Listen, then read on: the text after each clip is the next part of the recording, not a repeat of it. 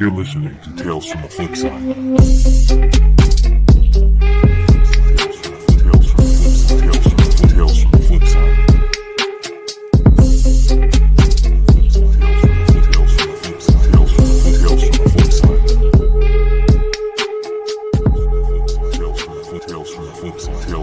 Tales from the Flipside. What's going on, everybody? Welcome to a special edition of Tales from the Flipside. This is our 2020 year in review show. Hey, this is just something where we're just kind of hanging out. We've got a bunch of people we're going to try and bring on throughout the night. We're going to have different people from the Flipside channel come on throughout the night. So it's going to be probably a pretty long night, but it'll be a fun one. Got all types of things to talk about. Starting off the night, we got one and only Dino in the house and John Z. Yeah, it's been a crazy year for Flipside in general. The Flipside channel has really blown up this year, thanks to 100% thanks to the fans out there. We say it every show how much we appreciate the people that hang with us for live shows, that subscribe, that hit us up on our social medias. You make the show fun. You make it a lot of fun, and we really appreciate you guys for hanging in with us. You have made the channel amazing this year. We have a ton of new shows on the docket that I was looking at some of our statistics on YouTube the other day, and it was funny because you have like all this kind of like one show per day, one show per week stuff. And then all of a sudden it's like we hit 9 shows per week out of nowhere, like a couple 6 months ago. Well, I think when we started the year, we had 2. Yeah, we had two shows. Yep. So it's been nuts. We've got people from these shows coming on throughout all the night. We're going to have, of course, John's going to talk foreign comics, and, Global Comic Safari was a big part of this channel in the last year, and I can't wait to hear from them. We got Comic Book Women Crew coming on to talk about, a lot of fun stuff that happened this year.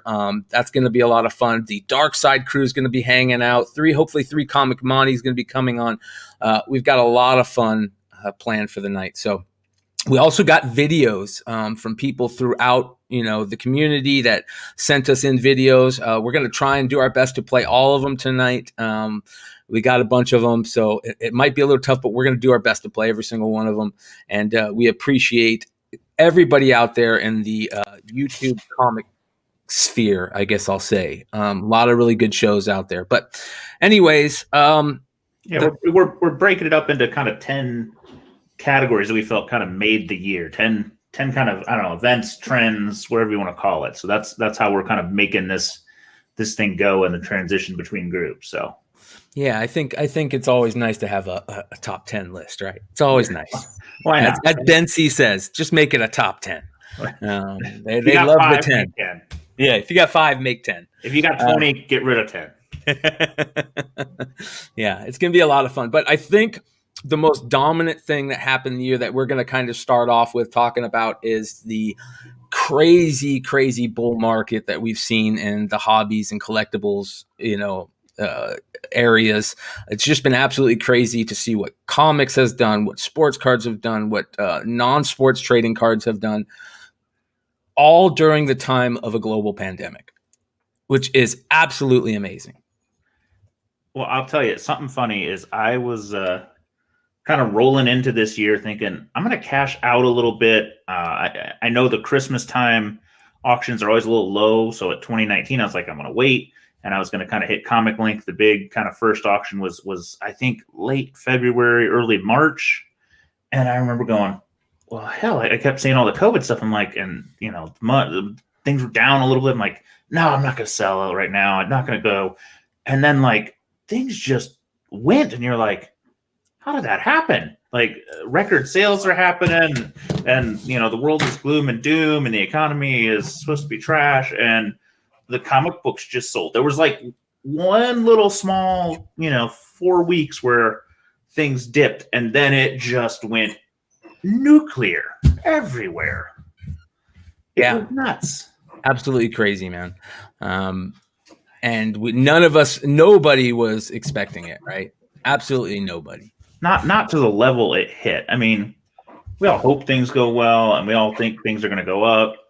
And comics have been a good investment for the last, I don't know, decade, 2 years, 20 years.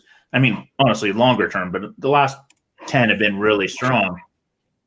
But this year, I mean, just dwarfed anything we've seen. We've been in here a long time. Yep.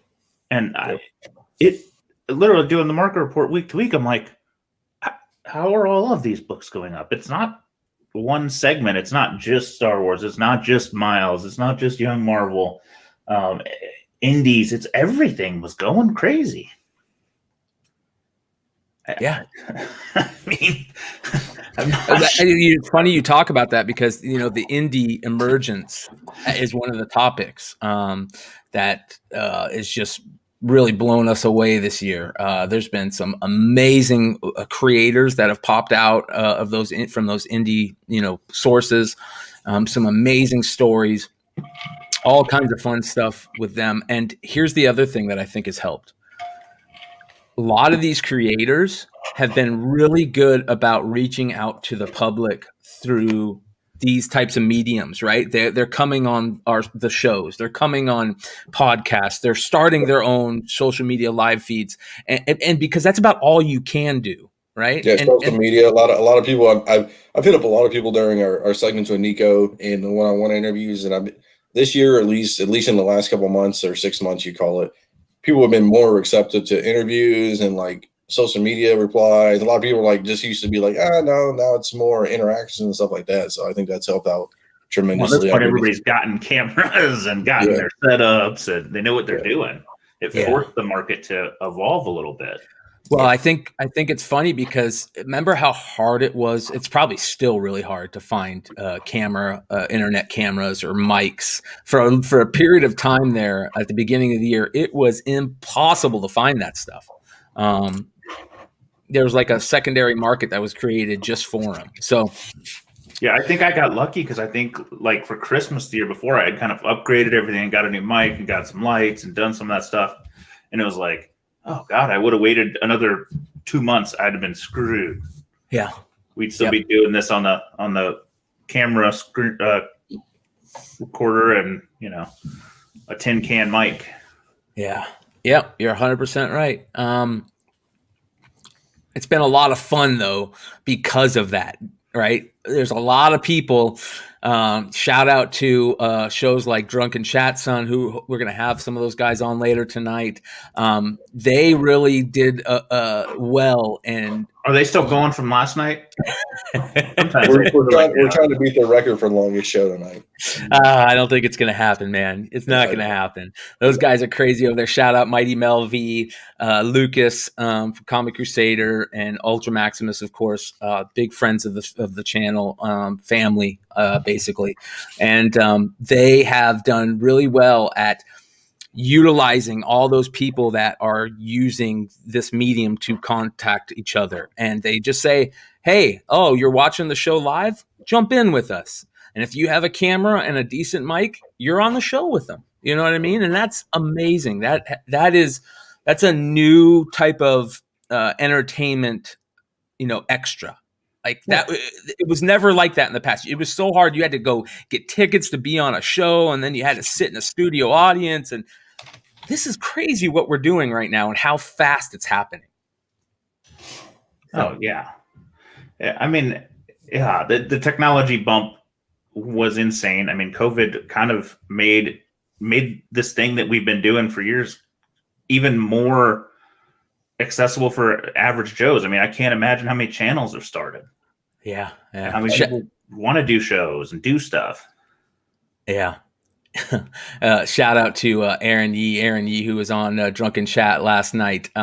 He says, I am still awake from last night. Well, I want to say something real quick. Another thing that's been really, really amazing through the year is the sincerity and the generosity of people out there that even though we're all going through this horrible time, There's been a lot of really good charities that have been set up and GoFundMe's for people that have lost their lives or have been stricken with some horrible disease or having to just go through some really bad time. And people in this community, the comic books community specifically, have really reached out.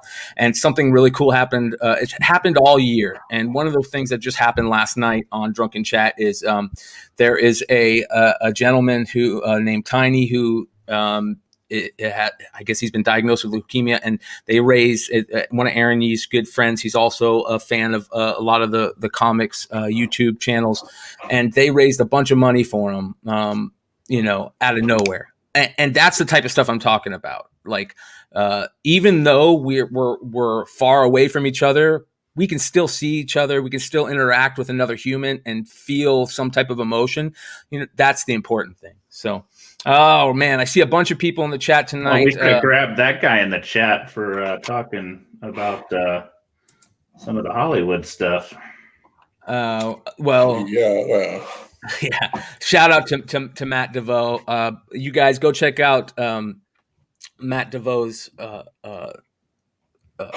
app. Is it Cover Price, right? Cover Price. So Cover Price, a great app, and shout out to Matt DeVoe, another family member of the channel. Much love to Matt DeVoe. I see all kinds of people out there. Cousin, of course, Matt Roybal killing it with the foreign information, the foreign comics Mobius chair, right? Yeah. Doc Joe has been a fan since day one and a family member and has gotten behind the camera and is just a really good dude, and we really appreciate him. I see Sticks Boy was on with the Dark Side crew the other night, and it was a lot of fun seeing him jump behind the camera. A big shout out to him. Skagway Comics, real solid there, dude. Sent us a badass signed Snake Eyes book that we will be giving away tonight at some point during the show. So everybody that how Flipside giveaways work, it's just some random time, and we pick some random person that's hanging out in the live chat with us and being part of the show. So big shout out to John and at Skagway Comics. Really cool for what he did. He sent in some giveaway stuff, and we were waiting for the right time, and I think tonight's the right time. So Discovery Bay Comics, real big person in channel in this community. Make sure you guys, if you guys know Discovery Bay, you guys are already checking out Discovery Bay, and JB over there doing good stuff. So yeah, a lot of people will be shouting everybody out throughout the night, and appreciate everybody that's joining us live. All right, what do we say? I was going to say, what do we think caused the market to go nuts besides COVID? Well, we're tied to it at junctions, what I think the nostalgia come from, right? Like I think the people that are, if you look at a lot of the stuff that really took off, it was the stuff that was big from like the 80s, the mid 80s and the 90s, right? I think that stuff really took off, the nostalgia factor, which also brought people back into comics because they were reminded of like what they remember as a kid, whether it's G.I. Joes or, He-Man, Transformers, Thundercats, whatever it is, Star Wars, and they get back into it because they haven't had as much time to do other things. So they're getting back into those things that they love as a kid, and I think that's a big part of it, the nostalgia factor for a lot of the stuff. And we've seen all the other markets kind of jumping in that same pool. I mean, sports cards are nuts. I mean, they are always nuts, but like Pokemon is through the roof. I mean, it's hitting its wave. I'm sure the toy market is doing similar things. I don't follow it as much, but I think all of it's just kind of that perfect storm of the right year. Everybody that's, we kind of got in as the generally 40-year-olds, and now I think that 30-year-old wave is kind of following us up, and we all kind of grew up on that same general cornucopia of nostalgia. Yeah, the video game market, like people are like slamming video games now. The video game market is nuts. That's a big market too right now. It's one I think I should have got in, but I don't know if it's just starting or if it's too high, and I have no idea on that one, man. That's like sports cards to me. It's too much money for me to figure out. I can't make the wrong investment in there and feel good about it. Well, I think that a lot of these are new markets, right? I mean, not necessarily new markets, but they're new to a lot of people being part of it. And with that comes a little bit more eyes and trying to figure out what the market is. And you don't know what's rare there yet. Exactly. You don't know what's rare. I think that kind of happened with Star Wars comics in a way, right? It's happening right now with Star Wars comics where I'm not even sure all of it is rare, but you know. Yeah. I think people just don't know what is what, so they're just trying to grab it all. It's like Pokemon cards; they don't know what is what. They're just trying to grab it all. Gotta catch them all, man. Gotta catch them all, right? I walked into that one. You did. You left it.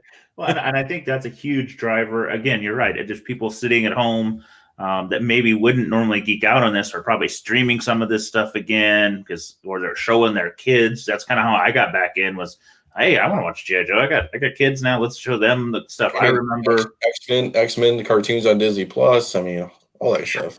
They hated that, by the way. They only watched a couple episodes, but they just couldn't get past it. I think the animation just didn't sit with them. Yeah. And here's another one. Record collecting is another big one. It's been big for a while, but I imagine it's just blown up lately. Just music nostalgia stuff, collecting music posters and old school, punk posters and Grateful Dead posters and that type of stuff. Ticket stubs. You can grade ticket stubs. I tell you what, I had a shop owner was trying to get out of his shop and start a record grading, and I remember saying, I'll throw some money into it. And he never got off the ground, but I was like, I'm into that. God, I wish it would have freaking happened. I saw a random thread about golf collecting. So like, there's like old Tiger Woods stuff and old shirts from like back in the day and old like stuff like that. Like they're saying like during the COVID time, it's been biggest golf memorabilia collection season ever. Like just craziness. People find the stuff at Salvation Armies and stuff like that. Like people like holes from the Masters like framed out for like $5. Just craziness. Everybody's looking to make some money. Yep. Yeah, I bet you. That's one of the things I haven't been very good at. I haven't been very good at keeping an eye on the Craigslist or the OfferUp. I bet you there's a lot of people have made a lot of money off of those. Just for that. I've been going back. I've been going back and becoming the king of Craigslist and just scrolling through it and picking up stuff. Yeah, you're right. There's more people that aren't getting money, or they had their stimulus and they're using it to make more money. I bet those secondhand stores and stuff have been picked clean. I mean, there used to be people doing it, but now there's, you either drive an Uber or you're trying to flip stuff. Yeah. You got people like Gary Vee telling people about flipping things. And there's entire YouTube channels we talk about one thing, but there's entire channels talking about how to flip discount stuff in, Target and make $1 on Amazon. Yeah. So it's the entire world is a bull run on things. Yeah. Joseph killed it right here. Anything is collectible, right? Anything out there. Ping golf balls. You're not the first person that I've heard say that. Yep. So, and listen, shout out Gary Nusser. If you guys aren't following the Comic Perspective, make sure you guys go check him out. One of the smartest minds in our hobby. We've got a lot of love for Gary over there. So make sure you guys go give him some love. I am blown away at. Well, I'm like a kid. I think we're all like a kid in a candy store because everything that we're talking about is all things we love, right? We fit all those check boxes of video games, toys, comics, cards, that 80s nostalgia, that 90s nostalgia. That's kind of, and so everything makes me happy that it's selling. I've got so many. I've been putting up lately, putting up G.I. Joes and Star Wars figures for sale that I've just been sitting on forever because I'm like, these things they don't sell, And guess what? They're selling now. They're selling now, which is awesome. I remember I remember before Star Wars Episode 7 came out, I wasn't deep into collecting at that time. Star Wars stuff. So I walked into a toy / comic shop, and I said, "Hey, I've got all these old school Star Wars figures, anywhere from original to up to recently, that I'm trying to get rid of. And would it be smart to? Do you think I'll make a little bit of money coming up because of the movies are coming back out?" And the guy straight up told me, he's like, "No, no, unfortunately, I don't think the toys are going to go up." And he was right. They didn't. Even when those new movies came out, the older toys, even from a couple of years before, were not selling. They are now. So, Joseph Bryan, he says, "Brian, do you collect records?" I do not collect records. I do have a few though. I have all my parents' original Beatles records, all my parents' original Led Zeppelin stuff. I have a lot of that old stuff. And I always look for those old Beatles records because you never know when you're going to walk into an old flea market and find that album where they're pulling apart the baby, which was grabbed pretty quickly after they released it, and they redid the cover. But that's the type of stuff that I love. Shout out Ben C, who's a big Grateful Dead fan. He's loving life right now because he's finding all these great Grateful Dead posters and stuff like that. So I would love to get one of my Grail items, and I'm not a huge Deadhead. I respect the Grateful Dead. I listened to the shit out of the Grateful Dead in high school. I respect the hell out of them. I'm not a huge fan, but two things Grateful Dead that I love, and I'm just getting in this because I'm rambling. But that documentary that got put out on them on Amazon Prime is one of the greatest documentaries ever. And that Skeleton and Roses poster, the original Skeleton and Roses poster, is one of the most beautiful pieces of art I've ever seen. Absolutely amazing. So all that stuff is collectible. And the nostalgia is a big factor. Obviously, COVID, right? Staying at home.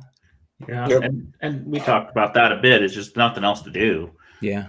But kind of tying to that is shops were closed or very limited. I mean, I still look around at some of the shops that are open limited hours or, by appointment only, those kind of things.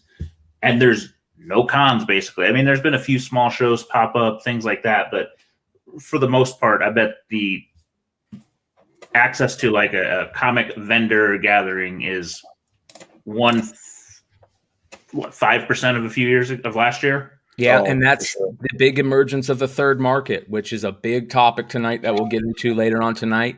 And that's a huge reason, for this bull market. And Matt brings up a great question. When everything gets back to normal, do you think it's going to continue? Do you think that we've hooked enough people into this, new people into this hobby, that the growth could continue? Or are we going to see a drop off?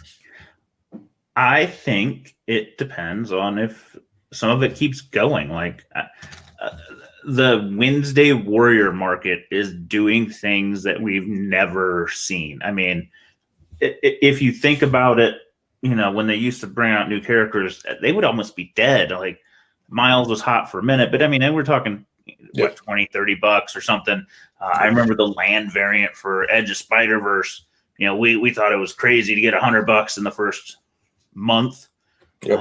And now stuff is easily hitting $50 all the time, and things are hitting a couple hundred within a month. And it's just, if you have access to get there early and know what you're doing, there has been a lot of opportunity. And I think it depends if you're in that market. Does it keep going, or do you get burnt?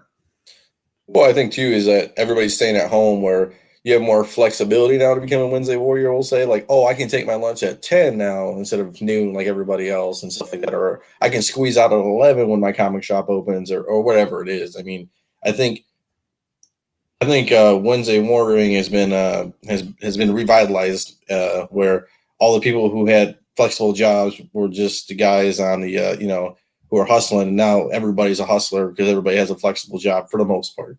So. Yeah, that's fair. I hadn't even thought about that, man. Yeah. I hadn't even thought about it. So, And I think the other thing that we kind of wanted to hit on, about that is just a lot of dollars used to be spent on the shows, not just the books. I mean, you'd have dealers at the shows who sell their usual customers. So that whole influx of dollars was going somewhere else. And now it's going to some form of online sale. Yep. Because the shops, for the most part, either aren't getting the sales they used to get, or they've moved on to the third market, or they've moved to eBay. They've moved to these other venues for money where, they used to maybe not do that. Almost any shop that's doing well right now has done some version of that, I think. Yeah. And then you also got to think all the dollars that people spend on the con itself, the admittance, signing fees, pictures with celebrities. You could go blow $1,000 and not have anything really tangible. You wouldn't have necessarily bought any books or anything like that. You would have bought. Now you could save half of it now and just go on eBay and just get a signed copy of something or go to a site that has a signed copy and pick. There you go. And I mean, I miss cons too. Like High Voltage Mark down there says, I miss cons too, just like everybody else. But I mean, I think buying. I mean, in my aspect, buying season, I've been strong in buying season. This is one of those things where a lot of people, you buy low and you sell high kind of thing. It's like this is the time to buy. I hate to say it, not crazy books, not like UF4s and things that exploded, but if you're looking for spec right now and it's on the bottom tier spec where you're like, oh, it's going to blow up later, I would be buying everything right now because everybody can be selling. Just throw it all and just keep it.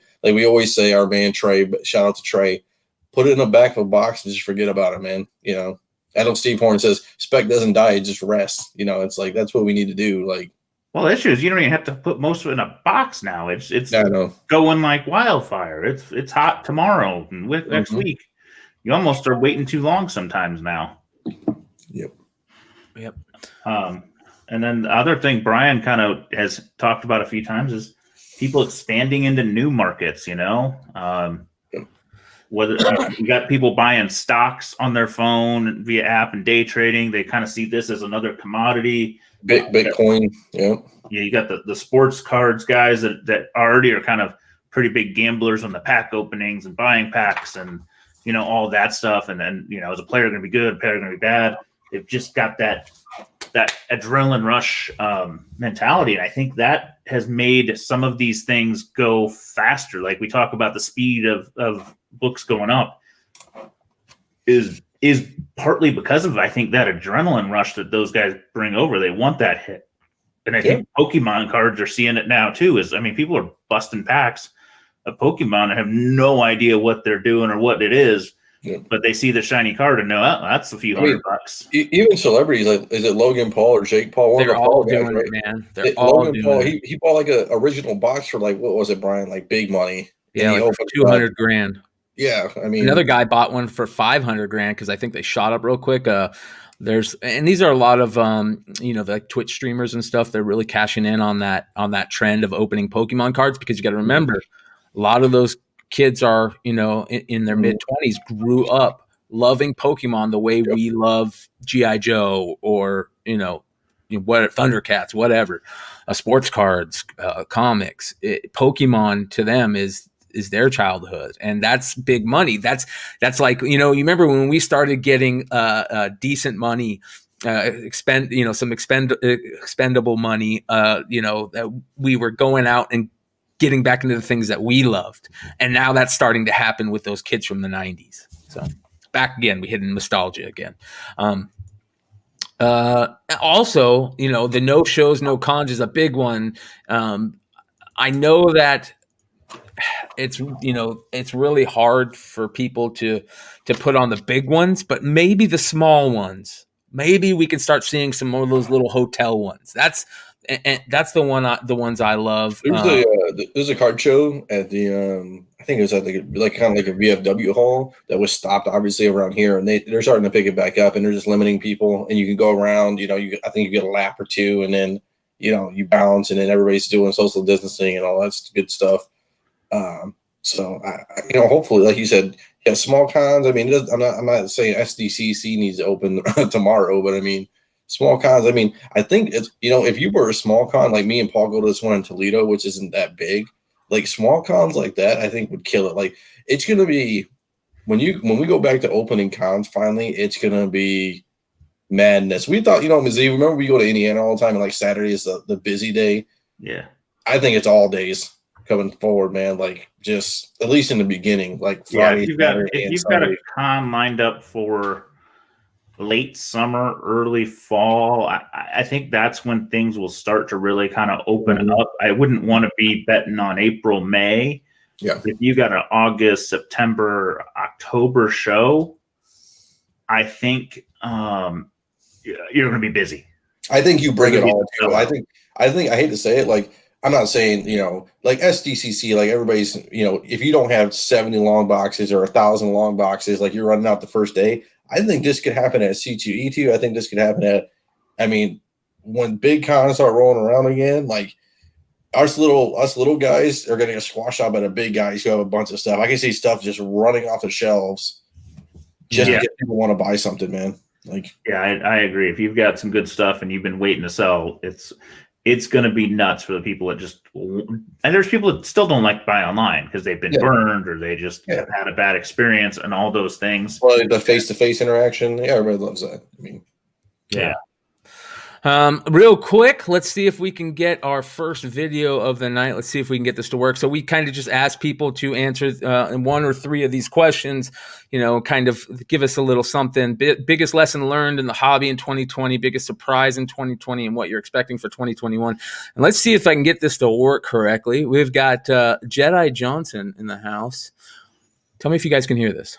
Happy New Year's, Tales from the Flipside, and all those out there in the comic community. This is Jedi Johnson 22 here with my New Year's video. Best lesson learned of 2020.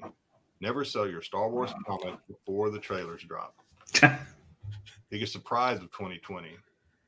My 9.8 La Roca variant Darth Vader #3 first appearance of Doc Afra that I sell for $180 is now worth $1,400.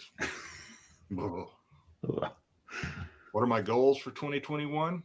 Avoid alien abduction. Yeah, they're out there and they're listening. What am I expecting from 2021?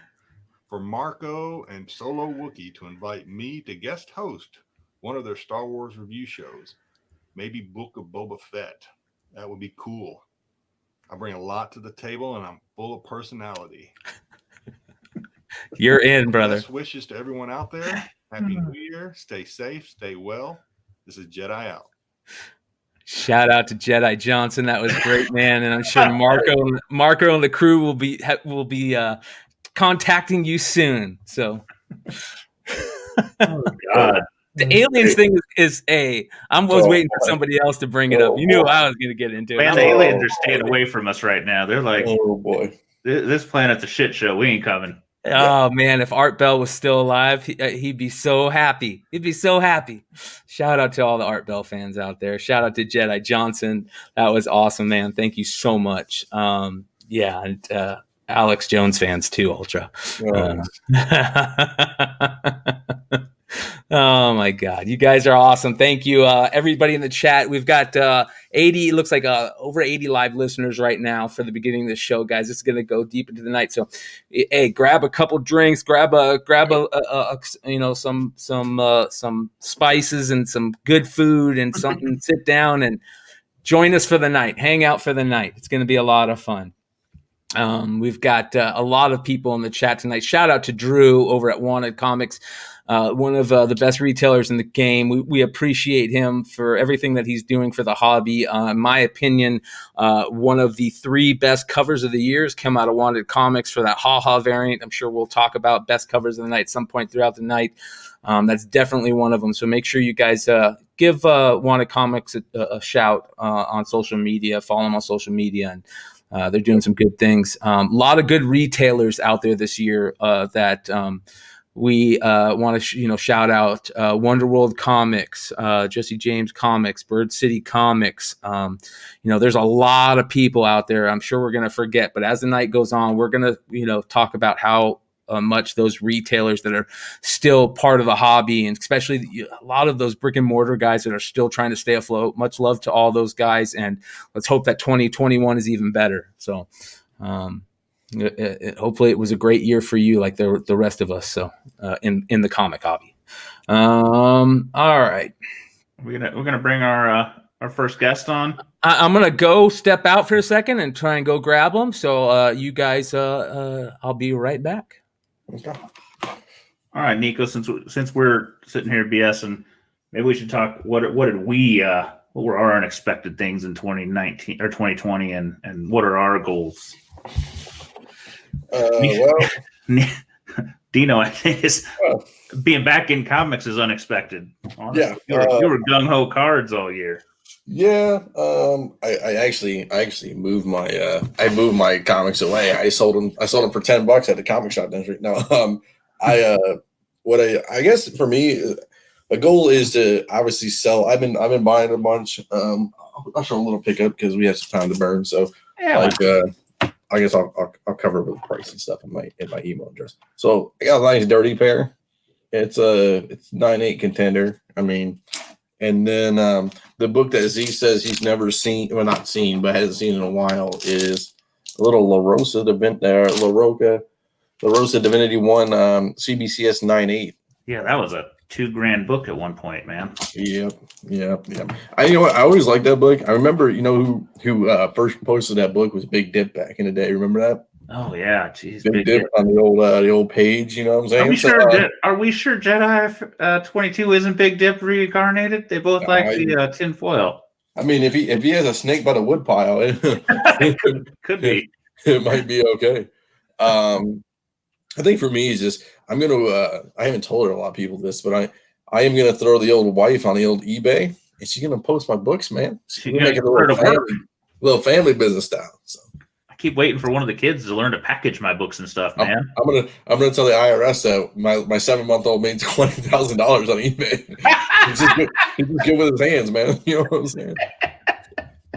John, why don't you talk a little bit about foreign comics for a little bit? We've got a friend of the show, and a big part of the reason why I think foreign comics really blew up this year is some of the work that this man has done. He's a real good dude and a big fan of the hobby and of all the shows and everybody out here. So let's go ahead and bring on Robert Fordham, Rob's Comics 81. What's up, brother?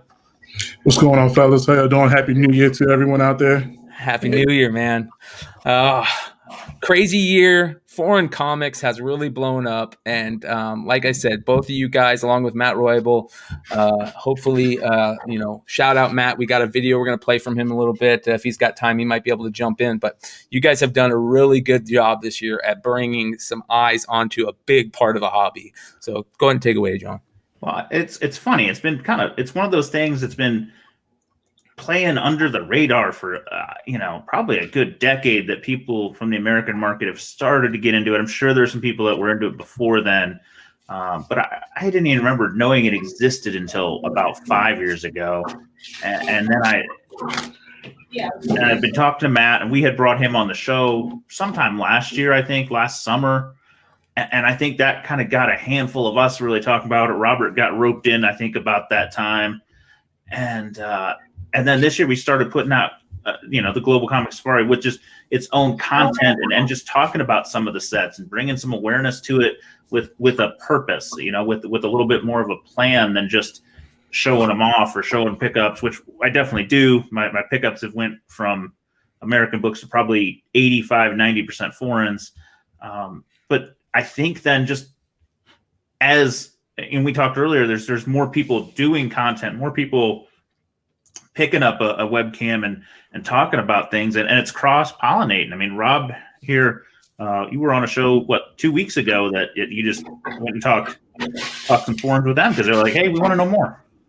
Yeah, it's definitely picking up, and that's the one thing that was kind of one of my surprises this year is that it's a lot more people getting into the hobby versus just saying, oh, it's just a reprint. We're changing that whole mindset. I think we're doing it one show at a time. So nobody's calling it variants anymore. Everybody's saying editions.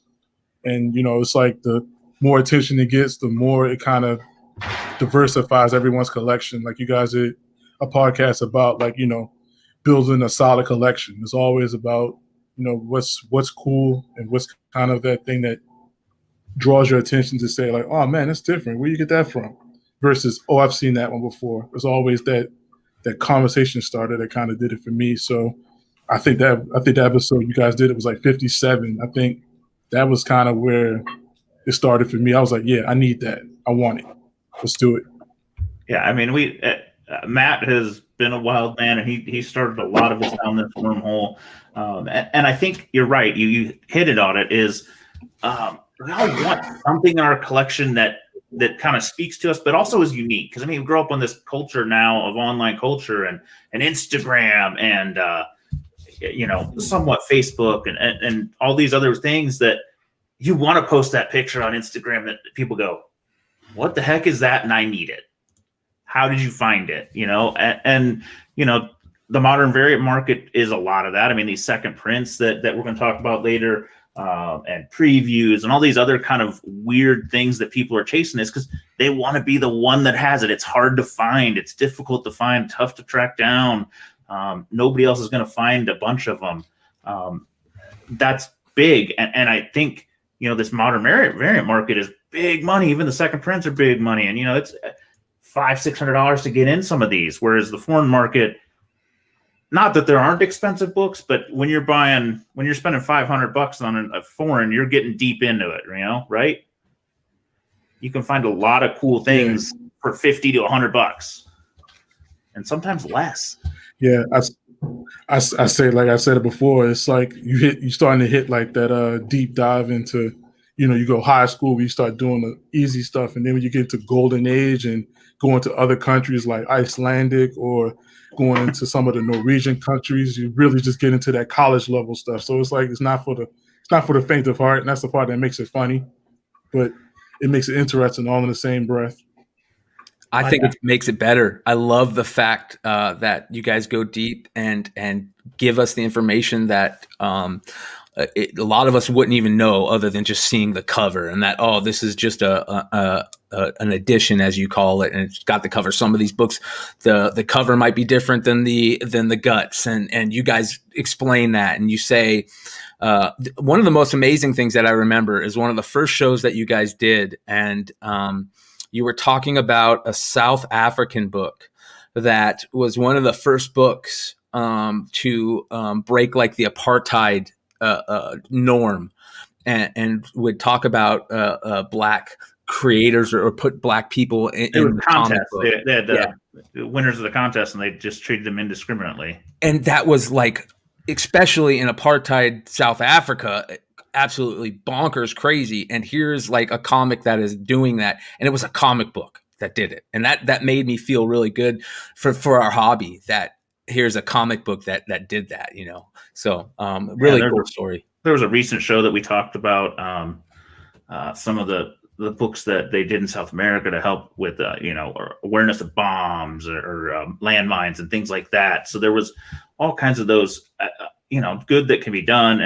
And when you really get looking at some of this stuff, it's just, there's so much history. Like a history nut can get lost. I mean, Matt, we had him on this show. He'd be talking until 2 a.m. Yeah, because he just digs. He's a history buff that just digs the story of how these things got here. That's a whole nother angle. There's I think Robert and I are more on the curiosity fact. We like seeing new things, like finding new things. But there's guys that are history buffs that just like going, this one, was during a time in the war, or the country was. I know Roybal was talking about Venezuela and or Colombian books, that the right side of different political parties and all these different things, or some on the wrong side. He loves talking about the Lebanese book, how it used to be a glorious kind of a city, kind of like Paris in the Middle East, and then all of a sudden it's torn apart by war for the last 50 years, and finding these treasures of books that were published then that are not that somehow survived wars and civil wars and just terrible things. And it's just interesting that these things these treasures go about, and somebody cared enough to keep it amongst all the other things they didn't keep. So I keep getting asked questions about this one. Well, let me put you up on the screen while you're showing that here for a second, because that is a gorgeous book that you put on. I believe you put it on your Instagram the other day, if I'm not mistaken. Gorgeous book there. Explain what that is. Yeah, well, this is a trade paperback. You can see how thick it is, but it's a dust cover on the top of it with the Opie at the bottom. This comes off. Here's the other one from the one I had graded. It's on the back. But I had stuff. It has the Marvel .1 in it, which has the first full appearance, and it has Miss Marvel 1 through 5 in it. So it's kind of it's a nice book. I thought it was different with the pink cover. This is the Japanese artist. Can't remember his name. Begins with a K, but Kiyama. But I thought CGC was going to take the cover off because on the inside it has the original artwork on it. But I was like, I like the pink cover. Hopefully they leave it on, and they did. So I was like, that's one of a kind, literally. So I don't think anybody else took anything in to get signed by the voice actress from the Avengers game. So that's dope, dude. I was like, that's staying in the collection. That's a PC book right there. Well, and you kind of are hitting on something else. I tend to focus on the older stuff, but there's a whole nother group of collectors now chasing the modern foreigns. We did a set show on the Lost 23 Hughes variant. It kind of was a teaser to it, and I know Matt and I are most likely going to record for this week a Ultimate Fallout 4 kind of editions, and there's all these other things that you can kind of get into. As we've seen a few foreign moderns take off because they're individual unique art. There was a few of them out there. God, I can't think of them off the top of my head. There was the Batman one with the Joker that was $1,000 book for a while. There's that German Turners, a few others. The Delato books. Yeah. So there's another whole subgenre. Even if you are a modern guy and love the variants, you could kind of play in this thing too and find some different, things going on. There's just a cornucopia of cool stuff to see out there. What about another big book or something I remember distinctly from the foreign niche this year is the Parallel Universes variants. The Turkish variants. I mean, they killed it with the Darth Maul Virgin variant. They absolutely killed it with the Amazing Fantasy 15 Spider Gwen Miles variant. Hold on. Yeah, let me go ahead and show that. That is one beautiful homage. Absolutely gorgeous. Still a $400 book, which is crazy to me. And it should be. It's limited to 250, I believe. They limited a lot of their books, which was very cool. I thought that was interesting. And they also did some really cool like all black just sketch cover thing, so you can get cool sketches on an all black issue that nobody else was doing before they started doing that, other than like old books. The purple. Yep. There's a purple. They've done a green with the whole. This is a Joker and Daffy Duck, but they were doing some really, really interesting stuff. And that's like I have the green Hulk and the gray one for the Immortal Hulk run. I have both of those. So it's kind of interesting to see some of them getting into their own variant market. These are countries you're like, Turkey? I didn't know they had comics. Let alone they're printing, their own variants, man. Yeah, it's nuts. I'm waiting on Ilka to get back to me on that Adam Hughes Harley Quinn too, the one you showed me. Z. I'm waiting on him to get back to me. Like Robert needs it. It's in his blood. Yeah. So what do you guys? One that you could talk about is the Spider-Man, the Japanese Spider-Man. Yeah, the Japanese Playboy. Yeah, those that's my that's the one thing I probably will never give up. The work it took to get that first set started, and then to see it through. It took me a solid year to finish. So that's one of those books that, even my wife would talk about it. She'll hop on here for 10 minutes to talk about it too. Like when the first one hit my hand, I was like, you know what? I'm going to finish the set. I got the first one. I might as well keep going. So it just in succession, getting it in waves, surfing the web, 3 o'clock in the morning, stuff like that, and getting it for cheap has always been, that's the one thing that got me started. Paying $10 for the book for about $80 in fees and shipping. Yeah, but I mean, it's like this. How many people can say they have one? That's the part that makes it that much more crazier than me. I'm never getting it graded. I have a decent copy. They're all in decent condition. Oh, why grade them? The fun thing's inside, Exactly. It's like you put it on the table. They're like, what is that? You open it up and say, like, what? When do you see a pull out or a centerfold, and then the next page adjacent to it is Uncle Ben dying? Yeah, next to a pair of boobs. It's kind of where that's the rabbit hole that sinks you in. That's always been the fun side of it. And then, like the cover sets. Then once I started getting into that second tier level keys, stuff like Sensational She-Hawks and stuff like that, it's always been that much more fun to see. Man, I didn't know they printed in this country. Oh, they printed in Brazil too? I think me and you just have an infatuation for Brazil. I think that's really what's going on here. I am pretty sure I am holding up the gross domestic product of Brazil on my own right now. Maybe you and Josh are helping, but my God. Z's next family vacation is Brazil for some reason. I don't know why. But Sao Paulo to be exact. I'm paying for somebody's second home, so they're gonna let me borrow a room for a week or something. Right. Like I paid for this room. I could stay here. This is my place. Yeah. Can you guys talk a little bit about the quote unquote big booty Gwen stuff? Because I think that is, to be honest, that is what shot everything into the stratosphere. Those non-canon Spider-Man issues really just blew everybody away. I didn't think we were ready for that big of a moment in the foreign comics thing. It was like that perfect storm that I always talk about. Amazing cover, amazing timing, and the non-canon like extra sauce that was sprinkled on it. Everybody went, hold on, what do you mean non-canon? Like, what does that mean? And it means that they over there in Mexico, they were like, we love Gwen Stacy.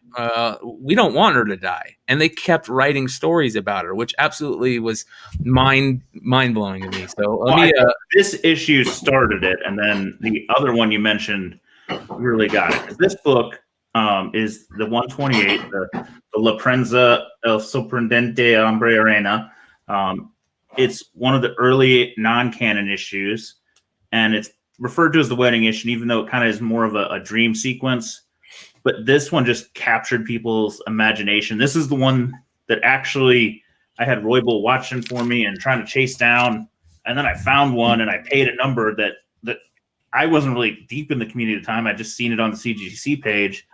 And I paid a number that everybody's like, who the hell did that and why? And I said, well, because I've never seen such a thing. Oh, you're a market report guy. You're one of those guys at a market report. Like, oh, what did that guy buy that for? I would have totally said the same thing to anybody else. What is this crazy ass book that just sold for? That one was $900 I paid, and then the next year I paid $2,000 for a nicer copy. And they just don't come up. They're not coming up. I've seen maybe 5 copies sell across the foreign community and eBay in the years I've been looking. Now, this other issue that Robert is going to show, I won't steal his thunder because this is way nicer than mine.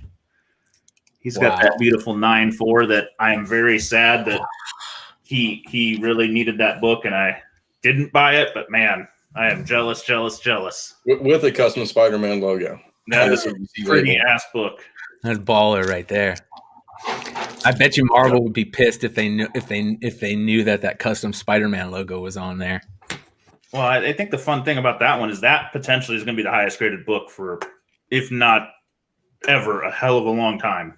Where it's going to be in the top 3 in the census forever. Knights of Old ask, where can we see your Japanese Spider-Mans? Well, not theirs, but I can show you. It got so big this year that Bleeding Cool even did a story about it, and this is the Japanese Spider-Man stuff. So, as you guys can see, it's one of the later issues. I don't have them downstairs here. I've got mine put away. But yeah, there's 10 issue run of Japanese Weekly Playboy that played these. I bet you don't see that on that Marvel 616 show on the Japanese Spider-Man at all. Not at all. They have Leopardo on that one. They're not going to have that one. They just kind of ignored it. Even if they still may not know that it even happened for all I know. But look how cool that art looks, though. I think that art looks amazing. It does. Yeah, it's not actually one of them is the origin issue, but it's not actually Amazing Fantasy 15. It's the retelling, the redraw from Spectacular Spider-Man magazine. Yeah, the Spectacular Spider-Man 1, not the comic, the magazine from the 70s. Yeah. Damn cool. So there you guys go. For all of you who didn't know about foreign comics or this niche market, I don't know if I should say you're welcome because you're hooked now. I guarantee it. We just hooked 10 new people. They're part of this. Yep. And welcome to the show, ladies and gentlemen. You're gonna love diving into that part of the pool. Well, and I'm gonna show one more book that I want to talk about specifically that I still think it's the gateway drug. I mean, it's the gateway drug to foreigns. It is. This book. This is the Italian 300. Not by far not the hardest to find in the set, but really tough to find in high grade because they just don't take care of them. They were in bookshelves raw. They didn't necessarily have bags and boards. The Italians tend to ship for shit, but I will say they're getting better. I think they're starting to realize people want condition. It takes a long time to understand that. Some Brazilians I work with are still struggling with that. But it's such a gorgeous cover. You get rid of the 300. You get rid of all the the distraction of the wording, and you just have this crisp black cover with Venom on it, the blue writing. It is just gorgeous. And this was a book that probably 2 years ago you could have bought on Italian eBay for $20-$40 pretty regularly, because I bought quite a few then. And then it's slowly crept up. And this year, I mean, you can't find them under 100 now. Yeah, we ruined it for everybody. Sorry, guys. Yeah, really sorry. Yeah, but if you think about it, though, $100 for it when any copy of the U.S. version is going to cost you close to $5 is still a cheap buy-in. And so for me to go, you know what, I can buy a 9.8 of the American, or I can buy every other edition and still have change to spend on something else. I'm going to do that for now. Yeah. Is there a recorded 9.8 yet? No. There are 2 9. I don't think there's a 9.6 yet.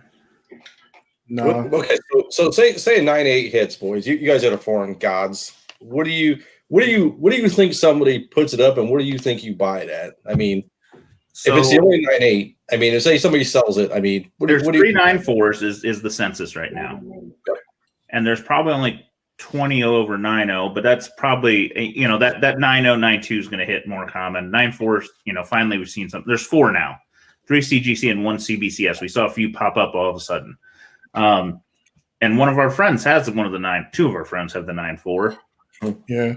Well, Robert and I know more of them, but our boy Coy had it, and he had it listed for a year at, I don't know, $2K, and it wasn't the number anyone wanted to buy it on because it's not.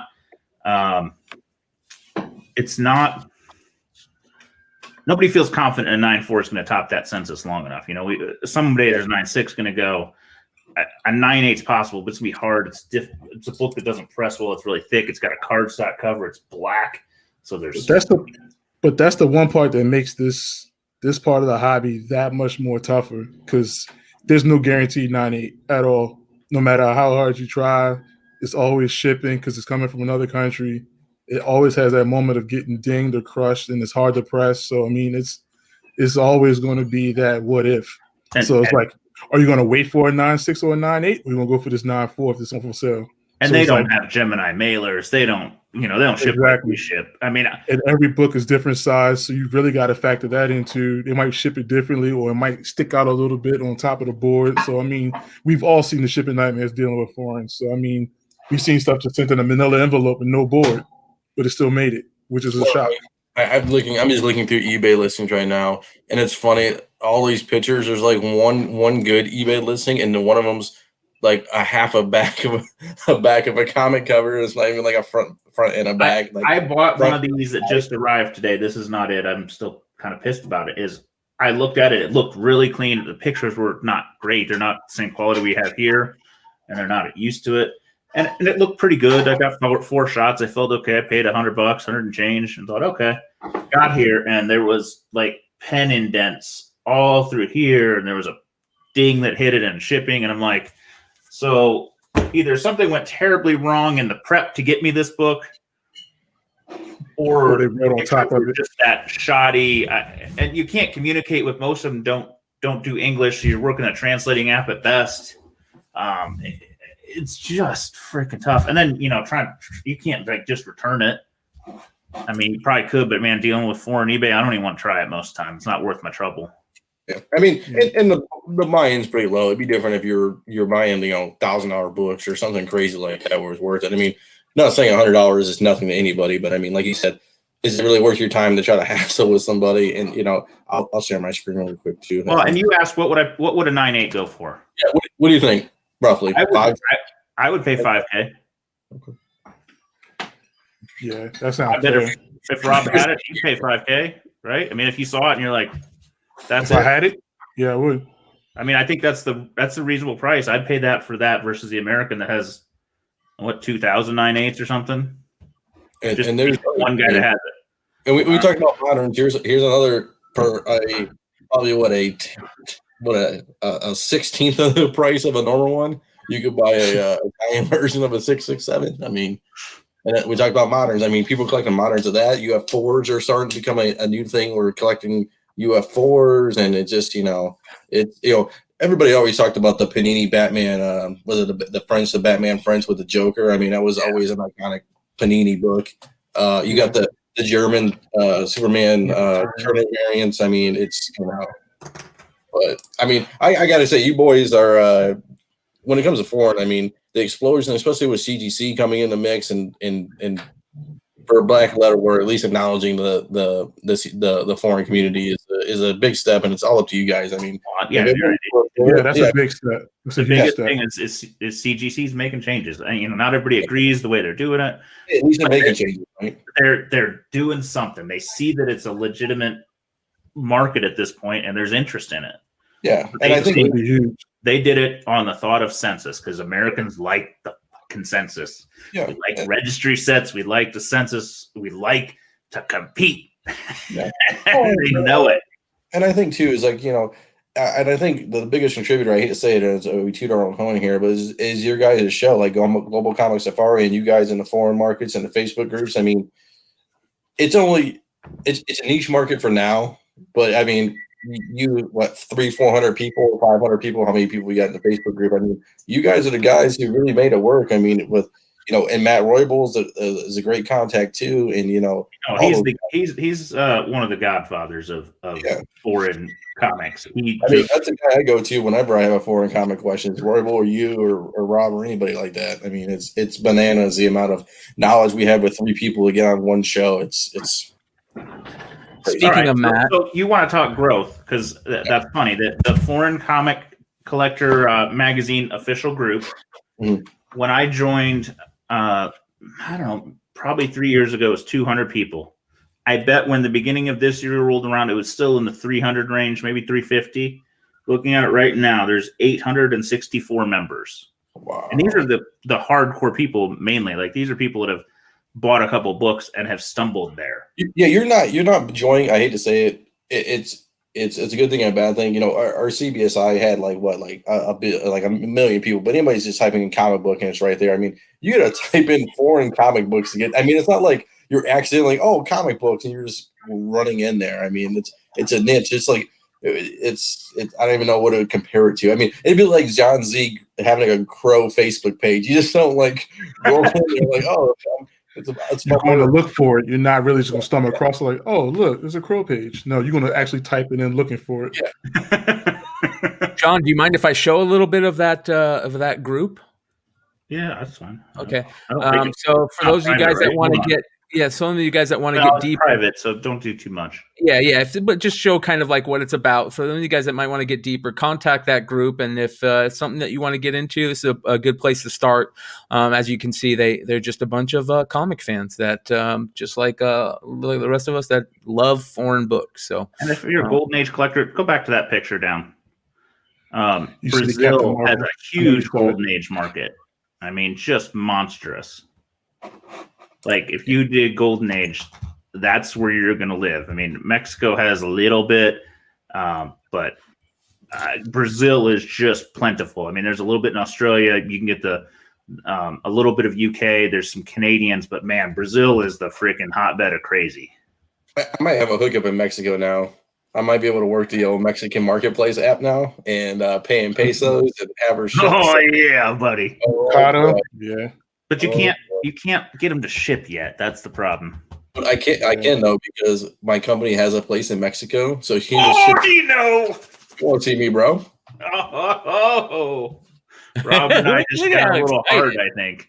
And like she speaks, it's funny because she speaks great English. Like she'll do anything. She'll put it on like her little whatever card they have, like a little whatever credit card they use on the app or whatever. Like she's like, I'll buy whatever, man. Just pay me and we're good. I'm like, oh boy, here we go. Things are gonna get dicey real fast. Extremely dicey. Speaking of Matt Roybal, who we were talking about earlier, he was nice enough to send in a video.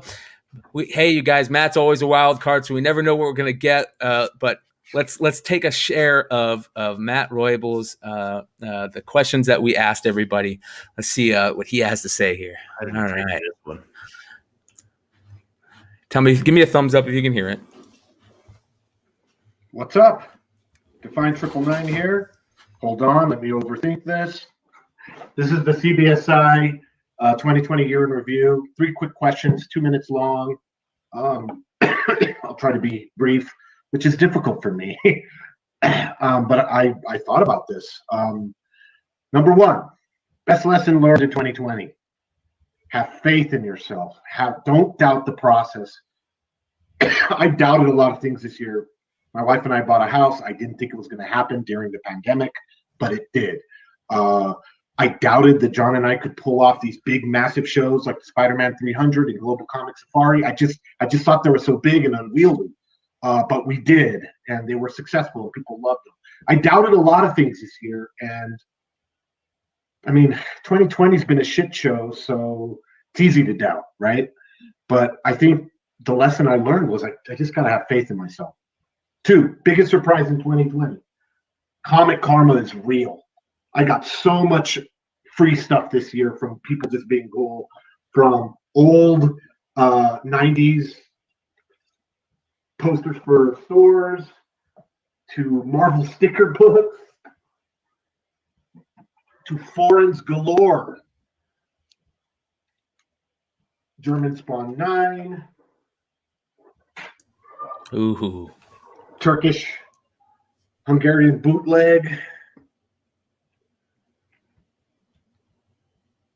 Mexican romance, Brazilian Spidey, Swedish Conan was, Thai Spawn Angelas, really cool. I believe this was a Denmark Marvel 25 years. I mean, to pop it off, look at that. I got that for free. John Romita, Denmark, Spidey 122. I mean, that's been nuts. Comic karma is real, guys. And what you're expecting for 2021, I think that CBSI and the Flipside guys, they're going to continue just pushing on. And we're going to just continue kicking ass in the comics world. So many great shows. And Global Comic Safari, man, me and John Z, we're coming at you. We're coming at you with good content. And, catch us. If you're into the foreign niche at all, catch us on the Tales from the Flipside channel. And I'd like to just thank everyone for making 2020 as decent, humane, and good karmic feeling as it possibly could, considering it was a freaking shit show. I went over by 40 minutes. I'm sorry, but there you go. Shout out. That was great. My wife decided to text me as she heard me a minute ago. Goes, did I just hear you yell that you got a little hard in the basement? Oh boy.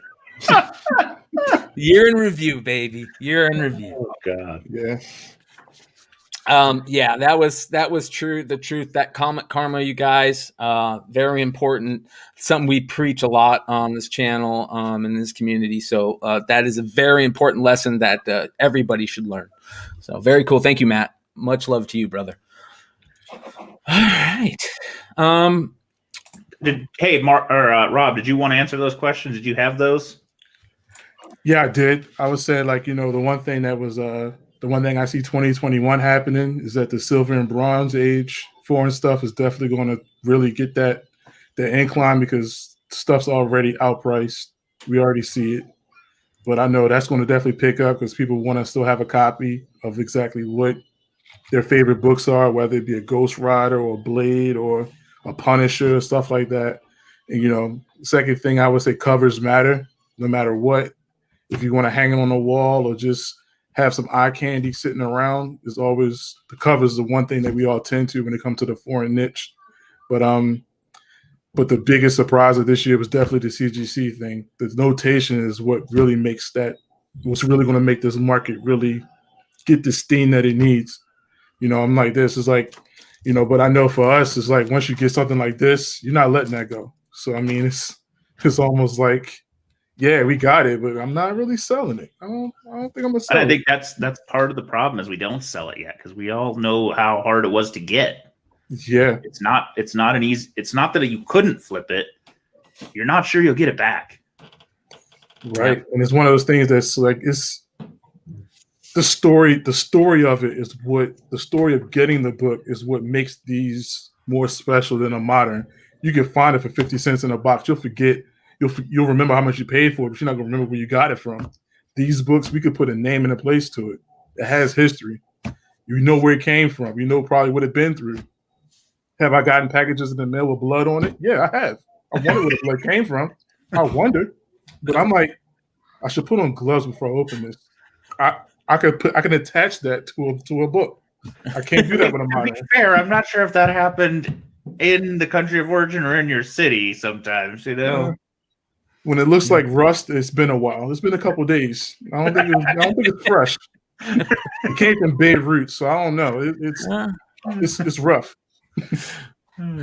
Well, yeah, go ahead. Go ahead, brother. Yeah, but it's a story. It's a story of where these books came from, whether it be the history lesson of it, or just how long it took you to get it, or just, man, I got it for $40, but now it's like, man, I want to find another one, but you can't find it.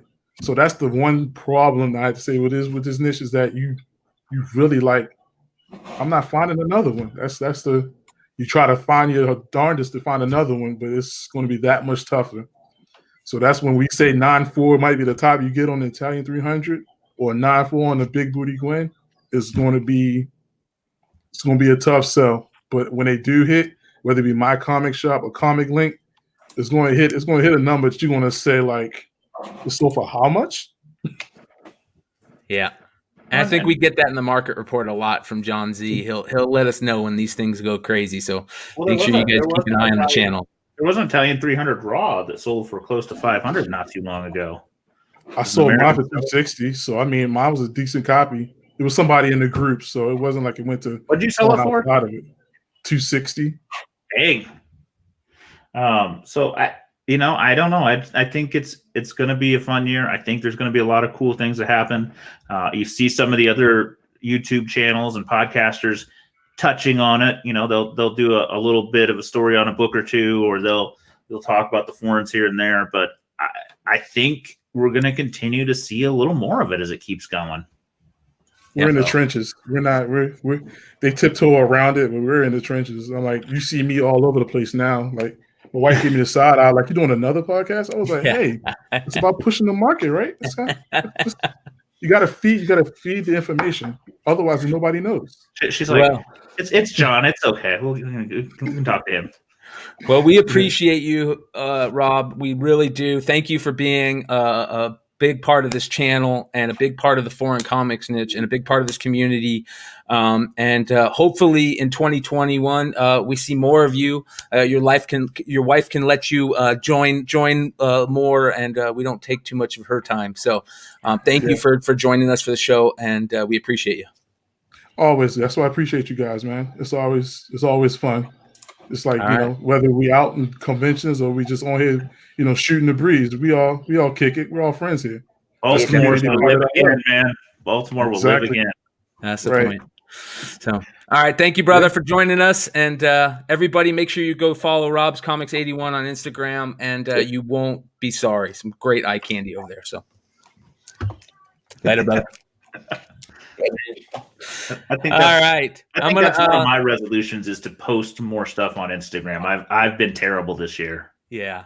I gave Nico, since I went to the Henry Ford Museum, about 700 days worth of photos on Instagram. So I think he complains about Instagram and doing it daily, which I get. It's a lot of stuff, but I mean, I gave the man the juice. So. Well, speaking of the man, the one and only Nico, I think he's getting ready to join us here, hopefully, because we've got here we go. Let's bring him on in. Whatever. Let's The go. man, the myth, the legend. What up, brother? It's good to see you guys. Fix your mic. Sorry. And I'll talk for you. We're getting ready to bring in some other people that were a big part of the community this year that did a really good job specking on some really big books and really helped out with a lot of information within the community. And Nico has done a really good job of bringing some of these people together on this channel. And I'm talking about the Modern Playbook crew. Why don't you talk a little bit about Modern Playbook, Nico, while I go and grab some of those guys? I'm going to dive out to give them some space. So, okay. Thanks, guys. Brother. We're in the private chat, right? For those that are watching at home, and I know other people had to notice this too. I'm like, does John just happen to have a Fantastic Four number 4? He's just like, oh, here, just grab this stack of books. I just love how he goes around. I just love how he goes around, opens up his little thing, and is like, here's my stack of like big white books. No big deal, you know, whatever. Yeah. It's not mine. That's Ozzy's. Oh boy. I can't even imagine what's in that stack. I tried to buy that one. It just lives there, so I know where it's at. Yeah.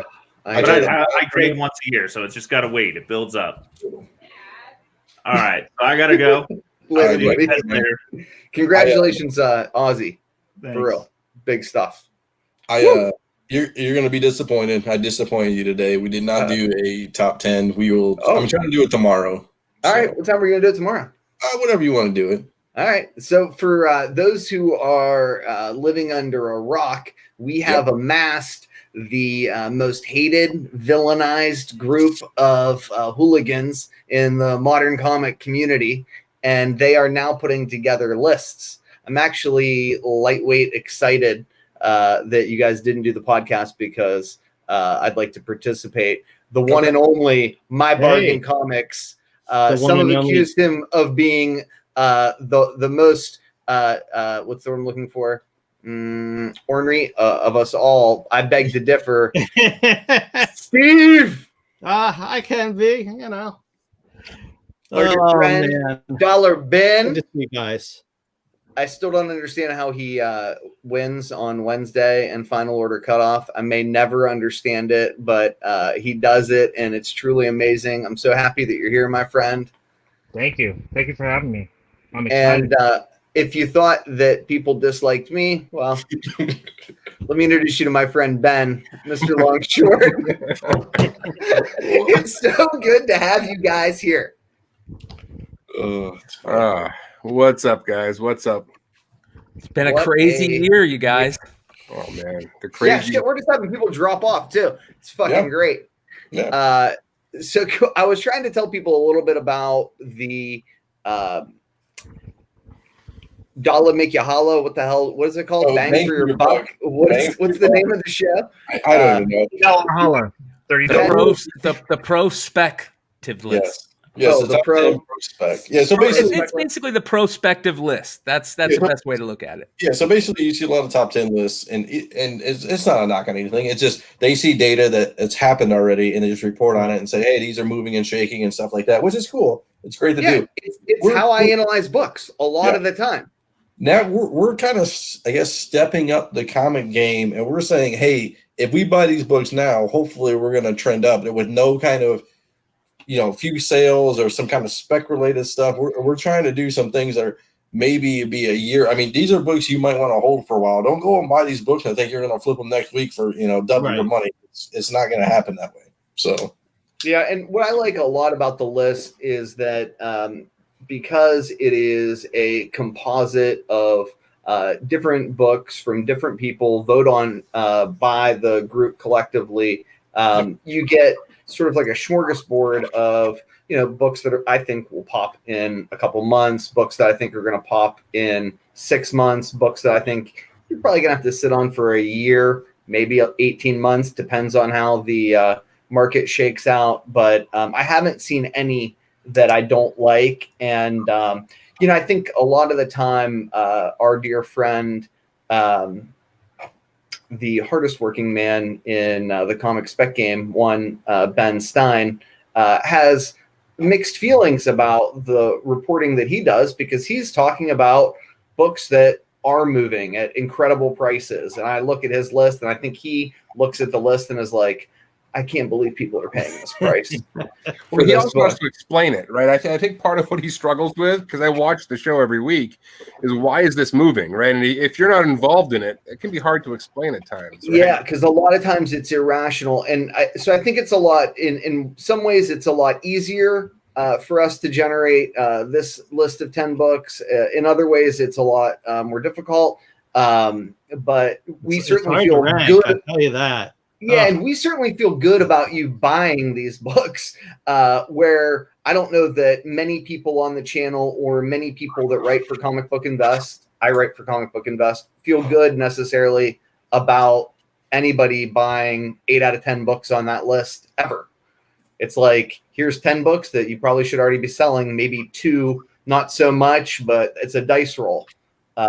Whereas, with the 10 books we come up with, we're trying to give you books that, like, hey, if you can find them at a reasonable price, sometimes even, the price they're listed for on eBay, if they're dirt cheap, it's not a bad buy.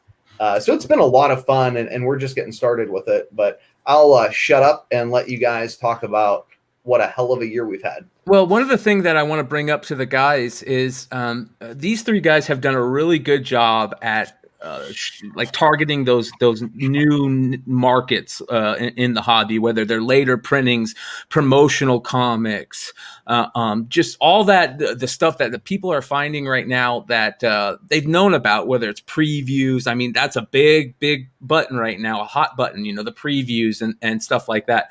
But people are buying these books. They're buying later printings. They're buying them quickly and spending a lot of money on it.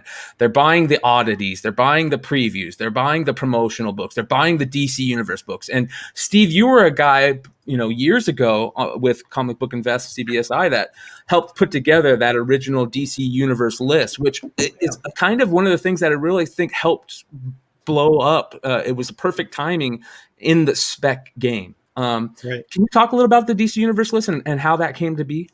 Yeah, I mean, I just started seeing them, and it was like, what are these? And it was a fun thing to do. I mean, it's undiscovered. Sometimes it's more fun to go into the unknown than the known, and it still is a fun thing to do. A lot of them, are not really that sought after, not really that valuable, but it's fun to try to. I guess to borrow the Pokemon thing, got to catch them all. So, that's fun. I mean, I think people run out of things to collect, and the DCUs. I mean, still in 2020, I didn't discover any new ones in 2020, but I know some other folks did, and in the preceding years, I discovered some new ones. Every time we think we've got the complete ultimate list, a new one pops up. And it's just like another niche, that became popular was that Batman Beyond, right? And I had to do my own video on my own YouTube channel that deciphered, okay, which of these is really rare? And it turned out it was the Virgin Batman Beyond third print is the really rare one. And we still don't have a definitive answer on where it came from. We have some clues. The Batman Beyond is on my YouTube channel, but the promo comics article is on here on My Bargain Comics. You did a really good job with this, man, with the promo stuff. And one of those Batman Beyonds was just that, right? It was a promo book that came out. Yes, the Six Flags. As well as it was like a free comic before Free Comic Book Day. So, I think one of the interesting things about that was not only was there a Batman Beyond promo book, but there also was a later printing of that book, which is something that really blew up this year in that third print. It was funny because we started talking about it early in the year. A couple of guys on the show really loved that book. We just couldn't figure out much about it. And you guys did a deep dive on it and kind of figured out what was going on. Can you explain those three versions of that Batman Beyond? I'll bring up a couple images of that. Yeah, sure. So the first version was the one that was sold in stores, and there is a newsstand of it. And then every other version of it is a amalgamation of issue 1 and issue 2. So it is not everything that came after is not a reprint of issue 1, is not actually a second printing of issue number 1. So at the same time that the Batman Beyond special origin issue, right? That's what it is, a special origin issue, an amalgamation of issue number 1 and issue number 2. So that was distributed free at comic shops, and the other one was distributed at Six Flags. There is a second version of the Six Flags one that was distributed a couple months later. Really, there's some minute differences between the two Six Flags books.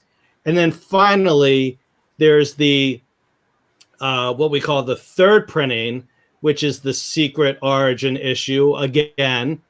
And that doesn't have a UPC box. So where we see a blank UPC box, or if we saw Six Flags or we saw barcode, yep, there you go. That's the quote unquote third print special origin issue. That was printed in 2000, 1 year later than any of the other special origin issues. It's believed they were either sold or given away at some WB Warner Brothers stores. So that was pretty cool to investigate. And it was a lot of fun watching it happen, the months, everybody was finding stuff out. And then of course you're doing great stuff over at My Bargain Comics. You got some really great blogs over there, and you had put out that promotional one. It just kind of felt the timing was right.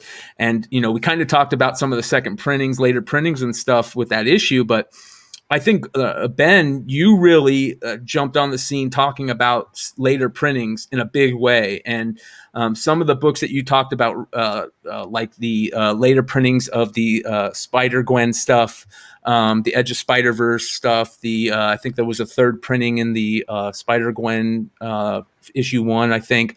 Some of those books really blew up fast once people started realizing how rare some of those later printings were being. Yeah, no, I think what's going on in the market, I think if we just take a step back, sometimes I get into discussions with people and they said, well, just because it's a later printing doesn't mean it's better. And that's not really the conversation. I think what's gone on in later printings, and let's sort of separate where we are now versus where we were 2 or 3 years ago. A lot of these books were really underordered, and they weren't particularly well looked after. They were stuck in dollar boxes. They were deemed somewhat worthless. But what's happening in the market now, and you can see it almost across the entire market, people are seeking out scarcity, right? Whether it's newsstands versus directs, certainly in some of the late printing stuff, that there are some really great books to be had, and people want unique collections, right? And I think, and I've talked with Nico about this, I think there are chances that we could see prices in the modern market blow us away, because a lot of these books we're talking about, they're not even available for purchase, right? Once they get absorbed into collections, they're going to be gone. This one I like. This is not particularly scarce. There's probably 10,000 of these or something in that neighborhood, but certainly fewer of these than of the first print, right? And it's a different cover. It's really cool. I think people are going to be gobbling these things up. But there are some late printings, whether it be Marvel .1 #1 with Kamala Khan, right? That second printing is very, very difficult to track down. And people say to me all the time, well, it was in those Five Below bags. I'm like, oh, great, all the better, because half of those were sold to kids and they're gone. The other half are probably somewhat banged up, right? That's a book that I think, in 5 years, as she becomes bigger and bigger and bigger within Marvel, you're not going to be able to find, right?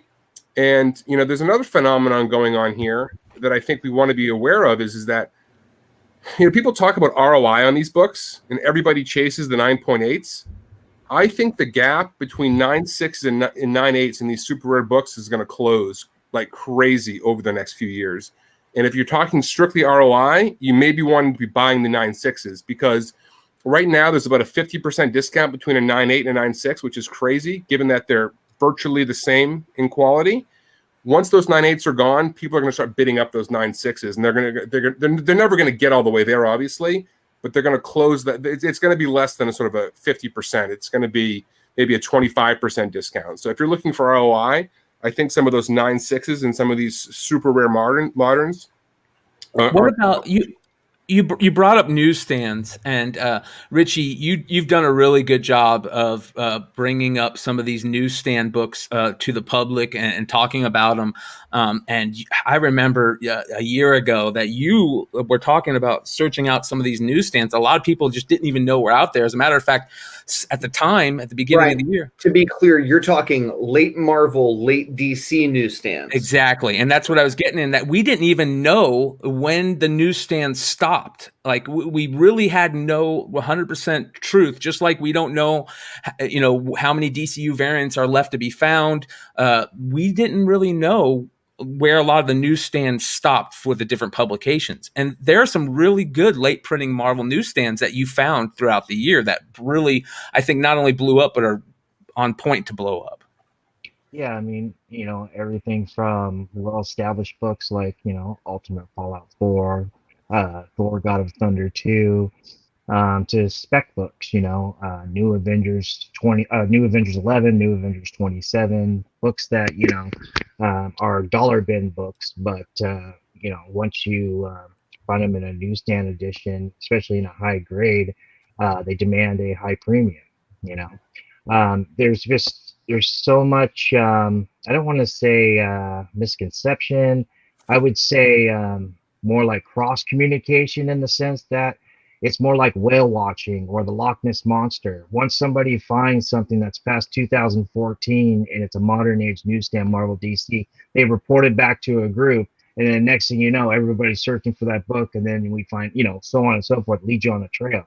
And that's how a lot of newsstands, modern newsstands, are found out, because at least for me, I haven't found a solid data source that is going to show me what is available, what was available at Barnes and Nobles, Borders, and places that sold newsstands, but beyond 2014.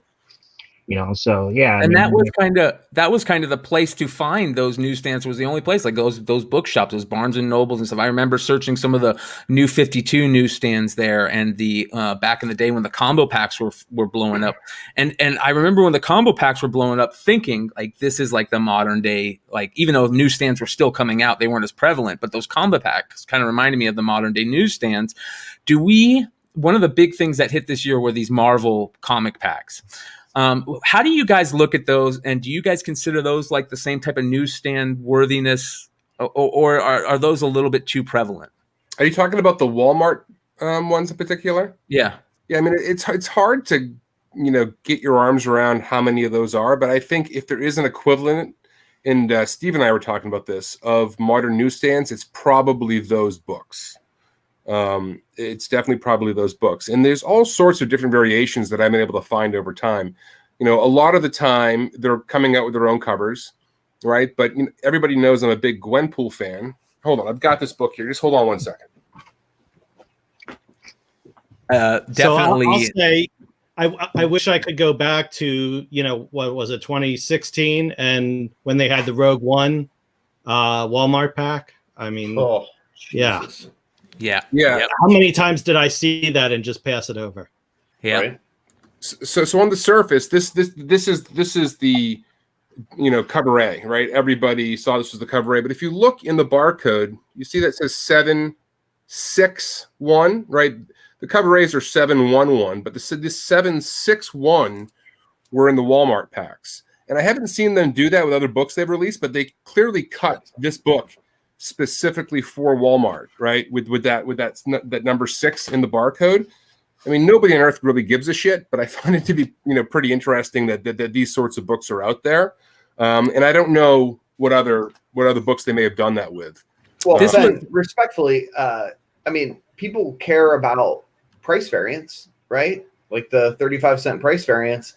I mean, I don't know, I can't say with certainty, obviously none of us can, that people are going to go gaga over, a 6 in their barcode 5, 10, 15, 20, 15, whatever years from now. But maybe.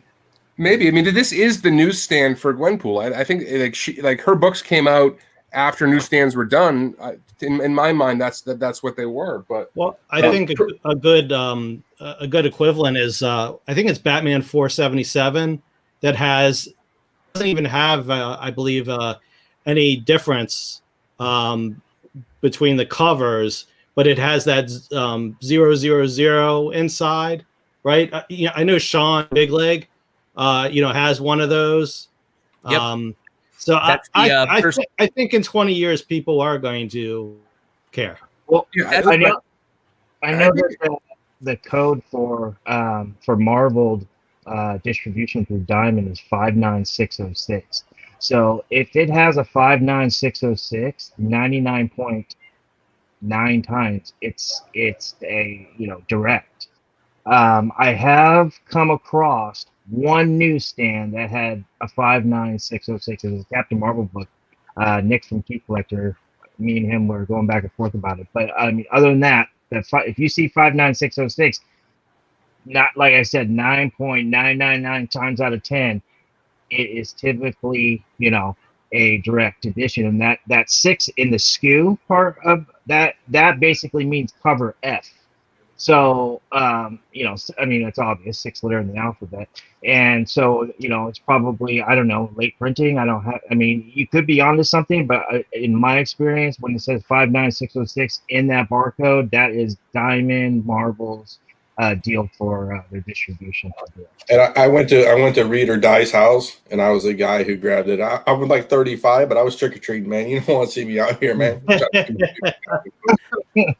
This was a big book that came from those Walmart variants, and it was on the Hot 10 list.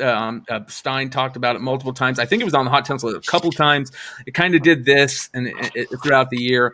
But when it came out, everybody was talking about this Venom 25 Walmart variant. What's a 9.8 sell for? Let me look it up while you guys talk about it. Because, call me crazy. That's got to be a tough 9.8. Yeah, and so they just re-released this book with a purple trade dress. I Right? actually got my hands on one of those. Thank Right. goodness. I'm looking around for it because I know I have it close. Yeah, I've got one here too, Steve, as well somewhere.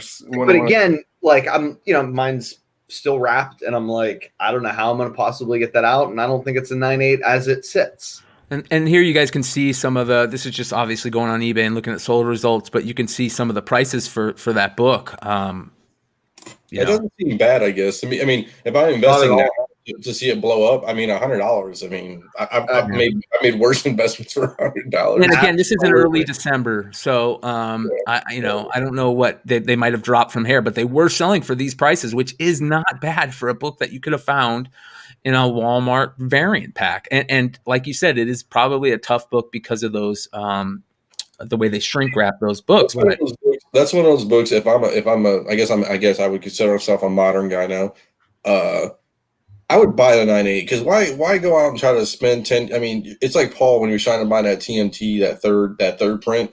He was getting like $10 a pop, and he was buying $10, and he was like, dude, at that point, you might as well just buy it $100 and throw it or tuck it away, and like you got a 9.8 guarantee. So when it does pop, you're like no guessing. You're like, oh, I'm hoping it goes there, and you're in that 9.8, 9.6 fringe, and it's gonna if it comes back a bad day, it's never good. Yeah, well, one of the reasons. Sorry, go ahead. Oh, I was just going to say, it's not like beggars can be choosers either, because, when I picked up that Venom, I think there was I think there was 2 of every pack. So there was 2 of Strange Academy, 2 Venom, and then 2 of the Spider-Verse. So I bought 4 packs. I bought two of the Strange Academy and 1 of each of the Venom and the Spider-Verse. And when I opened them, only 1 of them was undamaged. So, yeah. I'm excited you got 1. I don't know what's going on in the hills of West Virginia, but you would think people like take a club to these books. And I got an insider who I got a buddy whose brother's wife works at Walmart, and I'm like, can somebody call someone when these damn Walmart packs come in? And I still can't manage to get them in my hands without them being mangled. Well, the problem is the way they package them. So they cellophane them really tight. The problem is they don't protect the edges of it. So when they go to put it in display too, they're just smashing them in there. And there's no absolutely. It'd be great if they would. Honestly, you might get color rub, but at least it's better than I'd take color rub over bent, just destroyedness. Is just put a backing board. I mean, for a penny, Walmart, just put a backing board at least in all of them. Then shrink wrap. At least you have the backing board to kind of take. I just wish they'd put them like this, like in a tub or something. You know what I mean? They're all a tub. Yeah, but you know what? All of the stuff we're bitching about is what makes these things fun to collect, because they do get the piss kicked out of them. And when you find one in a high grade, right? This is like the old newsstands, right? So this is what makes it. This is what makes the hunt fun. So I want to ask each one of you real quick, and I'll start with you, Ben. What do you see coming? What is something that you see coming in 2021 from this area of the market? It's tricky, One thing I see coming, and I don't know if it's going to hit next year, but I think it's going to come like fire eventually, is that I would say I look at the parts of the market where there's a lot of hate, right? Because that's where opportunity breeds, right? And the most hate I see, or most complaining I see, is really around store variants, right? Right? They're overpriced. Like store exclusives? Store exclusives, right? These store exclusives, 100%. People largely shrug them off, right? I would say the hardcore collectors. But I think, in a couple years, people are going to start sifting through all of these books, right? Because there's been a ton of them put out, and start pulling out gems that are going to go crazy because they are relatively low print. And, I think we're going to see at some point people start to kind of sift through the wreckage, if you will, and you're going to find some real bangers in here. And I don't know if that's going to happen next year. I don't think so. But at some point down the road, I think we're going to see some big opportunity in those books, just because so many people are kind of negative on them, if you will. And frankly, me as well. But I think people are going to sift through those things, because some of these guys are limiting them to 500 or 600, even 3,000, which is a lot. But I just can eventually see people pulling. They're already seeing some signs of it. We're going to see people pulling out some real winners from these. But I think we're a little ways off from that. Yeah. As far as next year goes, I don't know. That's tough to that's tough to predict. This game moves pretty fast, so I don't know. Making those kind of near-term predictions are difficult. But these store exclusives, I think, in a couple of years, Something to look at. we're going to find people pulling some really books you would never have imagined out of these. What about you, Richie? I think Ben made a good point earlier in the show about the 9.6s. It's basic economics. The gap is so big, and there's so much of a discount that there's growth opportunity there. I mean, it's just, and depending on the order numbers and how many books are in circulation, and I'll be honest with you, I don't care for a modern book that's 2012 to current. That's a 9.6 in my collection. I just really don't. But the Boys 9.6, I'll take that all day, So, but Ben made some good points with that. And another thing I see coming is I'll be quick here, but people, once we get these vaccine going, we get the switch in power, we get everything, the economy starts getting back on track or what have you. I think what's going to happen is that people are going to start showing up to work more, and there's a possibility that the Wednesday new comic book day will probably simmer down a bit, because there's a lot of people right now that are not working, or at least working remotely, and can do a lot of ordering. I mean, there's a lot of Wednesday warriors that were not even Wednesday warriors, are more like weekend warriors, once a month kind of deal if they had the day off and they got a chance to go in the comic book, that are now into FOC and the whole bit. I think what we're going to see is we're probably going to see that plateau, and down the line, people are going to probably start putting their money into more solidified books that have, solid base and have long-term growth. That's just what I see. Yeah. Steve, what about you? I think as Disney Plus likely has success with streaming, and we've seen some of the streaming successes of Umbrella Academy and The Boys, I think there's some opportunity with some of the ash cans and thank you variants and retailer promos that have been distributed by independent companies. One of my favorites is the Black Hammer ash can, which was a con promo, but still. But there's been so many thank you variants, especially in 2020. The publishers have tried to reward the retailers and tried to prop them up by giving them thank you books. So there's, I just got the Last Ronin, thank you book. I think was Red Mother this year or last year. It seems like every month, if you're a retailer, you're getting free comics. So I think that's one area to look at. And then finally, DC post Diamond. I think the numbers are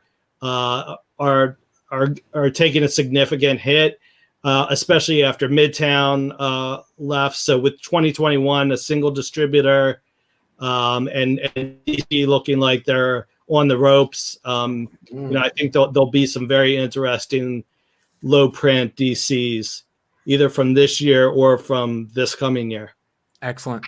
All right. Well, you guys, thank you so much Good for being stuff. part of the channel and being part of this community. We appreciate all three of you immensely. And for the viewers out there, make sure you guys keep an eye on the channel for the Modern Playbook stuff that's going to be dropping. They're doing some great stuff. Their perspective list is really good. And there's a lot of good people working on this channel to put out some of that content. So Ben, Richie, and Steve, thank you so much. Make sure you guys each follow Thank you these for having guys. us. Yeah, go check out My Bargain Comics and keep an eye on all these guys. So we will see you guys soon. Thank you, Brian. Thank you. All right, we'll see you, buddy. All right. Thank you guys. All right. Before we move on to the next guest, we've got some fun people coming on the show. Nick, I want to give a quick shout out and remind everybody to like and subscribe to the channel. If you appreciate what we're doing over here at this channel, if you love this community, you love the YouTube comic community, please like and subscribe. Hit the notification, all notifications, so whenever one of these shows drops, you guys will be notified. We're putting out content daily on most weeks, and we appreciate the fans and all the live viewers and the people that are commenting on the videos and everybody that's following us on social media. We appreciate you. So thank you so much. I also want to remind everybody that if you get a chance, go check out comicbarricade.com. They're essential these days. You don't want your book sliding over in the box and all that fun stuff.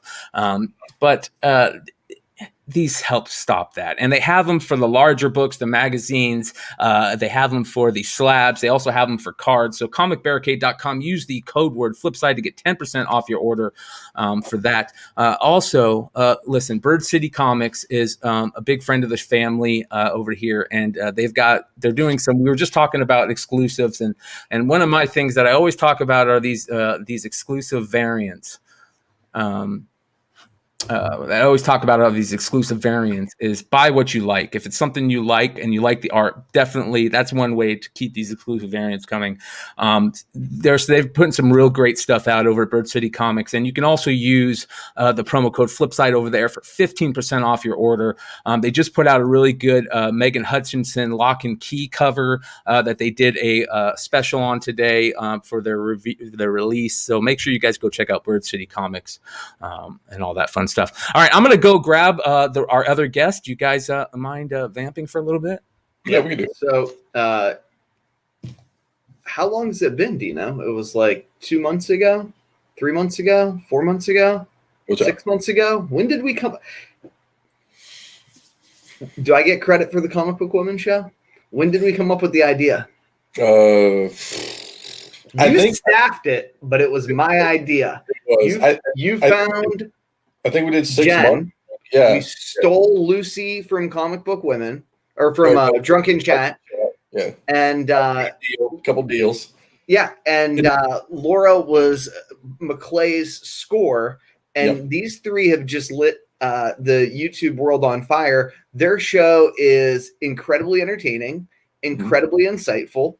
And the guests people love it. The guests lights out. Lights out, dude. Like ridiculous. We do get well ourselves, but those girls are pulling people that people were like, nah, but they're like, we'll jump on their show. So it's really good. What's funny is like when we do these shows, I'll give a little behind the screens knowledge, I guess. So we do these shows, we kind of like mentor these people so they can kind of like fly and like walk, crawl before you walk kind of thing. And this Comic Women show is like, there wasn't much of that. No, it's like, it was like, here's how to press the buttons on StreamYard. Yeah, do it up. So we do a lot of work behind the scenes to make sure all the shows, but zero work behind the scenes for them. Now Brian helps obviously, but good man. It was pretty sweet, dude. It was pretty sweet, and I am incredibly excited and honored that they're on the channel with some schlubs like us. Yeah, I feel the same way about you, Stein. It looks like we may be joined by them now. I'm going to drop off. I want to say hi to everybody before I go. Oh boy! So, okay, guys. One of the best shows. One of the best shows on the network, no doubt. That is one of my favorite shows. I know it's one of these guys' favorite show on the network is the Comic Book Women show. It's probably the most enjoyable, fun show to watch. They have such a good time over there. It's a fresh, new voice in our community, and especially in this channel. And we're bringing them on. We're going to bring them on one by one. So let's go ahead and bring them in. Laura from Bird City Comics, Jen at Comic Aficionado, and of course Mama Comic Lucy. You guys, thank you so much for joining us.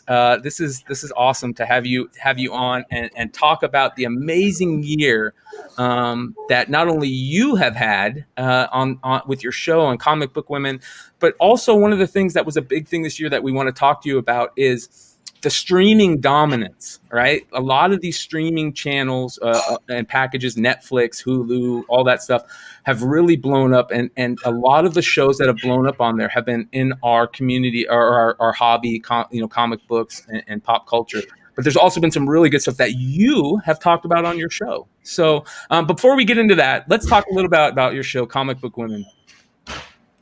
Laura, how did you guys come together and talk about your show a little bit? Oh man, so it started honestly with a phone call from Dino. He's like, Laura, I got this brilliant idea. Let's get some girls together. Let's start a podcast where it's just giving a different perspective, letting girls have a voice. And, at first I was like, oh, I don't know if I want to do that. That's so scary to be in this world that's predominantly men. But I got two of the best teammates that I could have possibly asked for. So Jen came on with me first, and we were like, okay, we got to find the perfect third. And then we ended up with Lucy, which was just completed the triangle, I guess. So yeah, Comic Book Women just gives everybody, no matter if you're a novice or an expert, an opportunity to come in and talk comics and movies and TV shows and whatever. Yeah. And you brought up Lucy and Jen, and one of the things that I want to talk to Lucy about real quick that I find fascinating is, Lucy, you are one of the most infectious people on this channel. People absolutely say, I love how her smile. I love the stuff she talks about, and the way you guys talk on the show. You're really, like I said, it's all three of you have really fresh voices in the community. So talk about you joining the show and what you've thought about it so far. Well, for me, I mean, obviously my child, look, they're always jumping. It's not, see them running around. It's not easy, but I mean, Laura, Jen, they make it so easy. You guys make it so easy to be part of this. The way I came part of this, it was I go to the drunken chat, and that's where I met Nico and you, and because of Mel, like I felt like I was able to be more comfortable with all this. Before Comic Book Woman, I never done anything like this. And when Nico messaged me if I wanted to be part of this, I was like, oh my God, me? Like, why me? Like, I feel like I'm still kind of new to the whole comic book community. And I'm like, I feel like compared to everybody, I feel like I don't know crap. Well, can I interject with 2 quick points? One, Lucy and I were on one podcast together. And the dum-dums on It's Drunken Chatter, like, Lucy, you need to do this, you need to do that. This girl's a novice. I heard her talk for 35 seconds, and I was like, you guys are suckers. She's a fucking shark. Yeah. We should rewind the tape. That's specifically what I said. I didn't mince words. And I knew then we had exactly who we needed. And then 2, I have a very, very dear friend who he doesn't collect comic books because he destroys them. He's just like a clumsy dude. He likes to read comics and he watches the movies, and he's in love with Lucy and watches her podcast just so he can see her, because she's just captivating, and I find that a level of charm to be magical. I'm going to drop off. Jen, my head Laura, so Lucy, big. Thank you. You are legitimately more than I could have ever dreamed for Tales from the Flipside. I appreciate each and every one of you. Thank you, Nico. Yeah. Well, surprisingly, when it comes to the most charm on the show, and she's going to get all embarrassed about this, I think Jen has the most charm on the show. I think Jen is the biggest shark on the show.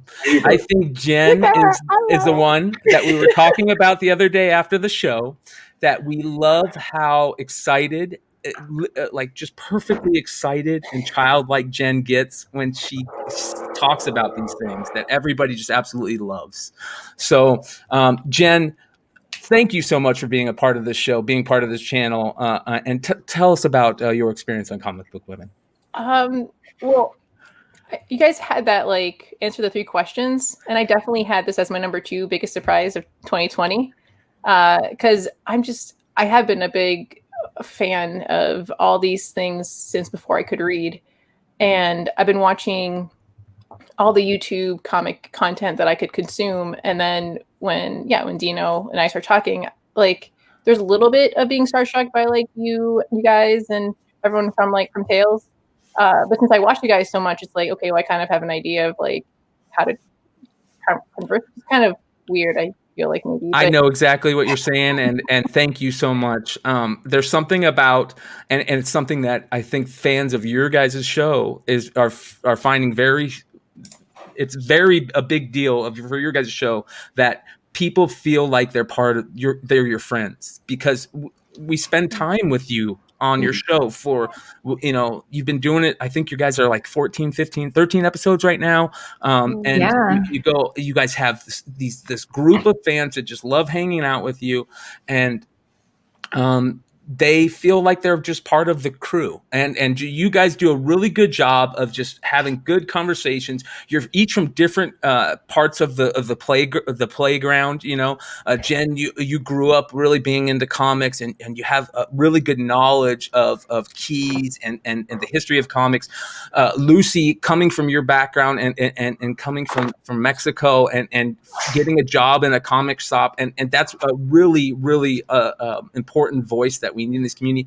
And Laura is one of the most important voices we need, because she is part of a comic book family that's how they're making their way through this epidemic right now, is by being part of business, being a quote unquote LCS group, and that is a very big deal. You all have different backgrounds and you mesh so well. Let's get into the streaming dominance. Laura, one of the shows that you were so excited to talk about, that I think a lot of people in the last couple months have really been talking about, is Queen's Gambit. And it really surprised me to have that show, you talk about that show so much. Talk about Queen's Gambit. Okay, well, first off, my dad was a chess champion in the 70s, okay? So he got me hooked on chess immediately. And my son plays, and he's like 10 years old, kicks everybody's asses, right? He can just sit there and think moves ahead, which I thought was very cool. So when I saw the show coming out, I'm like, okay, you know what? I'll give it a try. But that show just dominated. That's the best way to put it. If I recall correctly, we talked about this on one of our previous shows, and Queen's Gambit pretty much matched Stranger Things 2 and beat Stranger Things 3, and it beat the Mando, Jen. It beat him when it came to views. So that show not only has a really good storyline, but it has a powerful female lead, which fits our theme perfectly. But yeah, from what I can tell, from what I've been reading on this, there hasn't been any really negative reviews about it. And no. Lucy just finished it, I think. You're on mute, Lucy. Unmute. Did we mute her? Hold on. One more time. There you go. Sorry, I don't know. My computer was acting up a little bit. No, I just finished. We just finished, like, when I text you guys right now, like, we finished the last episode of Queen's Gambit, and oh my God, I was crying. I was telling you, I'm like, I think my eyelash was gonna fall off because I was like tearing, because it's so good. And what I was telling my husband Sam, that what I love is that, like, the people around her were bad. It was just kind of like a self-destruct type of thing, like people around her were trying to help her. And it's just like, but then, I don't know. It's just such Have you ever seen the Bobby Fischer movie, Lucy? Yes, love it. It reminds me of Bobby Fischer, the chess player. So. He's a little boy that was like a prodigy, but basically chess has the ability to drive you mad, especially if you get to a certain level, because it's just your mind almost, I picture like a burning battery or something. Mm-hmm. Even like you said, she had people around her, but she was just so... It stuck. Yeah, like being the best, and trying to find ways that it makes her the best, but they were not, very good things, but I love the show. I can't believe it's amazing, and it's only like what, 7 episodes, and it's just like, oh my gosh, like the way it ends, it's just beautiful. I loved it. I think Go she's a ahead. Janis Joplin of like the chess world. You know, it's like, and to get a little more geeky when it comes to chess too, like all their moves and plays were actually like, you know, when movies and stuff, they mail it in when it comes to chess moves and stuff like that. They actually recreated a lot of games, like famous games and famous moves, and they were like true and identical to the actual chess moves. So it wasn't like, you know, people like you see like in a keyboard or something, and people just pounding keys, and it's like they come up with like, you know, 30 seconds. It's like real chess moves. It was a great show. I watched it. It was ridiculously great. Yeah. Mhm. Another show that I don't remember so well because I had no idea about it, but Lucy's going to have to remind me. Lucy likes some of the weirdest stuff out there. Like she watches some stuff that I would never expect her to watch. And there was this show from Canada. What was the name of the show, Lucy? Oh my goodness. Corner gas. Corner Gas. Corner Gas. And Oh, yeah, I remember this. it's like, where are you finding these shows? And Lucy, that's her talent. She finds the weirdest shit that nobody would ever watch, but they deserve views, and she draws our attention to it. well, you also had Steve Niles on an episode, and one of the things that I know Lucy loves is the horror genre. And having Steve Niles I remember her saying what a big deal it was because she, you know, that was one of the first books that she got into, you know, when she got into comics. And you had him on, and you guys talked about October Faction, which I believe all three of you liked, if I'm not mistaken. What was that like talking to Steve Niles? Oh my goodness. First, I was extremely nervous, you know, because I love, you know, 30 Days a Night. Work. Yeah, I love his work. So I get so nervous and I get quiet, which I mean that's rarely because I talk a lot, but I was so nervous, and it was awesome to have him on the show and for him, you know, to agree to come to our little show, you know. We were so new. We were at that point. It was like it was like He our did third, great. fourth, you know. And it's just awesome, you know, to have somebody that you're a fan of agree to come to our show. It was pretty cool. Yeah. Yeah. And of course, Jen, I'm not going to get into Mando. We all know Mando was probably your number one, and we've got time to talk about that a little later. But other than Mando, what were some of the shows that you really fell in love with in the streaming world? I mean, Queen's Gambit, after like Laura like mentioned it, because I do play chess a lot, so it was really interesting to see something, because I've seen the other movies, but it really spoke to me. Did you already have a Disney Plus account before Mando? Yes. Okay. I was pre-signed up before it even, because if you did, they gave you like 3 months free. So I was already pre-signed up waiting for it to drop. And then like the day that, like the hour, because it was supposed to be like later that day. And I just tried to log in and I was like, yes. And then I just started like freaking out over like Darkwing Duck and all the things that were available. I was like, this is awesome. This is all on this. So, and that's kind of what I was going to get to. Also, I know you're also, all three of you are big Disney fans, and you talk about Disney Plus quite a bit, and watching some of those old movies and stuff on there. Was there anything that you're looking forward to from the Disney stuff that's coming out in 2021 and stuff? Oh, I want She-Hulk. I can't wait for She-Hulk. But I mean, it's not going to be 2021. yeah, really. What's the movie girls that we were talking about? The one that's like Moana, Jen? Oh, Ray and the Last Dragon. Yes. No. Yeah, that's it. The other one, no? The Colombian one. Yeah, what's the Colombian Colombian? too? Encanto. Oh, No. Encanto, yeah. Yeah. Encanto? Yeah, Encanto That I'm one really looks excited Encanto. about, but yeah, Ray and the Last Dragon. Yeah, that one looks good. Okay. I forgot about that one. Yeah, That was a while Yeah. ago that we were doing the trailer for that. That looks good. Yeah. March Yeah. Okay. I think remember now. shout out to Mighty Mel V again for coining the word Disney Shima.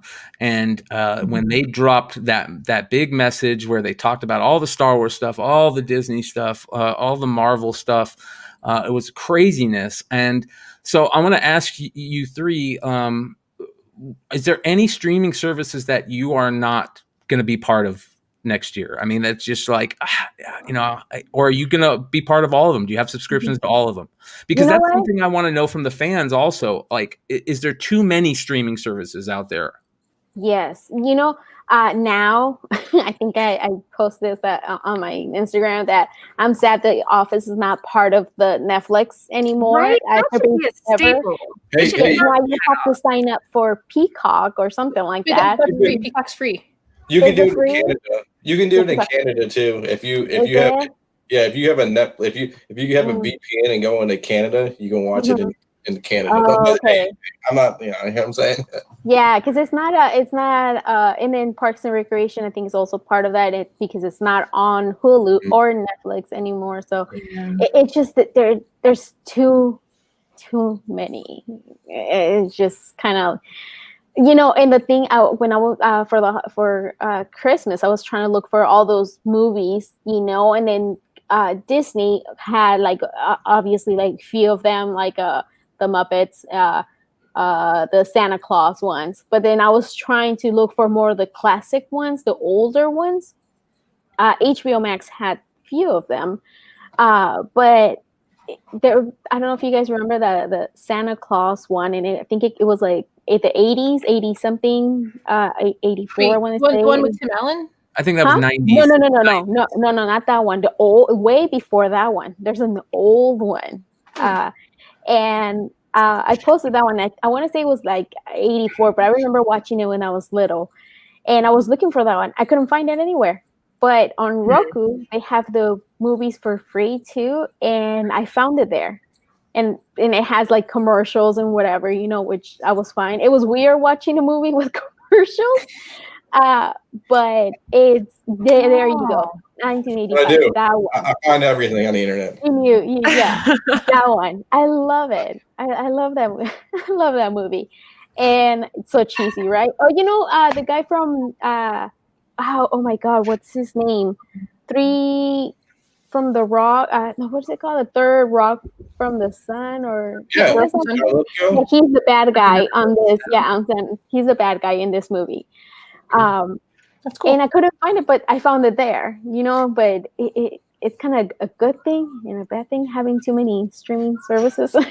Well, Nico brings up a good point, and I don't know if this is something that you three watch because we didn't talk about it much. And we all it was watched it, or at least I did. Okay, I did. It was a big, huge hit in streaming this year. Probably one of the biggest.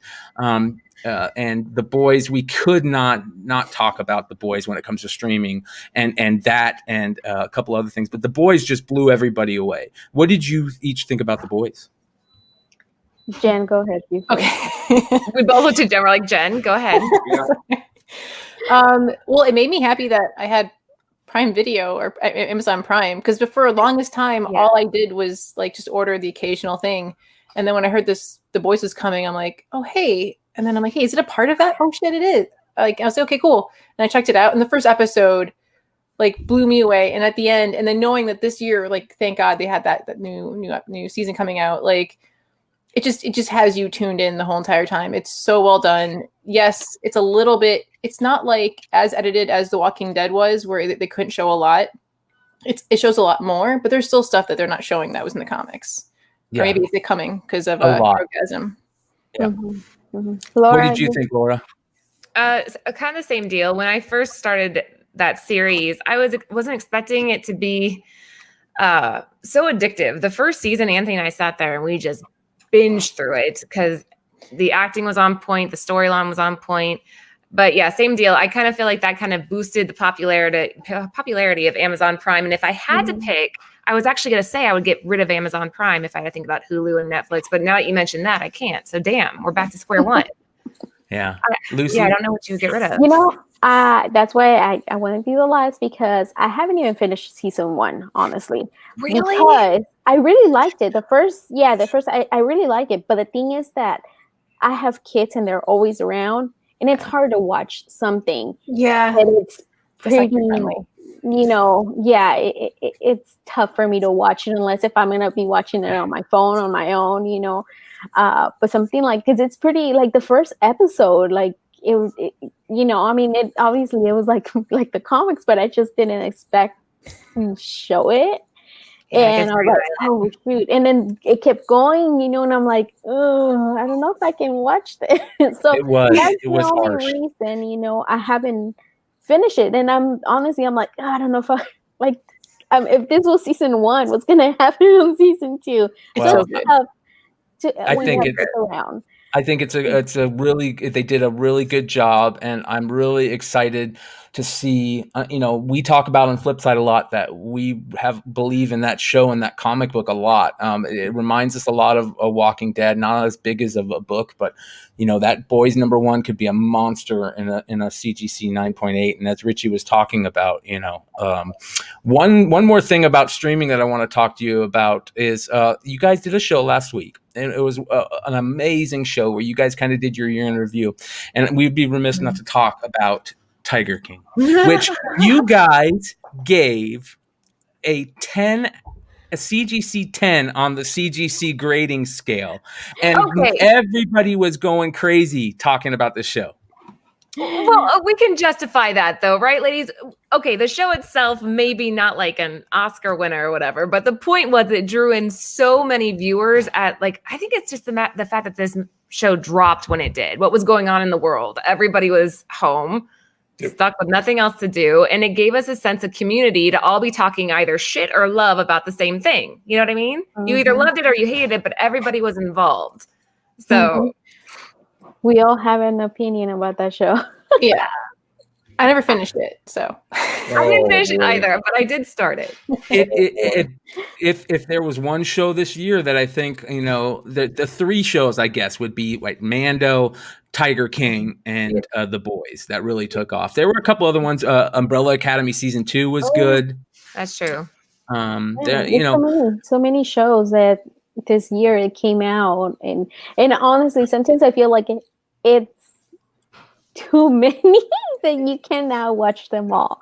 Like it's hard. You have to pick and choose which ones you're gonna watch because there's just so that's many. Like a good dilemma, right? It's not like you're like sitting at home, right? You know what? I get overwhelmed that I end up going back to whatever, like The Office or Schitt's Creek. You go back to what's comfortable. The last season came out this year. Oh, me too. You see, Schitt's Creek. It's like for me, my list #1 is Schitt's Creek. The Office is too. Yeah, my wife.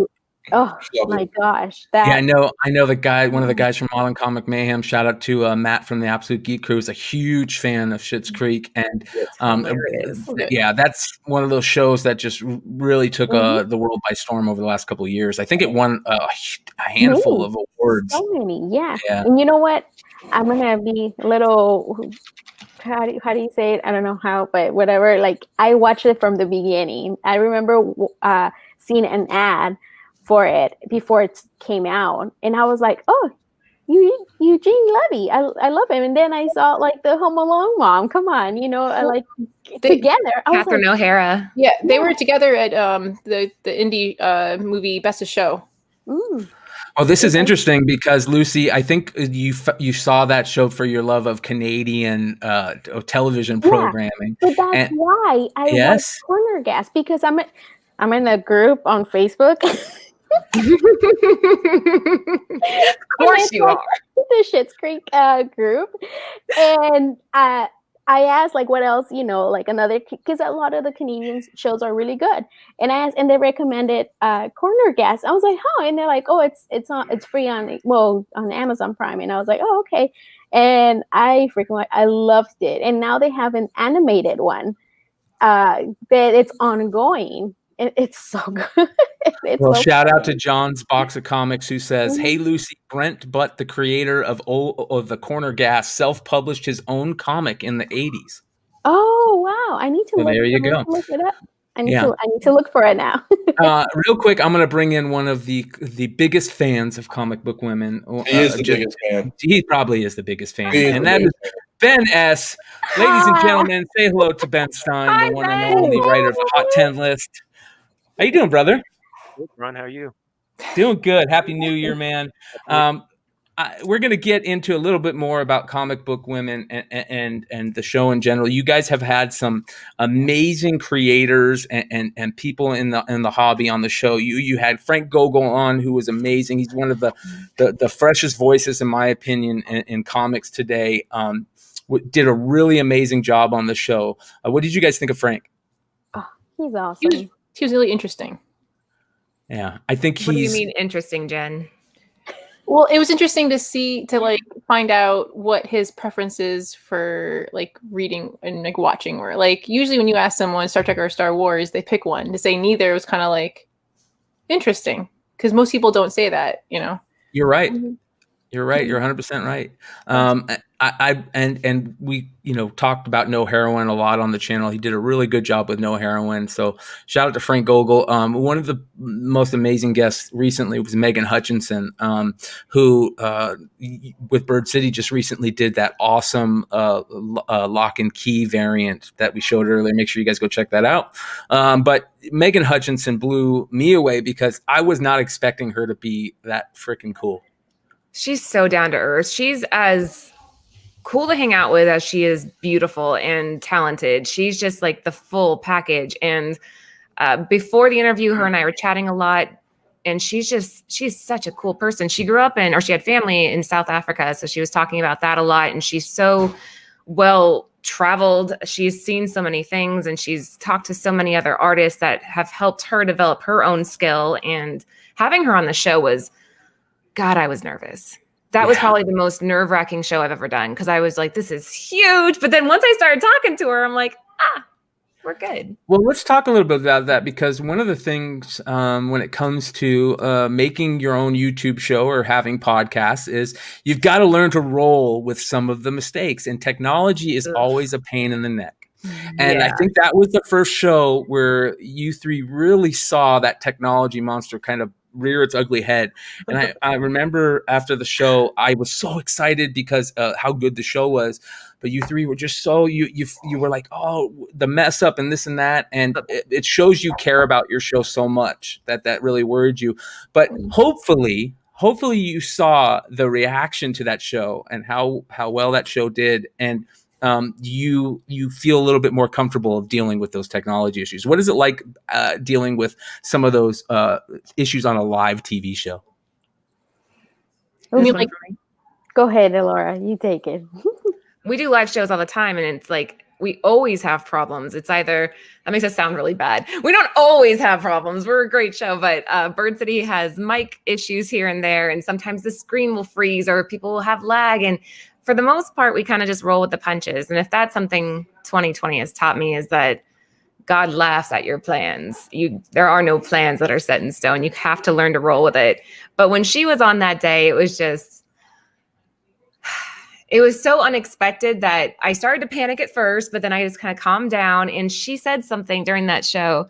What was it? She blamed the moon. The moon. Oh, yes. Is that what it was? She said the moon was in a weird position. And that made me feel so much better because she took a crappy situation or whatever and made a joke out of it, which is, again, a reflection of who she is. She's a cool ass person and talented.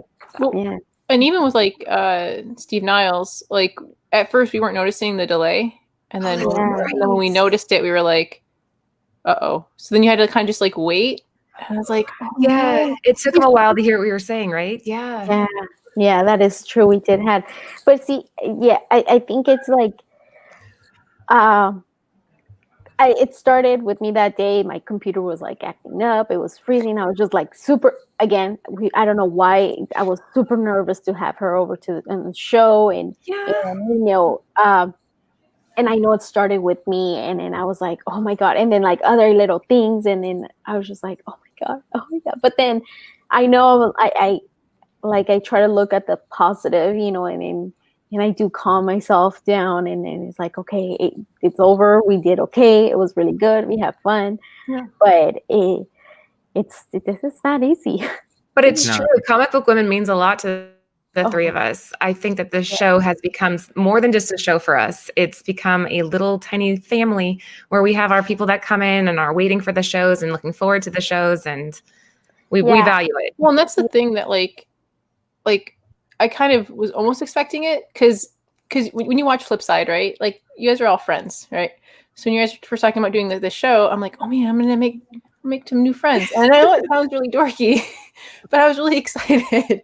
And then even like some of the people that are in the chat, and yes, Frodo Madness, I am drinking dark beer. But like it's just like the camaraderie and like to be, I don't want to use that thing that people always say, like the comic fam, but like it's kind of true, like to meet new people in the community, because usually when I go to comic book store, I go in, I do what I got to do, and then I talk to the people who work there, and then I leave.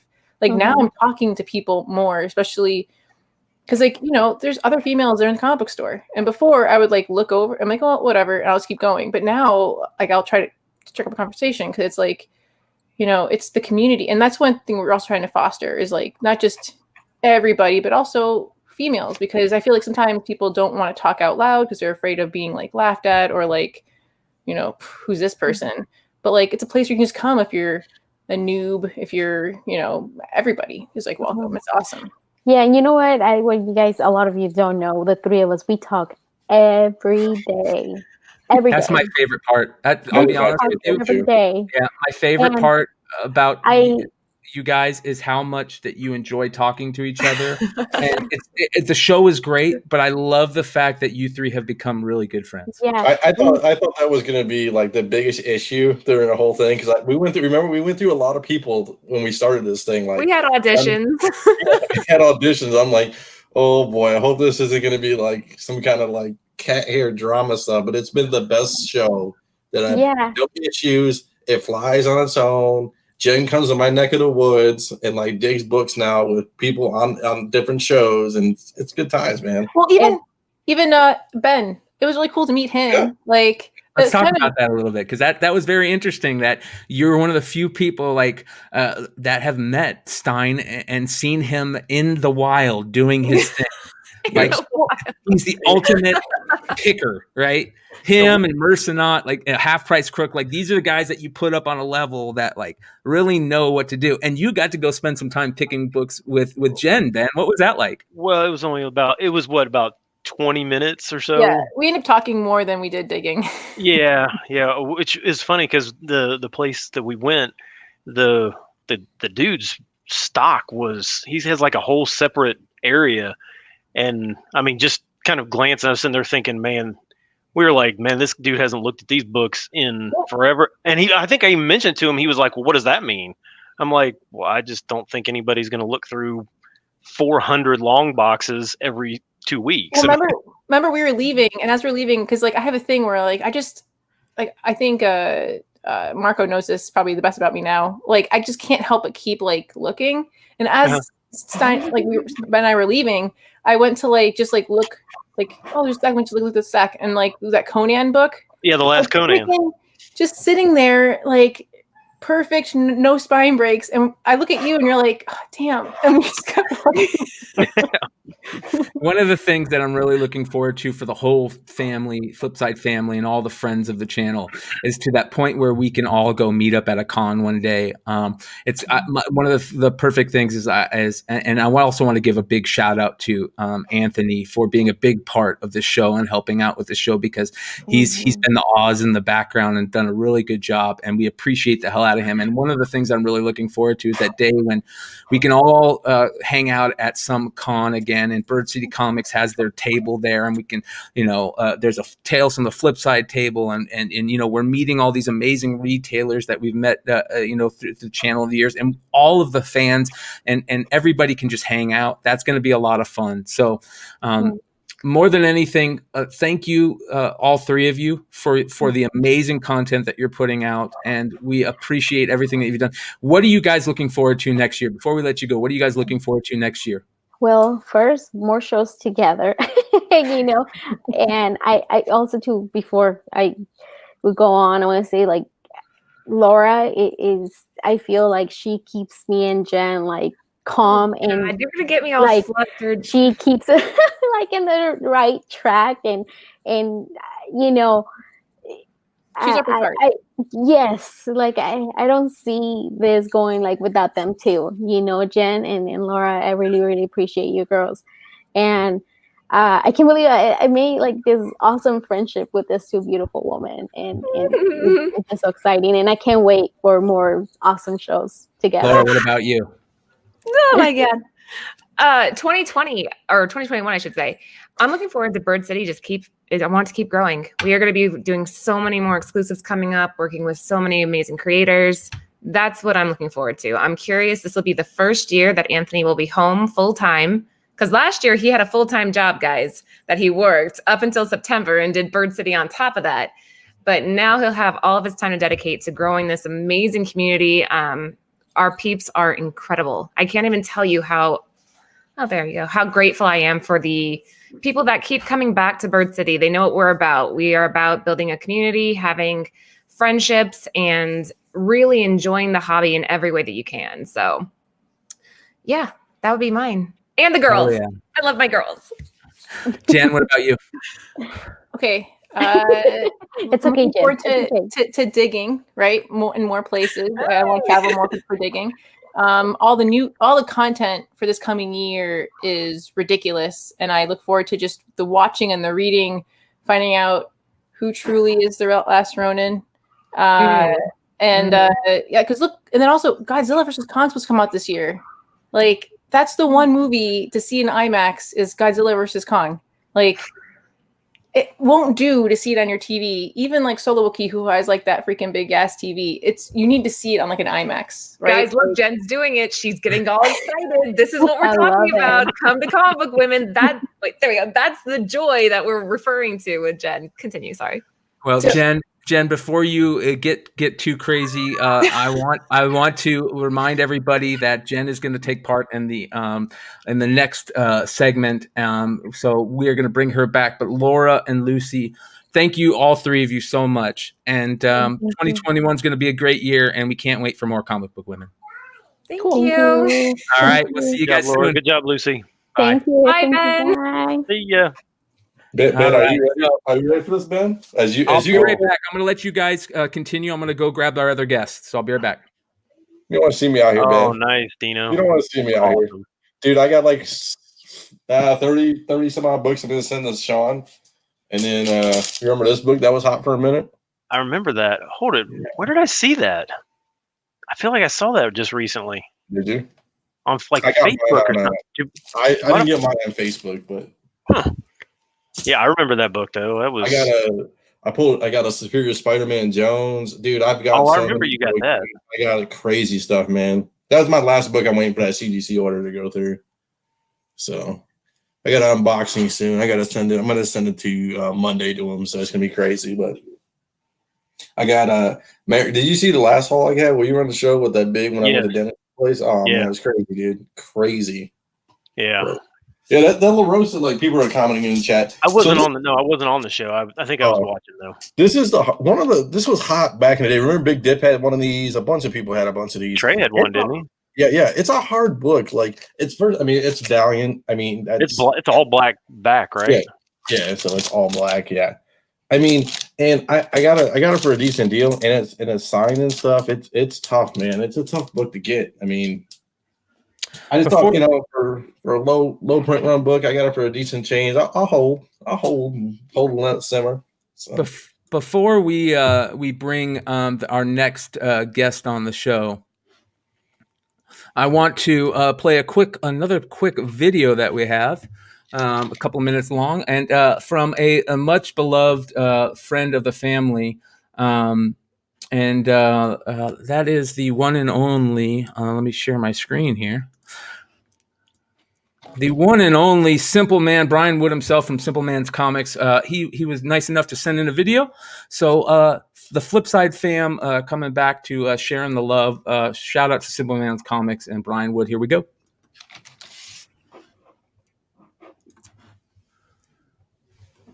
If I can do this correctly. What is going on, guys? It's Brian with Superman's Comics. I want to thank Tales from the Flipside for reaching out and having us do these videos. Always a great comic community. Love Tales from the Flipside, guys. Love it when I had my time on there.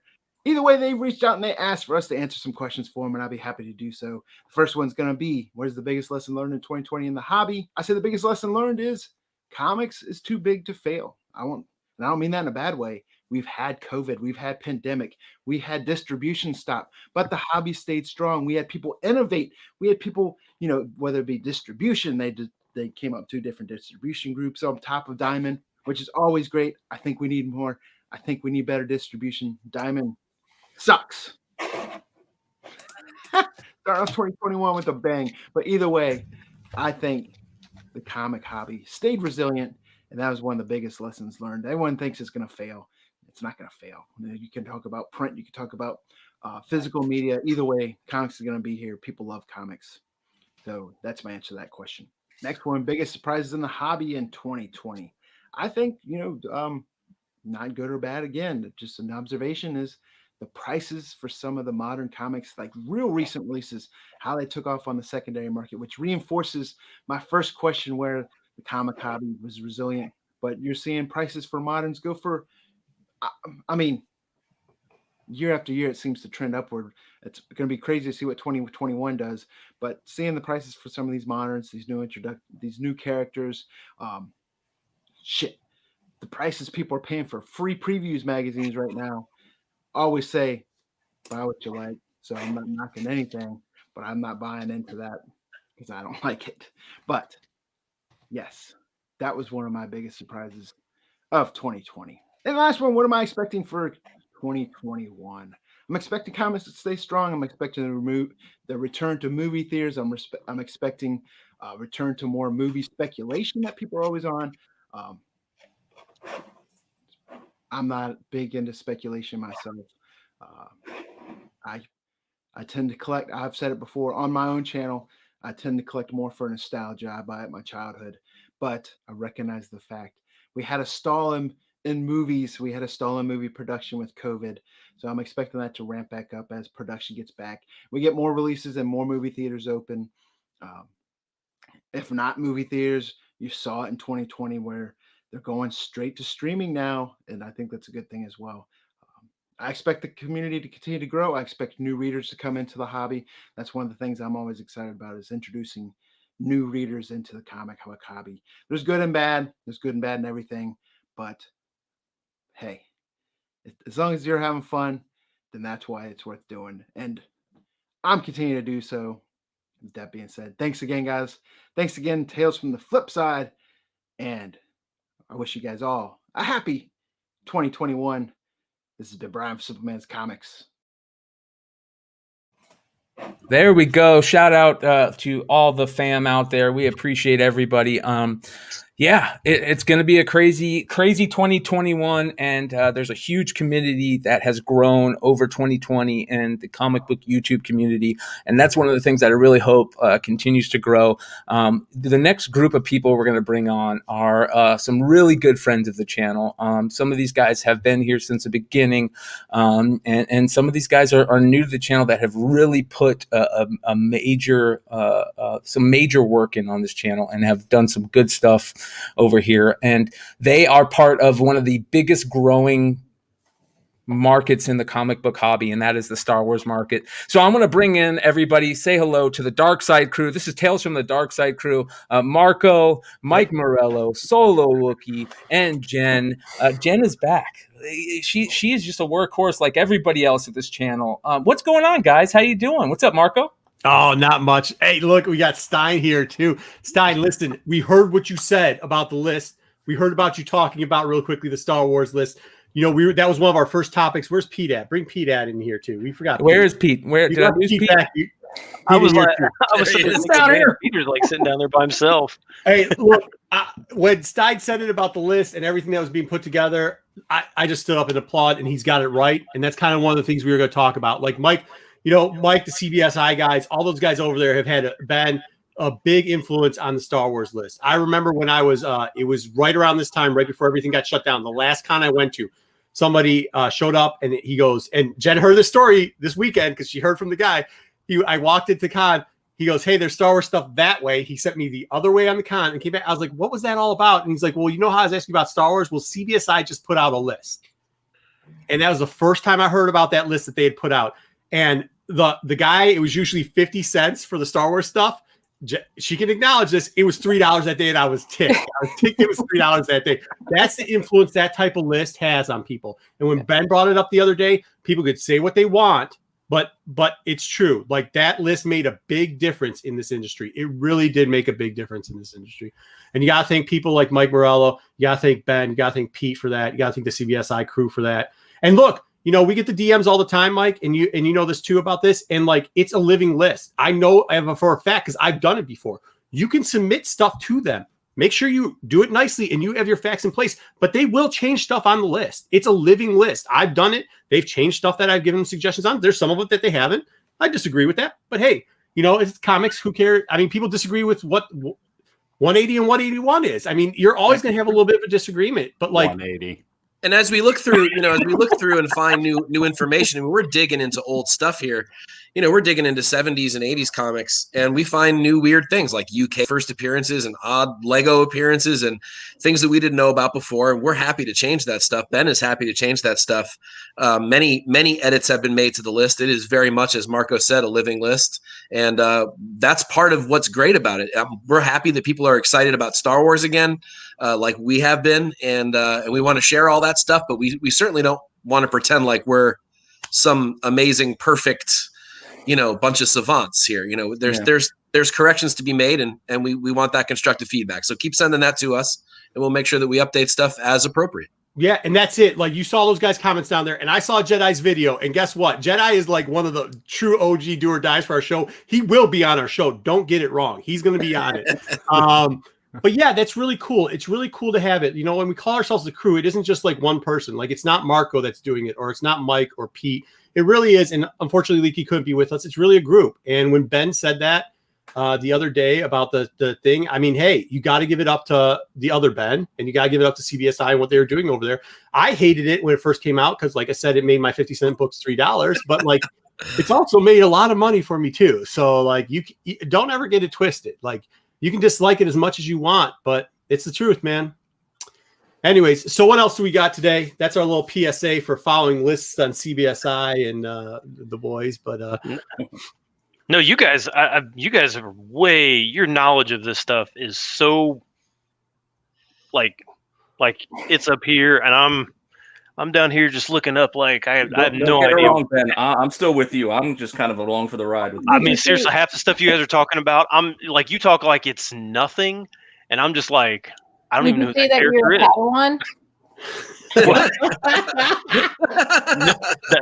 Padawan?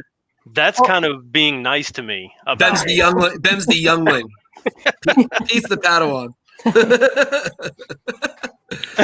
I hear that, but I think that's kind of like a misnomer, right? Like, it's the universe is so large of Star Wars, right? Like, all the times when it comes in and people ask certain questions, that's what really makes us, like, you could tell we get passionate about talking about it. Like, there's people in there. I mean, like JJ, JJ Maxwell, like, knows, like, if I ever want to play the Who Wants to Know More between me, Mike, and JJ, like, that would be a good match. I think that would be a good matchup. I think we'd have a good Jeopardy, like, Celebrity Jeopardy championship going on. So you're saying we should do like a no, I'm not saying Tales from the Dark Side Kahoot I game see a for Star Wars trivia.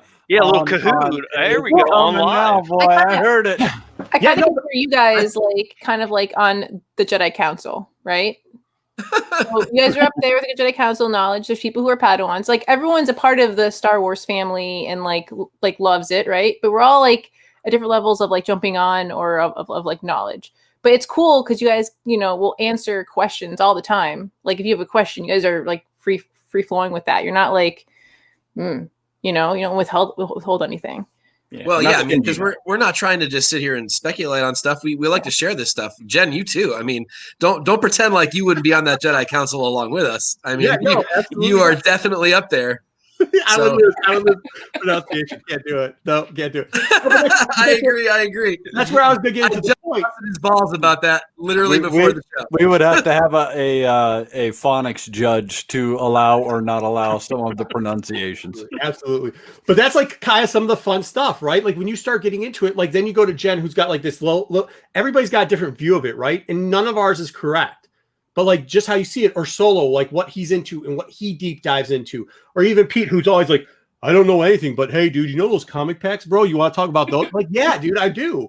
Like, that's the coolest part about this. And Ben, like, saying that you're new to it, but like, then whatever you get into, it's like Leaky Trooper. He's part of the 501st, man. Like, the 501st guys know a crap ton, and he's still like, oh man, I didn't know all this about comics. Like, that's the crazy part. Like, to get all of it in there and all the different point of views.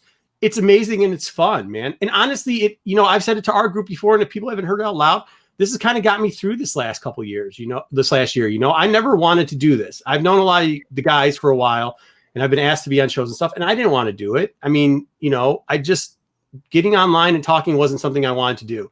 And because of this dark side thing, like, I've had fun, man, and I've calmed down in life. Like, I haven't, it's not like I'm isolated anymore. It just isn't, man. It's really fun, dude. It's cool. And it's cool that people are taking an interest, which I think is the best part. I think the most interesting thing, and I want to get into it a little bit, one of the biggest topics of the year, obviously, has been the emergence of Star Wars and Mando. They're the same thing. Like, Mando, I think, caused that jump. We all know that. But one of the interesting things is we talk a lot about Star Wars fans and how they collect, and how a lot of these books that are becoming big books, if they're in Star Wars collectors' hands, they're probably not going to see the light of day. And each one of you are Star Wars fans. And is that the case? Is that truly the case? Yes, it is truly the case. The books that I have, I mean, when I show books on any of the podcasts I do, these are not books I just picked up. These are books that I bought when they were new. I have never let them go. I never plan on letting them go. They're stories I've read, I've loved. They kept Star Wars alive for me when there were no movies, before there was Clone Wars. And there's no reason for me to give those away. I don't care what the prices are. It's not about the prices. And I'm going to make an online apology to Ben Stein for a book that I own, but and I'm not going to be specific as to which one it is. But you can be specific. He can rest assured. Well, I have my 1 of 1,000 Clone Wars #1 from Ben. Thank you very much, Ben, so much. Because I didn't have one and I'd always wanted one. But here's the good news, Ben. I'm never going to sell that book, so it doesn't matter. I mean, hey, I hope you do someday and get thousands of dollars for it. I really do. It's just not something that's going to leave my collection. It is a prize of mine. I'm obviously a huge Ahsoka fan. I think people know that by now. I don't think that's a secret anymore. But I mean, yeah, Brian, it is. And most of these guys won't sell. My brother's another huge collector. He doesn't sell a thing, and he will probably never sell a thing. I just let him know that his Star Wars Insider subscriber covers were worth a fortune. He's like, I don't care. They're not going anywhere. Well, let's talk a little bit about those the insiders, because we actually had a question about it, and I'm going to try and find it here. That wasn't the insider. He's talking about the Galaxy magazines, and taking out of the polybag or not? Yeah. So let's explain this though. These Star Wars insiders, we talked about it early on in the show about how amazing these magazines are doing. And the Star Wars Galaxy mags and any type of Star Wars stuff. I remember Marco talking a show up in the past where he was just seeing prices at auctions for just boxes of these old Star Wars magazines go for a ridiculous amount of money. And this also kind of goes into the polybag comic book thing. What do you guys think about keeping them sealed or open? So a lot of these magazines came with inserts. They came with cards and things. And so because it's not just a sealed comic, I would say keep them sealed if you think you can keep them in a way that will not allow the bags are pretty loose on these. They're not like other polybag things that are really tight. But he's talking about so you remember Galaxy, and this is part of it too. Like on some of those Galaxies had the wraparound and the staple on the bottom side too. So like if that's secure, this is the biggest problem we get into when you just ask about releasing stuff. People are always like, well, why are you guys just like, yeah, I got 3 of those books? Because it was like so cheap. Like, you just buy another one, right? So like polybags for me, I'm always like, yeah, sure, of course, open them and then stick the cards on the inside or make sure the part doesn't end off of it. If you're grading them, obviously you're going to be opening them, right? Like, but with that being said, Mike, I mean, I know these have been in like a lot of them had mildew and stuff on the polybags when they were left around because they were so old. That like, is it worth it? In my opinion, 2 parts. No, because 1, it's the polybag always deteriorates the value because you don't know what the book inside is like. True. Number 2, I'd buy them with the polybag, but then open them and keep the insides with them. That's what I would do. Especially, that's where I was going to head next. If you're planning on reselling them, I would not open the polybags. I'd let the person buying it decide that they want a polybagged one and that they want to open it themselves. You're likely to get a premium for that. Yeah. If you're going to keep them for your own collection, like anything else polybag, those bags can always do damage to books. And like Marco said, you don't know what the book inside looks like. It could be mildew in there. Who knows? Yeah. So if you're going to keep them for yourself, I would open them. If you're thinking of selling them, I would keep them closed. One of the things that I talked about earlier in the show also was the fact that some of these toys are now selling. And Pete does an amazing show on the channel, the Top 10 Toys, and he does some great work with that stuff. And toys I think are one of the most underappreciated topics on this channel that we really want to get more into.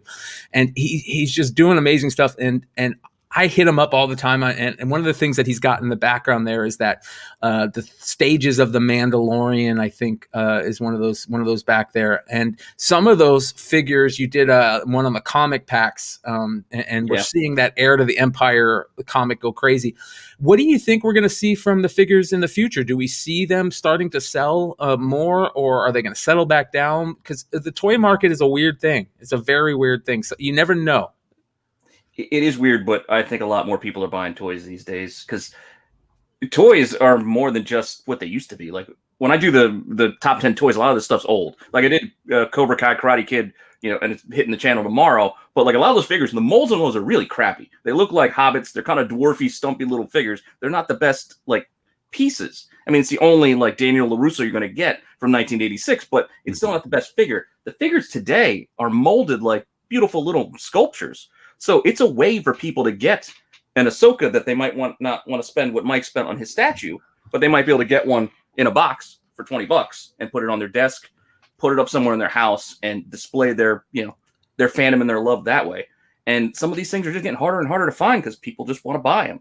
And some people don't want to wait for back orders. I had to revert back to that show, the 2-pack one you did today. I was hitting you up. I was like, dude, I found a bunch of the 2-packs at the collections down on Indian School, man. They have a bunch of them here. Which ones was that last hot one? And waited. And I was like, that's stupid. I should just go back, watch the end of the show. So I did. I just went back and rewound it and was like, oh, and then checked every single one that they had there on the shelf, in the case. And then when I saw the one for 150, I was like, damn it, Pete, quit telling people this. And another thing that kind of goes back. Another thing that goes back to what you asked earlier about Star Wars collectors in general, you're going to find a lot of collectors focus on a character, and they will collect everything from that character. Yoda, Mandalorian, Boba Fett. For me, it's Ahsoka Tano. And they don't care what. I don't care if it's a fig pin, a pop, a ornament from Hallmark. I mean, they just want it all. I'm gonna kill you. Yes, Asajj Ventress, perhaps. Yes, but whatever it is, and I think that drives the toy market as well. And people will pay anything they can to collect their character and complete their character. There's some really pricey stuff for every character, especially some of the tertiary ones where maybe they only ever made one figure or two figures and they're really rare. They never re-released it. So I think the toy market will continue to rise pretty heftily. I mean, Pete and I were part of that Toy Informer site for a while, trying to kind of build that knowledge up, and Pete was doing the wave articles along with me just to kind of make people aware of what's rare, what maybe they'd never heard of before, what they don't know to go hunt for. And not that I'm again some expert, but I just remember what I used to collect, and Pete did too, and Pete does a great job. Make sure you check his videos out. They're fantastic. We're going to take a quick intermission and talk about the one and only Frank Gogol, who says he heard we were all talking shit. Shout out to Frank Gogol. We appreciate I heard he doesn't you, like brother. Star Wars, dude. So no, it's okay, Frank. Jen was just gushing over how great you are, and what a great time. No, it was me. I was gushing over how great you are. No, they did. So shout out to Frank Gogol and the amazing work that he's doing at No Heroin, and we appreciate you, brother. All right, so I want to talk to a favorite show, a person on one of the shows on this channel, and that is Solo Wookie. Now, Solo Wookie, let me tell you guys how I met Solo Wookie. So I met Solo Wookie for the first time. Shout out to the Modern Comic Mayhem Absolute Geek crew. Kyle was good friends with Chad, and I had never met him yet. And we were going to a Todd McFarlane signing. And he's like, "Oh, you're gonna meet my buddy, And I'm like, stoked. I've been hearing about him, and they've been working together. And like, all of a sudden, we get there, and there's this huge fucking line to meet Todd McFarlane at Alamo Drafthouse. And we're like, oh man, this is gonna suck. And all of a sudden, Solo Wookie goes, "Hey guys, what's up?" And he's standing at the front of the line, and I was like, dude, this guy just made the ultimate brownie points. He's getting me at the very front of the line. So thank you for that, brother. But it's been a really good year. One of the best friends that I've met this year that I'm really glad is part of the family and Solo Wookie. And thank you for being a part of this channel, brother. What do you think so far about Tales from the Flip Side and the craziness that goes on here? I love it, man. And you know, huge shout out to the Absolute Geek guys that got me into it and talking about it. I've been into comics, superhero stuff, Star Wars stuff all my life. Marco just did a one, you know, we all got together over the holidays right before that, and he was showing that picture of, you know, me when I lived in North Dakota when I was literally like 3-4 years old on my Spider-Man big wheel. And if you go back and watch that video, if you pause it and read the excerpt on the bottom of that was an egotistical little doo-doo head. And it says self-proclaimed Star Wars expert at the very end, bottom of the line of that. And so, you know, being able to get into podcasting with Kyle and you and Matt and Corbin and those guys, and then, you know, being hit up by, hey, we're going to do a Star Wars show. And I was like, dude, I'm there. I mean, that's how you say it. It was just like, I'm in. I'll sit, and I'd love to, you know, jump on the flip side and you became the co-pilot, man. The co-pilot of the Millennium Falcon, as Marco likes to say. And I love it, man. It's great. And like I said, I've learned a ton. There's one of the great things about one of the reasons I got into being an electrician is because you can never finish learning about, and I love Turok. You can never finish learning about electrical. It's always evolving. It's always something new. Technology's always coming out with something better and something new, and it changes. And being on the flip side is the same way, especially with Star Wars. There's always something new coming out. There's always something that, even if it's a 1940s book, there's more knowledge there about something that I didn't know, that I keep finding out from watching Flipside and watching all you guys. And then being a part of that whole team is, I mean, there's just a magic there. There's, you know, everyone coming together and just helping each other with the knowledge, going out and going diving today for the first time. And it's probably been 9 months since I went out, you know, to other stores. And being able to hit someone up like Pete and go, dude, what was the 2-pack deal again? Having that ability and being able to learn and evolve my skills in Star Wars and in comics and in collecting, dude, it's magical, man. I mean, you can't beat it. Getting together, hopefully at some point we can all get together somewhere at some time and you know, go diving together. Jen and Marco just got to go do that, and I heard that was just a super riot fun time. So I mean, being the whole comic family that we are is just it's astounding. I mean, you can't beat it. They don't make words to. Maybe Excelsior. Well, I'll say Excelsior. There you go. I hate Marco because every time we do a show, I've got to go hunt the next day for 72 new books that I didn't know. Well, let's talk. This is the reason why. The reason why is because of Toy Informer. Because when Toy Informer came out, I hit Mike up. I was like, I want to do a show with him because that jerk just cost me a lot of money on the trash monster. I was like, jerk gave it away. And the only reason, look, Jen and me went digging because I heard the ghost Ben Stein was out there digging. I was like, oh, I can't let that guy show me. He doesn't invite. I got to come with some type of. I had to invite a whole crew to go out with Jen just to impress him as much as going out with Ben Stein. Are you in Chicago? No, I'm in Detroit, man. Oh. I drove. We kind of hung out. We kind of drank too late into the night. One of the things that you guys did is you guys did a review show on Mando, and it was excellent. And it was fun watching that show as you guys were doing the review and talking to you guys. I would call Marco after every episode. I'd be like, dude, let's talk about Mando. Like, I don't care about it. Let's just talk about Mando, because I talked about it before on all the shows I've been on. I talk about it on the podcast a lot about how this is the show that has really made me fall in love again with Star Wars. I fell out of love with Star Wars like a lot of people did with the trilogies, but Mando was just amazing. And Mando kind of was that launching point for these books to go crazy. And Marco, talk a little bit about Mando and what it meant this year. So that's what kind of we were going to originally. That's what we thought we were going to come on, but you know us, especially me, I jib too much. So we were going to do like the top 5 things that we thought were just absolutely amazing in that. And like it was kind of cool because it's like that's the one thing I kind of said at the end of that last 313 Underworld show. Like it's really cool to see everybody just get back to loving some part of it, right? Like we had it for a while.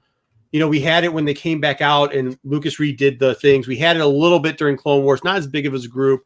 Rogue One, we had it. Like we could talk Star Wars openly and we had it. And then it disappeared. It really did. And like, it's great to get those phone calls like, hey bro, it's my 6-1. I got to charge my phone at this point because we've been talking too much about it.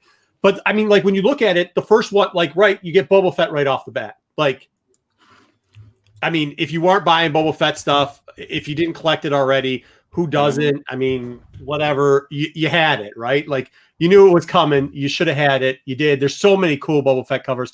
We've done a couple. I know I did a video of 10 books under $5 that by the time the video came out, those books weren't even under $5 anymore. I mean, it was just ridiculous. And it was really cool. And then of course, you know, we knew Mike's favorite was coming up on it. And I think everybody was excited for that. And except for one guy who made a comment about how the costume wasn't that great. That guy down there. But besides Grumpy Old Men, like it was great. Like it was cool to see the stuff finally come to fruition.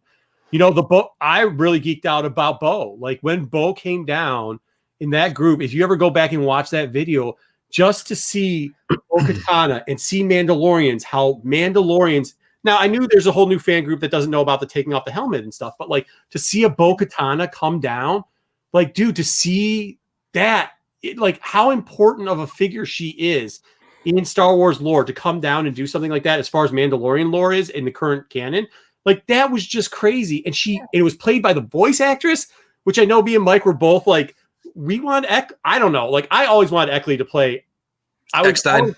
I always had my fingers crossed at the last moment that she might like voice do something. I knew it would be crazy, but like when they gave us Bo, I was happy with that, man. It was just, I don't think anybody wasn't excited about that. And then of course, you know, you got those, who else do we got? Oh, I mean, we got my favorite, the guy that I'm all at my screen name is. So like, I mean, when you mentioned his name, it's like, yeah, Thrawn. Like it's crazy when you mentioned him, like how, like people are reading, like this is the craziest part. People are actually reading not just the Heir to the Empire. I saw Ascension Rising, which is like the newest book sold out. Like how crazy is that? And now they're selling them for double the novel. I'm talking about the novel, not the comic book, for double what they are going for. Like it's cool. So we got a couple minutes here and I apologize guys. No, yeah, let's talk about, do you guys have those 5 books that we can go through real quick? No, we're gonna do it back here. I don't know. Yeah, Mike, you can go through the top 5 you think. Top five comics right now for Star Wars? No, for Mando. Oh, for Mando. Yeah, it's easy. You got Clone Wars 1 is the 1 in 1000. Thank you, Ben, for giving that to Mike. Yep. You've got the digest that has Bo-Katan and the Darksaber in it, which is, what's the name of that one? Temple. Yeah. I think in the long run, I might debate on this one. I think in the long run, the Darth Maul book is going to come out over time. Right now, it isn't. The digest is the Bo-Katan more important. Bo-Katan one. Yeah. I think the Darksaber, because of the Son of Dathomir. Son of Dathomir is going to come off because when they get that story and kind of because what's going to happen in the future, but they already showed it, so that kind of double qualifies for that. Heir to the Empire. Yeah, Heir to the Empire, obviously. Anything Thrawn's doing good. Newsstand specifically, if you can get one. Yeah. And then that Matina variant, maybe. Yeah, the Matina variant too is doing the Matina. Have you noticed how few of those have sold? Yeah. Like not even just sold. Like how they were already high. They were already high. Yeah, how few of them are out there though? So that's one that I've always been preaching about. Is that one? And then like people just don't want to let it go. They don't. That's one of those collector ones, right? Star Wars 42 has got to be another one. Always been a good book, even though it's not really his first appearance. It is the acknowledged first appearance, so that's going to be the one, especially in high grades. Yeah, it's cool because of the front. Yeah, that's good. And so is the other one with all 3 bounty hunters on it. And then you've got one other book with him. The special, right? Yeah, the special. Empire Strikes Back special. Plus, there's a treasury and a novel version of it. And as Topher just showed, there's also a British version that came out earlier. UK. Yep. Oh yeah. And then you got the open season, obviously, which was something we've been talking about for a very long time. Was open season, and it really was open season. The only reason open season got popular was because literally because of him showing that graphic. That was the whole thing with open season. Like we'd always said, like, hey, it's a good, series to grab and read, and that's what we were talking about. And now you can't grab and read it anymore. You can't grab and read that anymore. It's done. That one's over. But yeah, I think we're well past 5, but I think we can keep going all night. We start just listing books that we could definitely, yeah. I mean, what if they get into the original Mandalore? So we got to go back to the. Those are important too. We didn't even get to Dark Horse. Yeah, then you could go. I mean, I think you have to. Maybe that's something a video will shoot is like what our top. I don't like to do a lot of lists. I know Ben Stein's always like just make a top 10 list, but maybe that is something we'll do for like each little. I'm not knocking you, Ben. Not knocking you at all. It's just not my thing. We're just not the top 10 listed kind of. Yeah, you I make a top 10 all the time. That's right. It's Star Wars, and all of a sudden you've got your top 35, and you're like, wait a minute. I just asked for 5, and we rambled on. These guys can't count. Why can't these guys never count? Yeah, I can't pronounce words. You think counting's going to be good for me either? No, I use Niners and just fool people around with that. But no, I think that's kind of it. Like, I think you have to go like, in what genre do you want the top 5, right? It has Mando season 2 much more than Mando season 1. You kind of saw the rise when they did the clone stuff, like the end to Clone Wars season 7. But Mando season 2 just blew it up, and I think part of it has to deal with not just the current market itself, but people. Solo's made this comment before. Look, Marvel had its day in the headlight where people were just buying up everything. And now Star Wars is getting it, but people were so far behind on it. Like, people were already buying, like, we were buying Star Wars stuff, but it was cheap. I mean, it really was. Like, I don't know about you guys, but I was never buying, like, I'd just be like, oh man, I haven't read that book in a while. I'll just go buy it for a couple bucks, right? Yeah. Like, that, you're always going to dig it out. You knew you could always find it for a buck or two. Yeah, you'd always find it but now you can't do that anymore. It kind of is a bummer. Like, it kind of is, but at the same point, it's kind of also like, yeah, dude, but I just sold that book I bought for 50 cents for $150. Yeah. Well, and also you had a lot of time too. You had like 20 years to go buy those books in dollar bins. So I have no sympathy anymore. There's times you would see them so much that you're like, oh, I'll come back next time. And then all of a sudden, like, they're just all gone. And you're like, man. Every store I was in today, at least one, there was one store I went in, and one person came in and was like, oh, Star Wars, Star Wars, Star Wars, Star Wars, Star Wars. But every other store I went in today, at least the minimum was 3 people that came in, and they were talking about Star Wars, looking for Star Wars, wanted action figures, books, graphic novels, statues. I mean, they were anything and everything trying to do, and Mando was responsible for all of that. There was 2 guys and a gal having an argument about the first appearance of Boba Fett, and they were confusing the HBO specials on Endor with the holiday special. And I'm sitting there and I'm looking at my girlfriend, and she's like, don't you do it. Don't do it. Don't do it. I'm like having a near seizure while I'm looking at comics. And she's like, don't you do it. We'll be here for 2 hours and we don't have the time. And I mean, my eyes blinking and I'm getting a twitch. And I'm like, but I know, honey, I got to help him. I have to. And she's like, don't you dare. It's a moral imperative.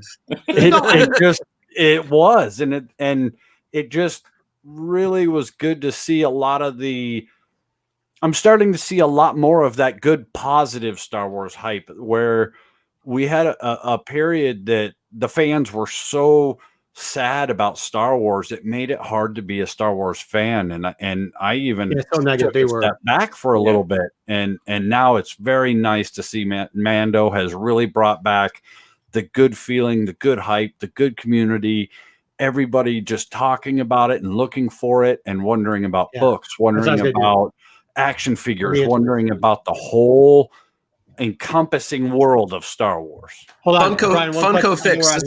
That's a good question. So 2 things with John's long box, none that are 50 cents or under. I always pick up anything that's on sale for, well, really 75 cents or under. For Funko Fix. I actually back 9 over on CBSI this week was what we thought our top 2020 picks for Star Wars, or picks for 2020 were, and I chose Star Wars Insiders because this was something that was off everybody's radar forever. These books were worthless. People didn't care about them. Subscribers had them in their boxes, didn't know they were worth anything, and now they're a couple $100 a piece. Some of those subscriber covers, especially if Ahsoka's on them. I think it's great. You know, besides the covers, there's some awesome content in some of those pre-internet, and you really should read some of those early ones to find out some info. Make sure you flip them over. We've said that before on the show. Make sure you flip them over because the dual covers ones that they had for a while. And Steve Horn, I'm giving it to him again. We had that phone call and I got on and JJ thanked us for it. But if it wasn't for a conversation I had with Steve Horn on the phone before FOC, when he said, "What did you think about this Insider?" I said, "Yeah, because it's got the preview pages in it." And he was 100% right. If you haven't been on Insider, hopefully you've been following the Dark Side Crew. We don't tell you to buy a lot of things. We show you a bunch. But that was one where we were like, look, man, like you should be getting on these Insiders. And I know Mike's been talking about Insiders for a while too, because they have some great Ahsoka covers on them. We've told you about the reverse covers on that. But yeah, 100%. Buy those. Well, I want to thank you guys. Much love to the Dark Side Crew and every single one of you guys that shout out to Wookiee Trooper.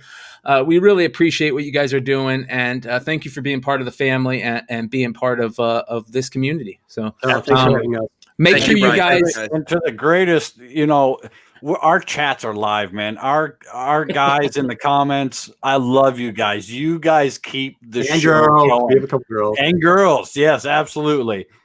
Guys, general term. All of you peeps are the best, man. Best comments in the world. I love it. Yeah. All right, guys. Thank you. Awesome.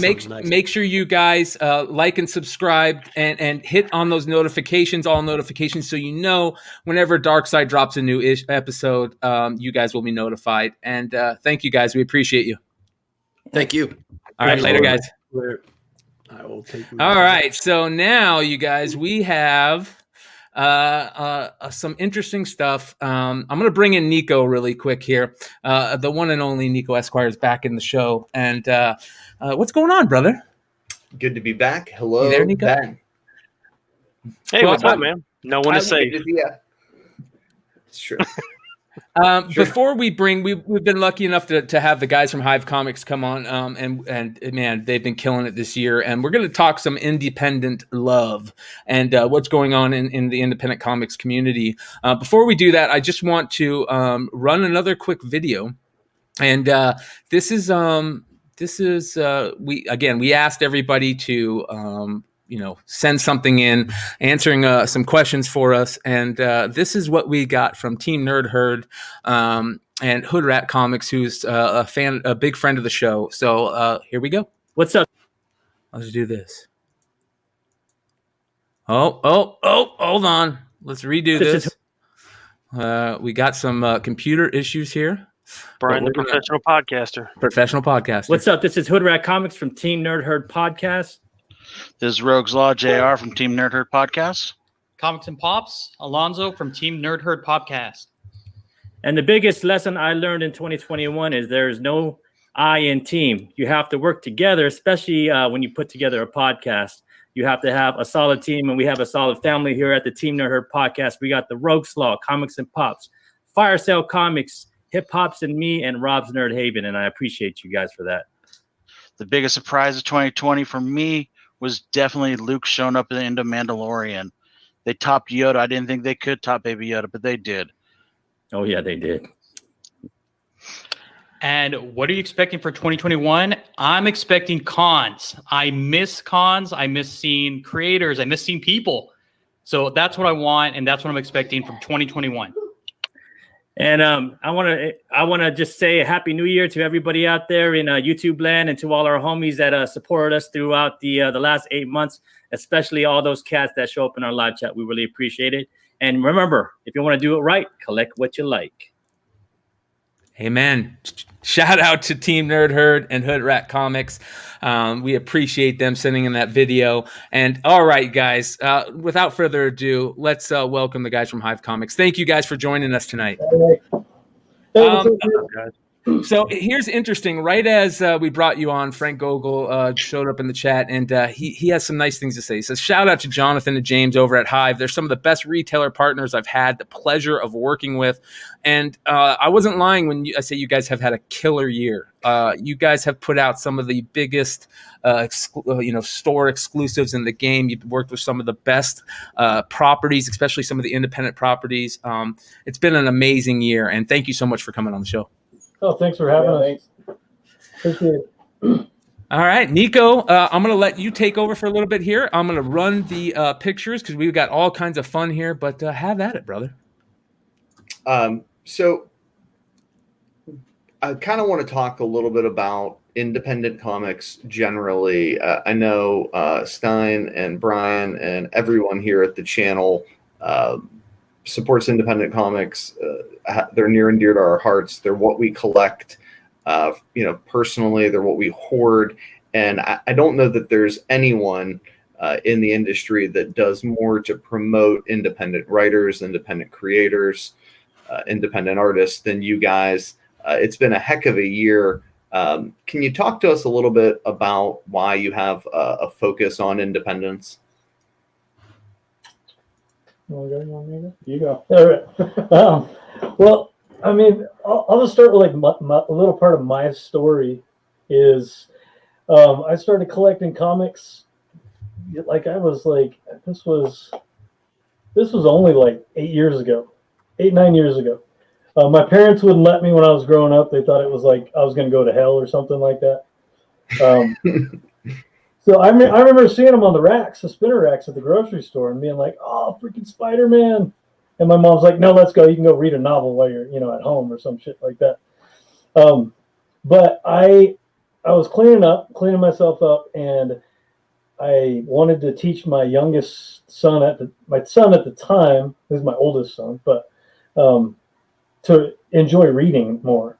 And so took him to the comic store. We grabbed all the new 52 stuff. It was like Batman and Aquaman was like a big deal. And I read a few of them. I did like the Court of Owls, but I didn't like Aquaman. I tried some other superhero stuff, and then I grabbed Sweet Tooth, and I grabbed American Vampire. American Vampire, like, really, really grabbed me. The first couple, and so I've never, if I buy a Marvel book, it's so I can resell it, and that's kind of how I've always been.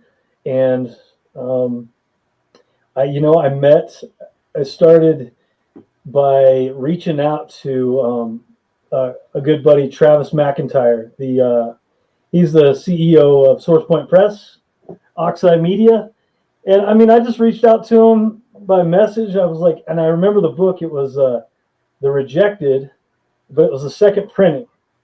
And I was like, do you have any of these left? I'll buy like 20 or 30 of them, And he was like, yeah, sure, man. I think I can find that many left. And he did. And I just started talking to him a little bit more. I was also talking to a guy from Paper Asylum. I can't remember his name. Tony from Paper Asylum. And Tony was doing variants. And I was like, man, I want to do that, because I was grabbing, like, you guys remember We Can Never Go Home? Absolutely. I had every cover, multiples of most of them. The San Diego Comic-Con cover, I had a few of those. And I don't have them anymore, but I did. I got really sick of Black Mask at the same time. Well, I think they kind of had a problem of putting books out, right? I mean, was We Can Never Go Home the one that had the huge gap in between issues that just kind of 4 and 5? Killed all that momentum, because the momentum was there. That was one of the books that really exploded and just. It was like Non-Player Part 2. Well, no, it was Young. Remember Young Terrorists? Oh, yes. Book 1 came out, and a year and a half later, book 2 came out or something like that. I was just like, okay, I'm done. I sold all my Black Mask books to one guy. Well, one of the books that you guys put out this year that really blew me away was the No Heroin book, and we all gushed over Frank Gogol many times on this show, and No Heroin was one of those books that was just one of the knockout books of the year. Yeah, but they hit the trifecta, right? Like they hit Frank on a new property that was super hot, and Peach Momoko, like just as the wave was starting to move. Yeah, and that's exactly what I was going to say. You know, the Peach Momoko, and the amazing book and the cover, the metal. I think you guys did a metal cover too. It was like the perfect storm, and this book right here is a monster, absolute monster. What was it like working with those two people? I mean, Frank's a lot of fun to work with. He's I'm trying to think of the way to say it. Like he's very wise in the way he approaches comics, not just in his writing, but in the whole aspect of everything. And I think that definitely comes out in the way that he promotes his books. Honestly, I don't know anybody. I think the reason we worked with him so much is because I don't know anybody who promotes their books harder than he does. The dude does like countless podcasts. When conventions are going, he's hitting all of them. The guy's always out there. He's always pushing his properties. He's always pushing his books and his titles. And, he's got the writing to back it up, so it makes decisions like working with him. It makes those decisions really, really easy. Yeah. And I did work with Frank before I did a Ben Temple-Smith Dead End Kids cover for Volume 1, number 1. That was a lot of fun too. Yeah. Ben's a cool guy. I'm a big Ben Temple-Smith fan. One of my favorite comics ever, stories ever, is the Mad Hatter stuff he did. It was a property. Looking Glass Wars was the name of the book, and he did a comic based off of one of the characters in there that was just absolutely gorgeous. Ben Temple-Smith is a beast, and we kind of glossed over it when we talked about Steve Niles with the Comic Book Women, but that 30 Days and Night stuff was just mind-blowing when it first came out. What about Peach Momoko? Like, we're going to talk about Peach later on, but Peach Momoko has just blown up this year, and this was one of the books where I remember just her kind of like, it was one of the coming out parties, of this cover. Yeah, so what happened is I had another little company, Anomaly Comics, right before stopped that and decided, hit James up and was like, hey, let's do this other thing. And we did, right before that, I worked with Peach on Mercy number 1 cover. So I'd already started contact with her. And then I think James was like, when we were talking about this book, James was like, well, let's do Peach. Yeah, let's use Peach. Let's use Peach. We're talking to her. You're talking to her already. Talking to Frank, and let's just get the ball rolling. Then it was like, well, let's not just do number 1. Let's do number 2 and 3. And yeah, you knocked it out of the park. What's it like working with her? Because I know, is she in Japan? Yeah. And she actually, is it her husband? Yo, her partner, Yo, Yomitsu. He handles all the communication, I believe. But it was easy to work with her. Yeah. Easy to work with, back and forth with those two. And it's very interesting, her rise this year. Yeah. One of the things I wanted to talk to you guys about, big option news for one of your books, right? Here we've got Norman Reedus attached to, help me out, the name of the book, Undone by Blood. And my roommate, my friend, my comic buddy, John, will never let me forget that I broke his balls. So I was like, what are you buying that fucking book? What is that? What is that? What are these? Because he loves independence. I love independence. And then, there's those people who they just read all of them. He's one of those people. And he's, buying a 5-pack, 10-pack, whatever the heck from you guys of books. And he's like, here, bozo, read it.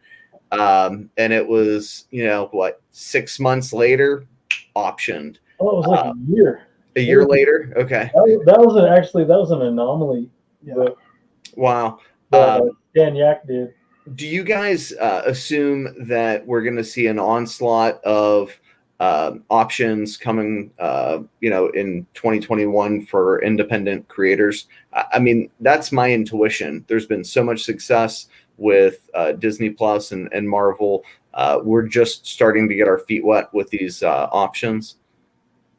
I think definitely, because there's only superheroes are fun, right? They're fun, and everybody loves superheroes, but the real gritty adult oriented stories, the real the stuff people enjoy outside of superheroes, it's all in indie books. Nobody, I mean, outside of, I don't know if you classify Image as indie, but I would say Image kind of toes that line. Like they've got both, but you look at all the other indie companies, and it's these gritty, awesome adult stories, or these really lighthearted, enlightening stories, but not superhero based. And I think that's the next wave. I think, and on top of that too, I mean, it's cheap, right? You talk about optioning something from Marvel or DC or even Image, it's going to be expensive.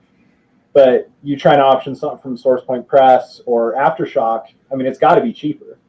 And when it comes down to it, I mean, it's about the dollar for movie companies and TV companies, So I mean, I think so. I certainly think so. I certainly see way better ideas that you can bring to the screen that haven't been brought already by Marvel and DC.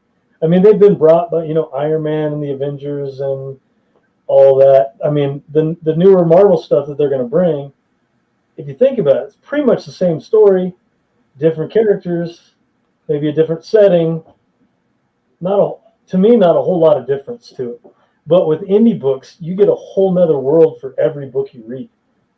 You got I forget her name in No Heroine, this heroin addict who's now got to kill monsters, and it's just crazy. Like you guys were kind enough to bring some images with you for some of the forthcoming titles you're gonna drop exclusive variants for in 2021. I wanted to run through them real quick.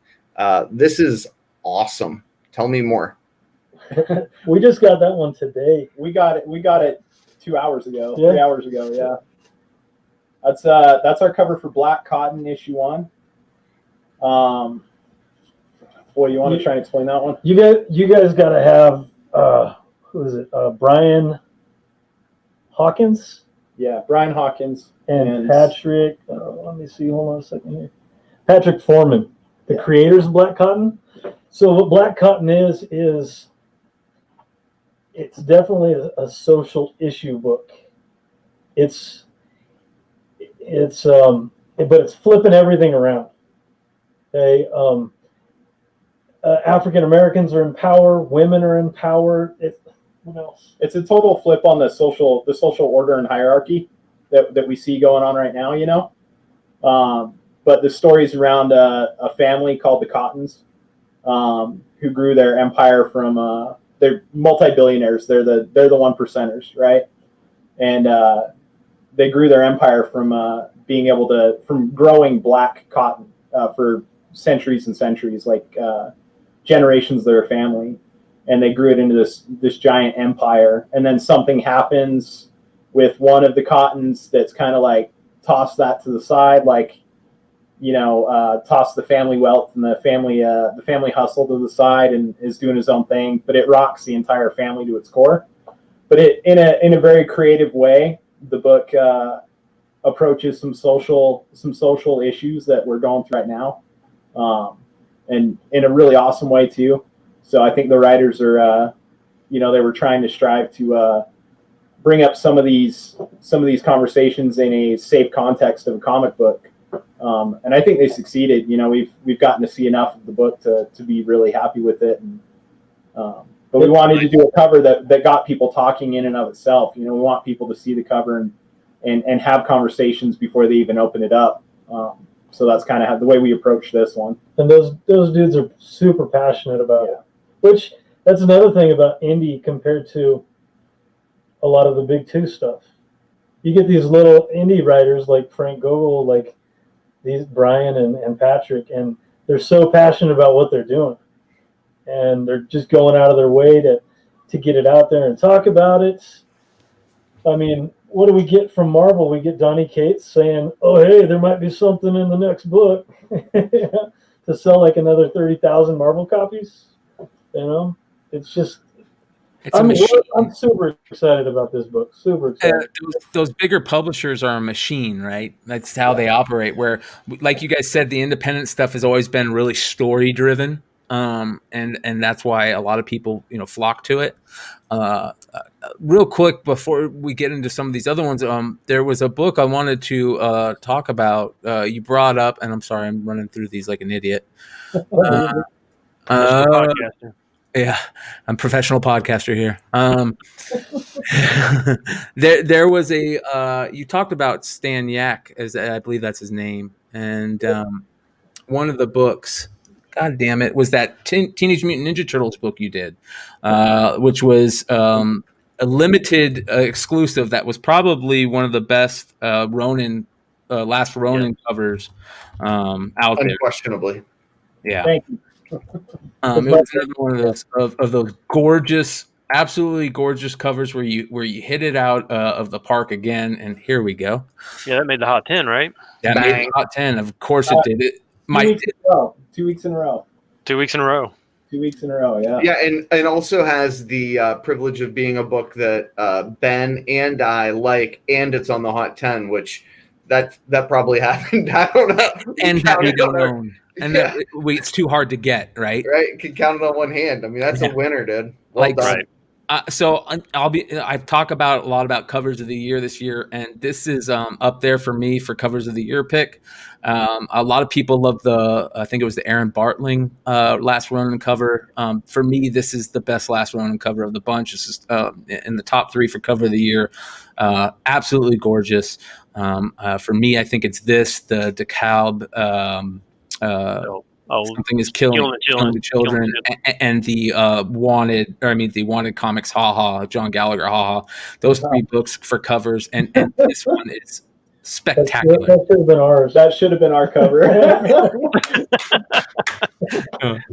We tossed around doing a cover for that, and unfortunately I think I'm the one that killed that. I was like, man, I don't know, but it would have been it. Seriously, had we decided to do a cover for that book, Gallagher would have been our first call. Yeah, and it kills us to this day. Like, well, I'm happy it came out because it was really gorgeous. And one of the things that I like that you did about this book is with the limited copies. And I think that's something that, in my opinion, for store exclusives to really continue to be a big thing, they have to be limited at some point. They have to be real art. Yeah. Yes. Right. Not like, oh, here's another fucking magazine. Yeah. Yeah. And this is one of the real art. Stan was Stan Yak's probably one of the biggest turtle fans. I mean, he wants to do interiors. That's like his dream, to do interiors for turtles. Yeah. And so when he kept hinting on our Facebook in our Facebook group, like, oh, that's cool. I love turtles. Oh, hey guys. I'll tell you guys something. This cover almost didn't happen. So we'll fill you in on something here. Okay. So what ended up happening, right, is, we did our other cover for issue 1, or other covers as it were. And Stan was in our chats and was like, wow, that's a beautiful cover. I really, I'd love to do turtles down the road. That's a dream of mine, and blah, blah, blah. Well, we ended up, because of the delay for issue 1, we were sitting down and we're like, we could probably do another cover. Wow. So we started talking about it and decided, well, let's go for it. Who do we put on it, right? And then Jonathan's like, well, Stan's been hitting us up left and right about wanting to do a Turtles book. Let's talk to him. So we end up hitting him up, and at the same time we end up hitting up IDW. And surprising to us, IDW, because it was another printing of issue 1, we were able to lower our minimums. That's why it was only a 200 print run, 250 print run. Yeah. Because they counted our initial print run for the other books as fulfilling our requirements for our print run. Oh, interesting. So we're like, well, we could take a gamble on Stan doing a Turtles cover and only do 250 print run. Financially, it's not a huge strain on us. We got the time to do it. He wants to do it. We're a fan of his. He's a fan of ours. Let's just go for it. So IDW signed off on it. We did it, and the rest is history on it. But we came really close. The world came really close to not getting that cover. Really, really close. Wow. Cool story. Absolutely gorgeous cover too. All right, let's get into some of these other ones here. All right, what about this one? You guys see this? Yeah, this is Deep Beyond. Yeah, Deep Beyond #1. Image, I think it's out February 3rd. I think is the shelf. Yeah, date. shelf date's February 3rd. I think we're going to pre-sell it next Friday. We're thinking about it. Thinking about it. That's J.K. Woodward. Okay. Cover. Well, listen, I know right off the bat, I look at this cover, and I've got a buddy who is, and I know there's a lot of people out there that love octopus art for some reason. And especially in the tattoo world, it's a real big thing, and tattoo artists. And I can count myself as one of them.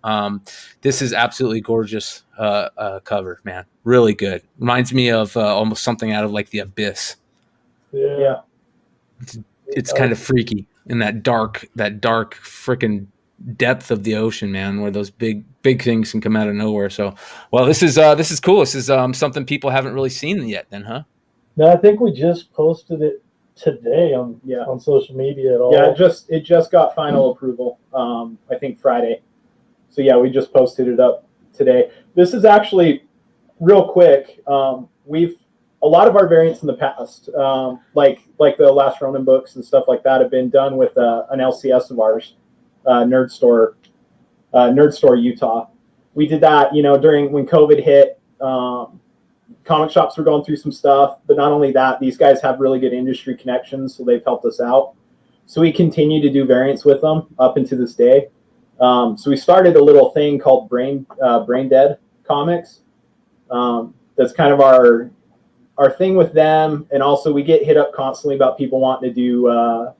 Other retailers wanting to sling our books too, so that's our thing with that. Is some of our books are going to be pushed through Brain Dead, and this happens to be one of our first big Brain Dead books. Yeah, is going to be this one. We've done a couple of smaller titles. This is our first kind of big boy for Brain Dead, so it'd be pretty fun to do that.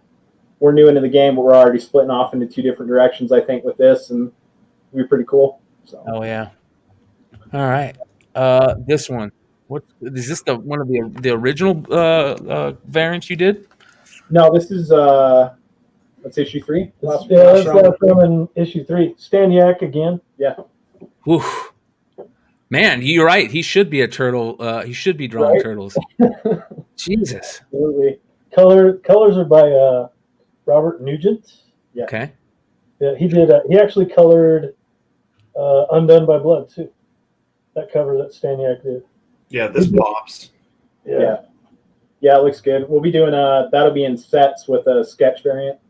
We'll have a lower print run sketch variant to go along with that. Yeah.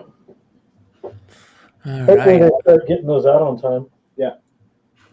Yeah. This is interesting. Very interesting. Warcorns. Do you follow Warcorns or Franklin and Ghost or anything? No, man.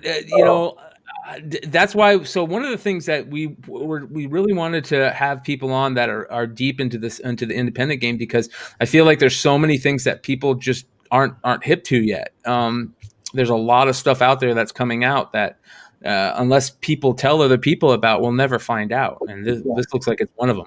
Well, Franklin and Ghost is already a big deal, right? Will you guys explain that too? Yeah, go for it. It's on you. Franklin and Ghost? Yeah, explain Franklin and Ghost. Explain Franklin and Ghost? Oh, man. So Garrett Gunn's great, by the way. Let's start off by saying that. Yeah, Garrett Gunn. Garrett, again, I did, the first work I did with Garrett was Franklin and Ghost back with Anomaly. And we did these like super limited, cool, it was like a set of 3 books. But you explain the book to him. All the Franklin and Ghost stuff is super limited. It's that one's better. Ooh, hold on. That is better. Wow, look at that. You can't go wrong with a 9.9. Yeah. You know what? I'll tell you a little secret here. We had a 10. We had a 10, and we let Garrett have it. Oh, that's cool. That's really cool, man. Still gets Yeah. me a little bit. Yeah, it hurts. It hurts a little. Get rid of a 10, but we both got 9.9, so that's cool. Yeah. No, so I mean, I really, when it comes down to Franklin and Ghost, the important thing to know is it was started as a Kickstarter. It was through Rats and Crows, and then he ended up sending copies to Source Point Press, and Source Point Press picked it up. They've done reissues of issue 1 because the Kickstarter ones are impossible to find. We agree with Frank. Garrett's one of our favorites too. But another guy who really pushes his work. He's really in touch with his community and people that love his work. So he gets his stuff out there pretty good. But he started this whole universe with Franklin and Ghost. Warcorns is part of it. I think Cold Dead Hands. Is in the same universe. So these Rats and Crows ones are hard to find, but he's done reissues of all of them. You can find a trailer of Franklin and Ghost on YouTube because it's going to be Franklin and Ghost is going to be an animated series. Warcorns is most likely going to be its own, and we'll weave a little bit with Franklin and Ghost. Yeah, and that's dope. Yeah, I mean, if you like Rick and Morty, which I think Rick and Morty's awesome. I put Rick and Morty off for so long. I was like, oh, no way, I'm not going to watch that. I'm not going to read that. And then I started to, and I was like, oh, this is so freaking good. Yeah, it's that so same dark, crazy humor. Yeah. It's these two pals that escape from an intergalactic prison, basically, and they get into some shenanigans. It's got huge potential in the future. I think it's one of those ones, the animated series pops on it, it's going to go nuts. So it's one of our favorites for sure. One of the things we've spec'd on pretty heavy. One of the things that we talked about was a big part of this year was the fact that streaming services have kind of the emergence of the streaming services, and I think that is another good thing for comics and these properties that are getting optioned with all these streaming services. That it's great for the hobby, and most importantly, we talk about the hobby moving forward in 2021 and what we expect, and hopefully this is gonna be another one of those things that moves the hobby in a positive direction. All these amazing things getting options, more people watching the streaming services, and getting hip to these type of properties. Yeah, so. Definitely.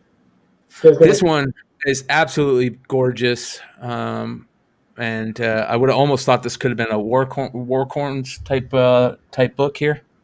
No, we just got a thing for unicorns, I guess, and snakes with arms. Yeah, and snakes Definitely. with arms. Yeah, that's Yeah, gorgeous. Absolutely gorgeous. It's a fantasy book called By the Horns, Scout Comics. Shout out to James Hake. Yeah. James, I talk a lot with David Byrne. Yeah. David Byrne just became one of the, what do you call it? One of the head guys at Scout. Sorry. But, this is by an artist named Maria Key. A customer and a friend of mine, Pete, kind of introduced me to her work, and I just fell in love with some of the stuff she's done. She's just going to get started too. You guys are probably going to see about 10 to 15 of her covers for Hive this year. Yeah, most likely, because she's mind-blowing. She does some crazy watercolor, man. Freaking. I think that's one of the best parts is finding all these new artists and these new creators. It's exciting. It's super exciting. It's fun. It's a lot of fun. Yeah, she's easy to work with. She's hilarious. She's a lot of fun. I'm excited for. Yeah, it's crossover for John Gallagher, of course. That one's on sale this Friday. So that's our gorgeous color. Yeah, we're starting off 2021 with a bang. So we got I Breathe the Body, which I'm pretty sure is the next one you're going to show, and then this one's this next Friday. So yeah, the next one is this one right here. Yep. That's a gorgeous cover right there. Yeah, I don't know if you guys looked into this book at all. I breed the body. It's an aftershock. It's an aftershock book. It's a horror series. And the other two covers, the regular cover and the ratio cover, are knockout too. They're pretty amazing. Wow. Yeah, there you go. Ooh. That's the ratio cover. Love it. And Wow. Indie horror, you can't ask for much better. I love this. A Social Network meets Hellraiser. Yeah. Yep. Oh, and it's written by Zach Thompson, who wrote Undone by Blood, which is options. Zach Thompson also did the Dregs by Black Mask, which was awesome. He writes a lot about a lot of social issues into his horror books as well. And then the cover that we did is a customer of ours, a friend, Brett Hess. He follows us on Instagram, and I followed him back, and I saw some of the work, this H.R. Geiger style that he's doing, and I just hit him up. I was like, "Dude, you want to do a comic cover?" And he was like, "Yeah, that's exactly what I want to do." No, he's such a great guy too. He's been Where is it? Where's the art? It's right here. He gave us this. We didn't even notice this until a little later. So he sent us the OA. The OA. Oh my God. This awesome little note on the back. This is thanks for taking a chance with me. Been wanting to do a comic cover since I was a kid. You guys rock. Like that's what it's about. That's what it's about. I agree 100%. I think that I love the fact that you guys are bringing in artists who may not be part of the comic world and say, "Hey, can you do something over here?" And like he said, most of the people always wanted to have work in comics, and it's cool to see artists jumping mediums like that. I mean, we've gotten so many times we've been able to put fans on things. It was like putting Stan on Turtles. There's so much passion behind him doing that because it's something he's wanted to do for years and years and years. And, telling some of these guys that have wanted to do comic covers forever that, hey, let's give it a shot. These guys put their all into it, and it's rewarding for us, and it's greatly rewarding for them. And we love that. So, yeah. Plus we might ask like Del Otto to do a cover for us or something like that. Hell yeah. That would be dope. End of March. Nice. Yeah. Well, listen, you guys have had an amazing year, and we really appreciate you guys, coming on the shows on this channel. And there's some amazing retailers out there that are doing amazing stuff that we'd love to shine a light on because, as you guys kind of said earlier, helping the other comic shops or people in this community that need it right now with what's going on is very important, and it's very important to keep this community together. What are you guys looking forward to for next year? What is something that you think that's going to be coming up big in next year? Oh boy, Cult of Dracula, re-released through Source Point Press. Might have a Del Otto cover for that. I don't know. Ooh, Dracula. Maybe Maria P will do one too. One or four or five, six, something like that. But gosh, what else? Berserker. Oh yes. Something is killing the children. Hey, do we have a message from Ross Ritchie, Brian? You know what, guys? We do have a message from Ross Ritchie. It's funny you bring up the Berserker stuff because Ross was nice enough to kind of hit us up and send us a message, and because I'm a great professional podcaster, I have that message right here. And let's see here. I thought I had it. Keep talking, Nico. What are you guys excited for this year in indie books? What do you see coming down the road that you guys are stoked on? I'm really excited to see how the Department of Truth is going to shake out. I've enjoyed that. I like James Tynion. I like a lot of the guys that are a big deal at Marvel and DC. I don't really like their work at Marvel or DC, but I love their independence. Yeah. You know what I mean? Like, I love Hickman's independence. I agree. Love Kate's independence. And I get that. I don't. That probably says more about me necessarily than it does their work. Oh no, hey, that's no different. That's no different than any corporate America. Like nobody has freedom. Some guy up in an office somewhere is telling everybody what to do, and you end up with a bad product. So that's not necessarily on them. Yeah, right. And I'm really excited about crossover. I mean, call me a fanboy, but like if this thing shakes out the way that people are hoping it may shake out over, a couple of years, it could just be nice for a community that's at an all-time high. I think Boom. Well, Boom's already making big moves. Yeah. But Source Point Press is making some inner changes that Garrett Gunn is dealing with a lot of it, taking control of a lot of it, which is awesome. I'm excited to see if Frank and Garrett, what they do this coming year. Yeah. But Source Point Press as a whole, I don't know if you guys have heard of Oxeye Media. So Oxeye Media is like, I don't know, what company?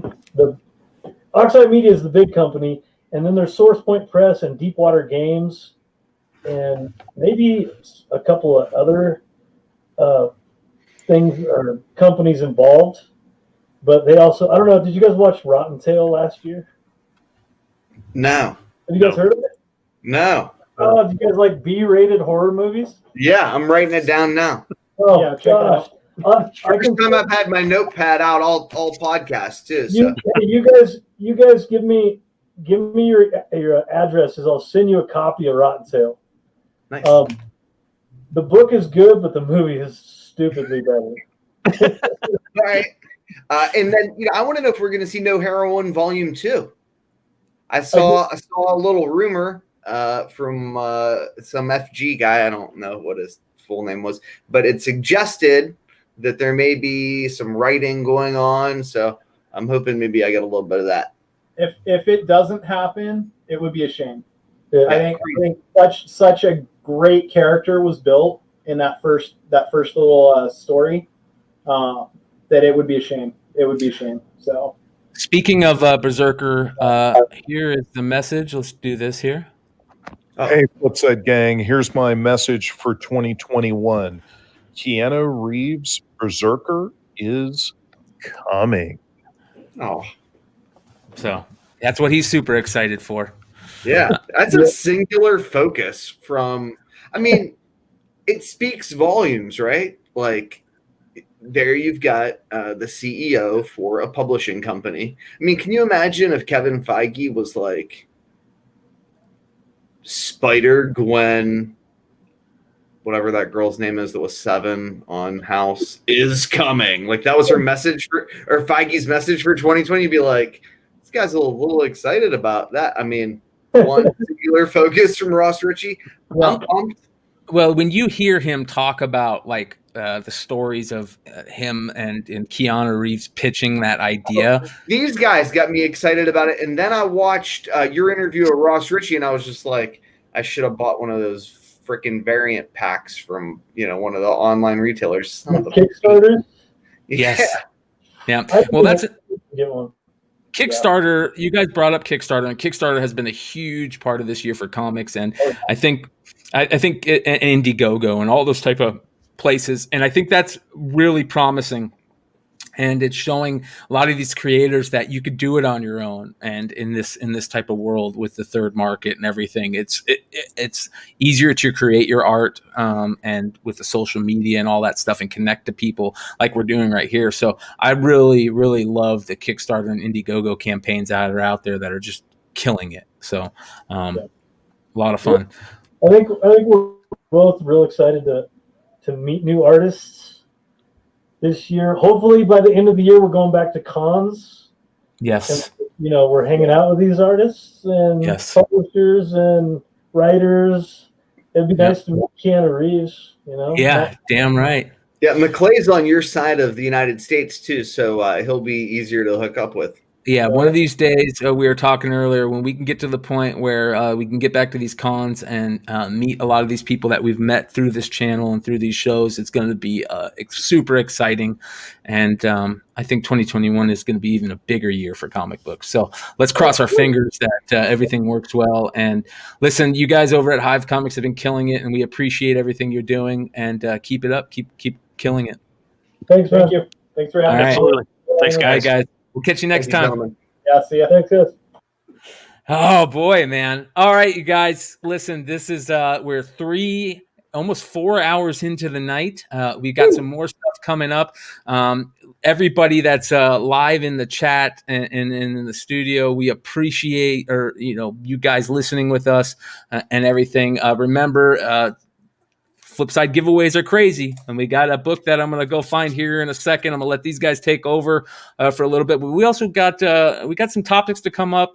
3 Comic Money guys hopefully are going to come on and talk with us a little bit about the emergence of some of the superstar creators like Peach Momoko and Donny Cates, and also talk a little bit about Young Marvel. So Nico and Ben, I appreciate you guys hanging out. Maybe you guys can chill and talk about the Young Marvel stuff a little bit, and I'll go get away a couple of our things to give away, and I'm going to go find the rest of the guys to bring them in real quick. So I'll be right back. Cool. Good stuff. Well, let me ask you two this question. When 2020 started, did you have even the most faint inkling that all of these like characters that had gotten ragged on forever for being mashups, and nobody cares about Young Nova, or I don't care about whatever, would be the go-to characters for, I don't know, the vast majority of modern collectors? You mean you're talking about like in general, or you just? I didn't see this coming. Like in a million years did I think that people were going to jump, like Miles being an exception, right? Everybody likes Miles. Yeah. But like, if you'd have told me that people would be chasing Champions books, that anyone would care about any of this stuff, I would have asked whether or not we needed to get you a psych eval. Yeah, I mean, I think it probably depends. Like I always thought Spider-Gwen was going to be a thing just because the costume was cool. Like there's certain characters that look cool, and so if they look cool, then they're probably going to be cool. Like some of the characters just look terrible, and like I would never invest in those characters, or I would never invest in that new Spider-Man costume that's coming up because it's terrible. That was a banger, dude. It was all gold. I mean, it's horrible. Yeah. I mean, it's gold. It's like Daddy Destro. Yeah, it's horrible. I mean, like never. Why didn't they go for the black and silver? I don't know. Why would you change Like a they character literally that's been had around for? the cover of the year with the black and silver. They could have just done that. I mean, a character's been around for 60 years. Hey, let's change the colors completely because all the underoos and everybody loved Electric Blue Superman. Right, exactly. It's just dumb. So, anyways, things like that don't surprise me when these off characters. Yeah, when these off characters jump and they've got a really cool costume, it doesn't surprise me at all. I'll add to the situation. Since Mr. McClay has left us, I will introduce our 2 new guys. We have them from 3 Comic Money. We have Mr. Mike Morello and Pete. What's up, guys? How's it going? Thanks for having us on. Hey, no problem. We were here not that long ago. Yeah, we were right. The Star Wars show. We've been sitting backstage, just BSing for a while. Different hats, wearing different hats. Yeah. Well, I thought about changing the setup, but I figured, why bother? I'm not fooling anybody. I mean, the show has been it's been really great this year. It's really gotten us through COVID. Really, it was started as this thing where we just wanted to get together and rap about comics and pick our favorites and have some fun, and then it kind of snowballed from there. And then Chris, who can't join us tonight, started to grab guests, like creator guests, knowing full well that I did a lot of interviews and stuff that would be pretty comfortable. And we've gotten some really cool people to come on, some people that we didn't think we'd get that have been really cool to talk to, and in some cases very colorful to talk to. It's been a cool year. We've got some really good stuff coming up too. So yeah, it may secretly be my favorite show on the channel. It's timeless content, and it's just neat. And it's all about the love of the hobby. It's criminally underrated. You guys are killing it. It really is. It really is. Thanks, Nico guys. talks all the time how criminally underrated it is, and people need to get more eyes on it. I mean, the fact that you're pulling in these big artists and we're not getting like crazy amounts of views is ridiculous to me. I mean, you guys are getting like A+ artists. It's not like you're getting some guys who just booked one book and that's thanks to Chris. I got to give it up to Nell. That unfortunately couldn't be with us. I owe so much thanks to Chris for not only first coming up with the idea, like Morello said, when it was just the three of us and Ben C and John Z just BSing about our favorite comics, but once he started getting creators for him, I can't thank him enough. I got to talk to David Nakayama and John Boy Myers and Mike Mayhew, who we got coming back up again. Like, it's you all guys thanks to Chris. do there that I've never been able to do with any interview I've ever done of anyone ever, whether it's a deposition or on the damn podcast, is you guys get them to be vulnerable and natural and just kind of like shoot from the hip, having fun, shooting the shit in a way that is real, kind of like natural, and it's fun to watch. And you just get great stuff from them. You know what I mean? I feel like I just sort of get like to peek into these conversations that you guys are having with these creators in private, secretly, that you're having, on the podcast. And it's really damn cool. I think part of the thing is that the pitch to the artists is that it's a pre-recorded show and that anything they feel uncomfortable having said, we could edit out if they wanted us to. And so I think they get a little bit more relaxed as a result of just knowing that they don't have to be on the whole time if they don't need to be. Yeah. And no one ever asked us to remove anything, but no, so far no one's asked us to remove anything. Dead air, but other than that, yeah, it's been great, and I appreciate you guys saying that. It's really, really nice of you, and it's part of what we wanted. We want, because it started out as a show of us appreciating comics. What we try to exude through the artists is that they love comics too, and that they got into this hobby or they got into this industry because they love what they do. And I think that's part of the conversation that's important. And I think that makes it a little bit more personal and a little bit more laid back. Yeah, it's really up to them too. That's why the format's kind of changed over time, because we just put it on the artist. Like, what do you want to talk about? Like, you give us a topic and we'll talk what you want to talk about. And I think it being multiple people and we're not just peppering them with questions, it just ends up just being a natural conversation, which I enjoy. And we try to steer it away from them just talking about their stuff. Although we like them to mention what they've got coming up and projects they're proud of.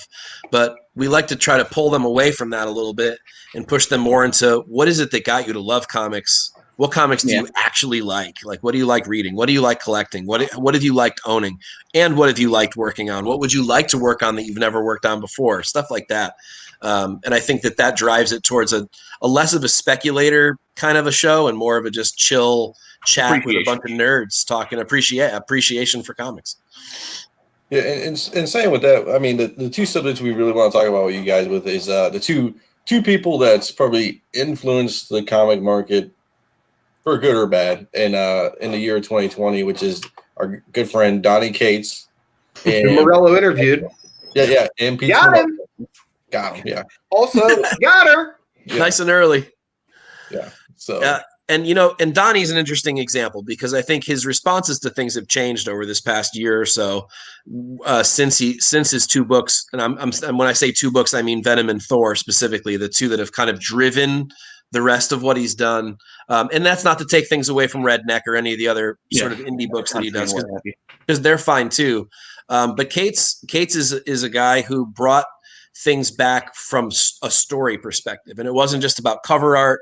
It wasn't about rarity or incentive variance or any of that shit. It was just about story. Let me tell a good story. Let me get people hooked on some characters. Let me get them reading back issues.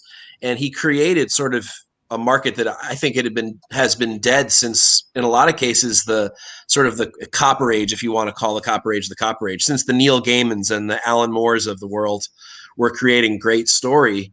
I think we had lost a lot of that.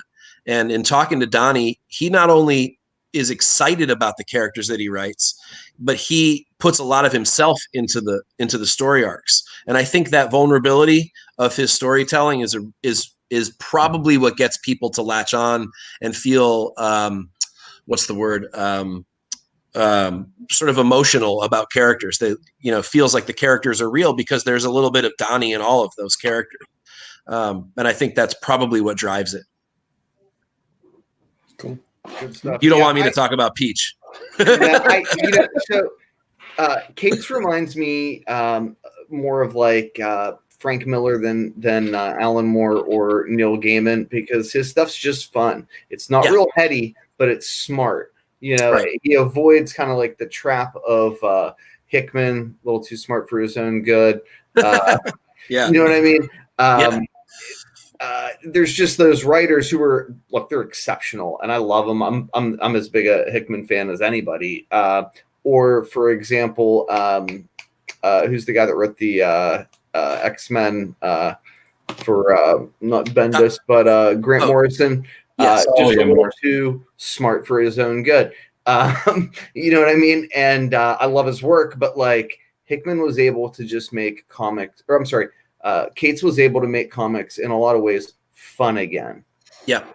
Just really fun. And for Donny, and I don't think he'd mind me repeating this since it was in the interview that we did together. But Donny, as you may know, dealt with some addictions and some issues with health when he was younger. And, you know, he said, I said, how in the world can you write 4 and 5 books at the same time? And this was at the time when Venom was new and he was about to do all the Cosmic Ghost Rider stuff, and Thor was on the horizon. He was still doing Redneck, and he was doing a deal for God Country, and all that stuff happened at once. And he said, look, you know, when you talk to an addict, you know, I don't do those things anymore, but I'm still an addict in my mind. And now I'm addicted to writing. And I can't not do it because I have to keep focused on something positive. And if I'm always writing, then I will, and I'm always enjoying the writing that I'm doing, then I won't go back to any of that other bull. I'll keep doing good stuff. So I think because of that keeping it real for himself and keeping his focus solely on his sort of his new addiction, which is writing good stories. I think as soon as, you know, as long as he keeps doing that, we're going to keep getting good stuff from him. And it's going to keep driving the market in the right direction, which is for readers, not just for cover collectors. And this coming from the guy who writes the Cover Tunes article. You know, I love covers. Don't get me wrong. I love me a good cover, especially with a good butt on it. You guys know that. But same here. But at the same time, when I sit down and I've got 20 minutes or a half an hour to myself to read, I want to read a good story. And I read Venom and I read Thor, and I'm not just saying that because I'm live. Those are 2 of the very few books that I read, and they're good. Perfect. You know, I know you don't want to talk about Peach, but I do want to congratulate you because I worked, what will be on 5 months, Nico, trying to get Peach on the show. I mean, you're being real liberal with your use of the term "worked." You like asked for once about 5 months ago, but so what I do is it wasn't a good grab, Mike. Well done, sir. Just that I just copy and paste the same message over and over again, and she just that does not count. Yeah, she copies and pastes the same message and says, "No, I'm busy," and it's just a infinite loop of us copying the same message back and forth. With all Nelms. Oh yeah, that one was Nelms this time. I didn't reach out. I was reaching out to others during the time. He's the stud. I love it, man. Yeah, he's the stud. He's the stud this time. We got some good ones coming through me soon, I think, though. So stay tuned. And I'm sure, and there's definitely more coming through Chris. We don't want to mention them yet. I don't have to do anything. I just to go along for the ride. Kid, stop it. Stop it. You're the nicest guy in comics, Pete. Come on now. We need you. That's fine. I'm fine to just go along for the ride because it's a hell of a ride. You're the one that won't tell Peach to stop painting grass. The tall grass. Yes. Tall grass. I do want to say, though, that with shots fired. With Pete's extra time down there, he's devoted himself to a new Saturday show or Sunday show. Well, it was supposed to be Saturday, but the Hot 10 cost me. Fire. Fire. It's the best production show on Well, the it's dangerous too.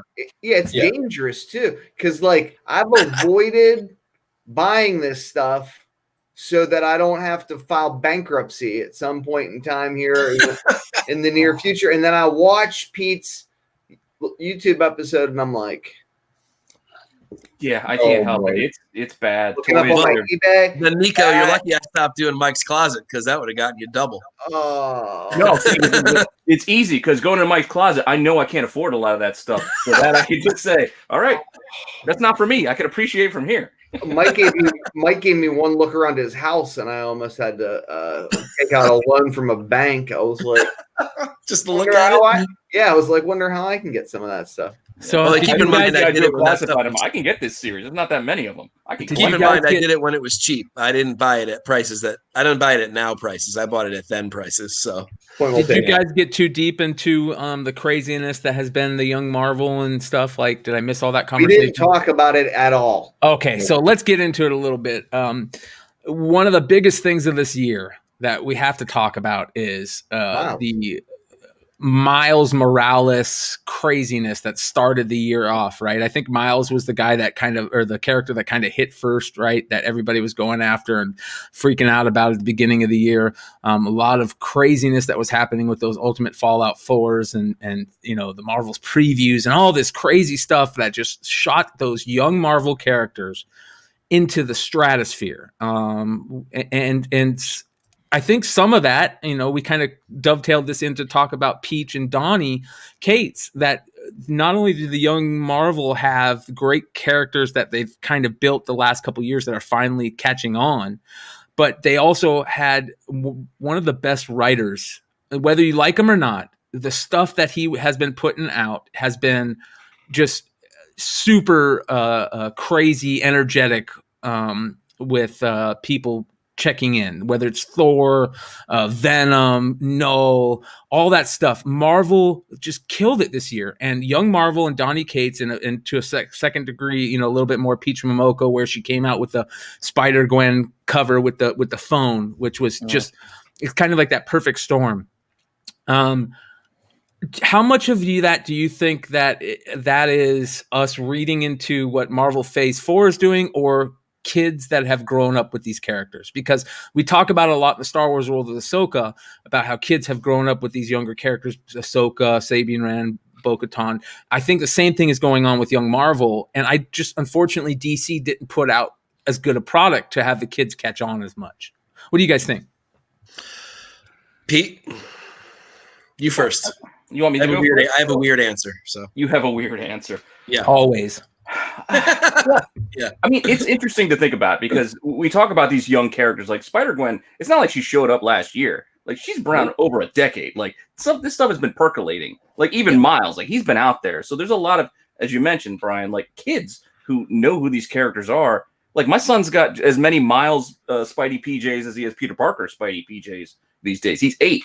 Like, that he knows him as Spider-Man as well. It's just, it's a different generation, and they're leaning more into it with giving them, profiles in movies, giving them video games. They're giving them exposure that, like, as you mentioned, DC just hasn't done with their characters. They've just kind of relied on the old standby.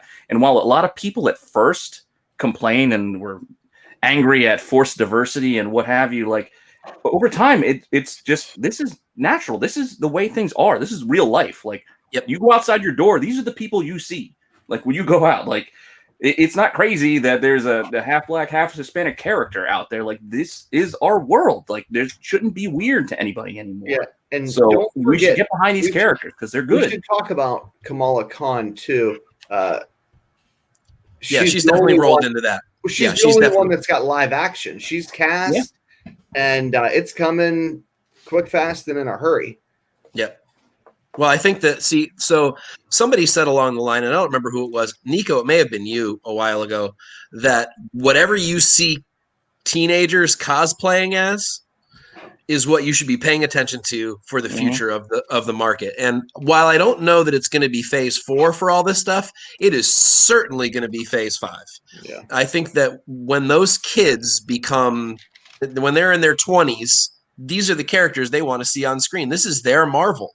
It's just like what I said 5 years ago about Ahsoka Tano. I was going to say, If you had you gone- sold me on Ahsoka. You sold me Yeah. on her because of the cosplayer. Yeah, and if you went to celebrations during those years and you saw the line around Ashley Eckstein's table, who was just the voice actress, for God's sake, you would have realized that this is the next huge boom in Star Wars. And the same thing goes for the Spider-Gwens and the Mileses and all those characters. When you see who these people are dressing up as, it ain't the old schoolers. It's these new characters, and I think that that's going to be just like all of us guys. We all collect the stuff that is nostalgic to us. All the things we talk about, whether it's Turtles or back, right? You know, and because that's my cutoff is roughly that 89, 90 time frame. But that's the stuff I collect because that's what I remember during my innocent, lack of responsibility days as a kid. And the same thing's going to go for that next generation. And if we're smart collectors, we are going to pay attention to that generation and what they like. And we're going to, if we want to make any money anyway, and that's what we're going to have to buy up so that we know that, you know, so that we're ready for that when it's their turn to be nostalgic and spend their big boy money and their big girl money. Yeah, I mean, America Chavez cast going to be featured in the Multiverse of Madness. I mean, the list goes on. They're young, but they've arrived. Yeah, I mean, we got Stein on here. Let's talk a little bit about the Hot 10 because the Hot 10 was just littered this year with those young Marvel characters. Yeah. Absolutely littered. I mean, it was Star Wars and young Marvel, right?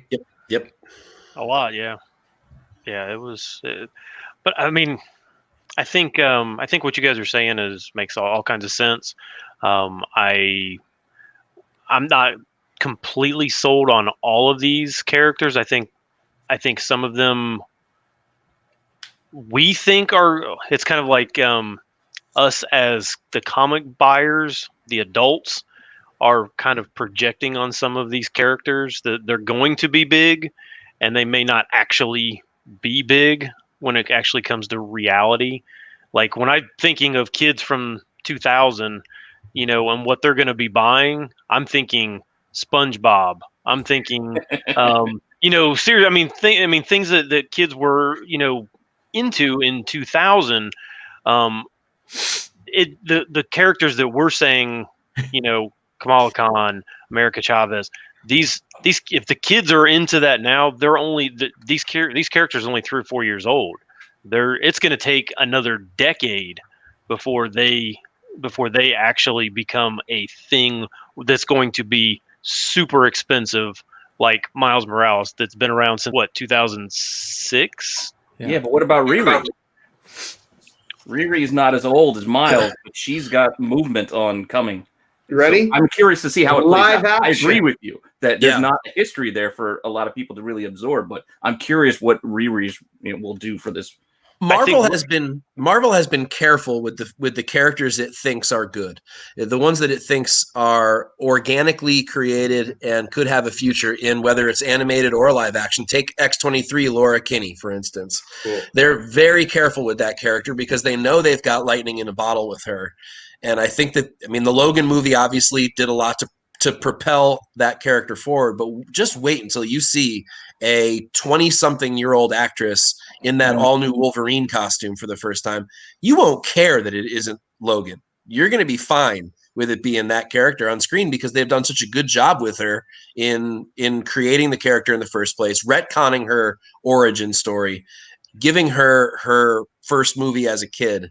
And I mean, those little building blocks, if they do that with the Kamala Khans and the Riri Williams and the Spider-Gwens, they're going to have gold every time, I think.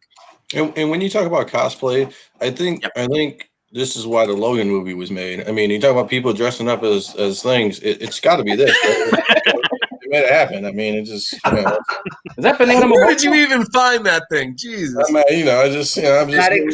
No. Listen, that explains Hulk 181. I didn't understand it because I knew there were a lot of copies of the book, but now I appreciate it. It was this guy at San Diego Comic-Con, or okay, classic. Makes sense.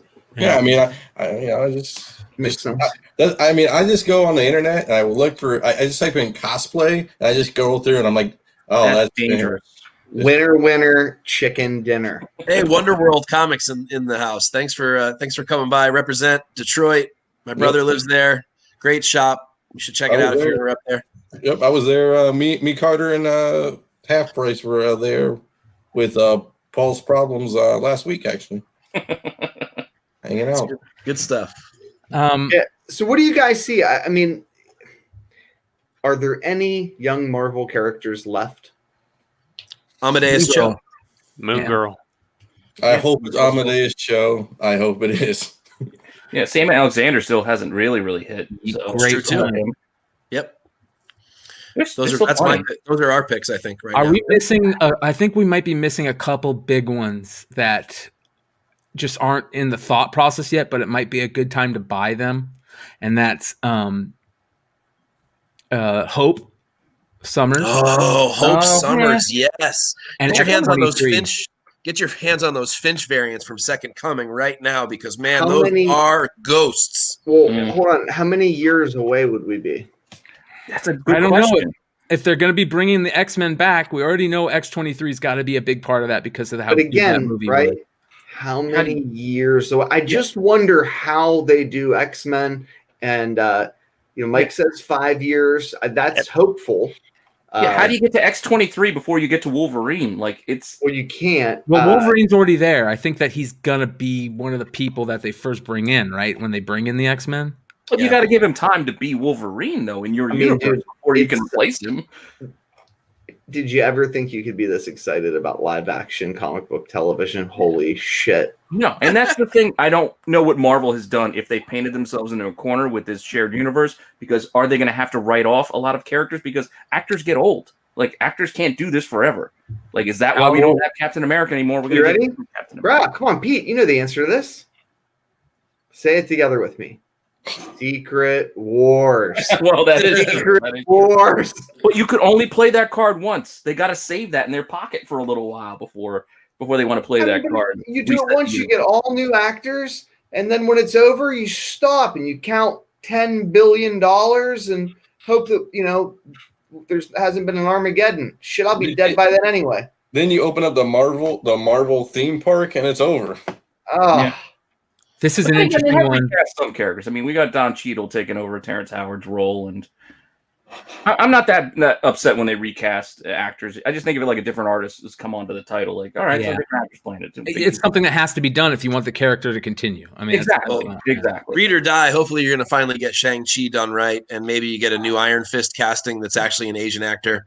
I'm being serious. I mean, that needs to be recast correctly, I think, and so hopefully that will be done right. I'm really looking forward to what they do there, and that's going to be a very different sidestep for Marvel, and I'm really curious to see how they do it. I hope they nail it. Yeah.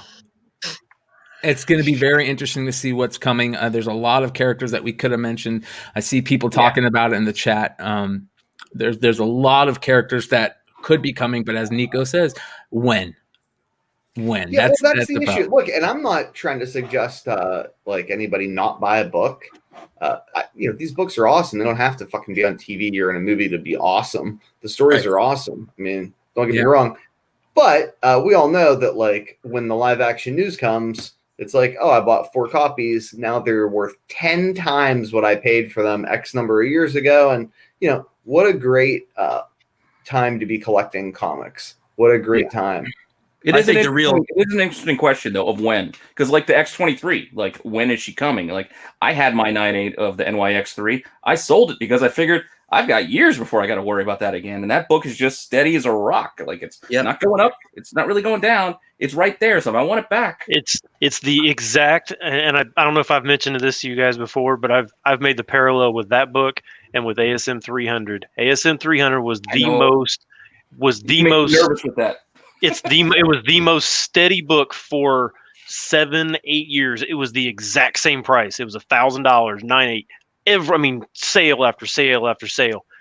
NYX3, same thing. It's been that way ever since Logan came out. It has not moved up. It has not moved down, and there are copies selling all the time. Yep. As soon as something happens, that will be a $3,000 book. Agreed. Yeah. Agreed. And that's a I gotta rarer get book one- than get that's one a back. much rarer book than ASM 300 too. Absolutely. So don't sleep on it now. If you have the means to buy one, buy it now.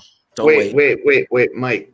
You mean that Ultimate Fallout 4 isn't more rare than Nyx 3? Shit. Well, I don't want to touch that one with a 10-foot pole right now. Making a lot of people mad. They're like, "Fuck Nico." How many of those books I'm sitting on? Regardless of how rare They're it is, good. still supply and demand. So It's true. It's true. Yeah. It's a tough But- book to get in good shape too, because it's just one of those weird books that people didn't keep nice. I've never owned it. I could watch Logan right now. Me too. And be happy. Mhm. And if they never do another iteration ever, what's hell, she's a young woman now, but the girl that played Daphne Keene, is that her name? Daphne Keene. Yeah. Are they going to? Bro. Are they just waiting for her to grow up to bring her in? They She's should. old They enough. had that all She new had that Wolverine run. HBO show. Yeah, she should be old enough now. She's been talented. She's 15 right Yeah, now. Now I if want you to watch Logan. Thanks for that. Yeah, then you if got to don't wait. You have got to an wait. opportunity to Google it or YouTube it or whatever. Watch her audition tape. If you're too lazy to do that, you can watch it on our Instagram page. It's exceptional. You'll just be like, "Holy crap!" And those child actors usually their life's over. Something terrible happens to them. Not her. Incredibly talented. I mean, win. She's not the Jake Lloyd of Marvel. You mean? Oh. I'm not Sorry, going to touch Jake. that one. I know life's been 10 tough, football. Jake. I'm sorry. Yeah. Too soon. Well, listen, we appreciate, again, I told you guys earlier when you're on here, but keep killing it over at 3 Comic Money. And Thank you. Shout out to Chris Nelms doing good stuff over there. Really good stuff, really good content. And again, everybody in the chat, make sure you like and subscribe, hit those all notification options so you know whenever those shows are dropped. And look, I know nobody reads my weekend update, but you should read Dollar Bin Digging and Cover Tunes. They're exceptional, and I enjoy Oh, they both of them. absolutely are. I don't know how you guys. I mean, like I would be broke. Like if I kept looking for all these great covers, I would want them all. And Mike costs me money every week. Yeah, I And mean, Pete costs me money every week. No, I mean, I'll be tell you honest. things that Sometimes shouldn't. I have to skip what you guys put out sometimes, especially if it's a topic, like a theme. That I'm like, I don't want to know. I just don't even want to know because I don't want to have to find them, and I don't have to buy them. So I'll just skip it. And I'm putting the dollar appreciate bins on the channel now, so every week you're going to get a little video of me dropping the dollar bin books here. So, hell yeah! Thank you guys for all the love, for all the stuff we do. We really appreciate the time and the energy. Really, thank you so much. Yeah. Oh yeah! time. All right, good to see you guys. We'll see you all soon. We'll talk to you later. You got it. Thanks. guys. Bye. Later. All right, so I got a book to give away, guys, and I'm gonna Dino, you're gonna be the man to call it. But this is the book. Shout out to Skagway Comics. John Larson really killed it by sending in this gorgeous Snake Eyes Dead game. That's black and white. Yeah, black and white and signed. Can I jump in on this? Yeah, no kidding. Hey, and I'll make a good time comment real quick.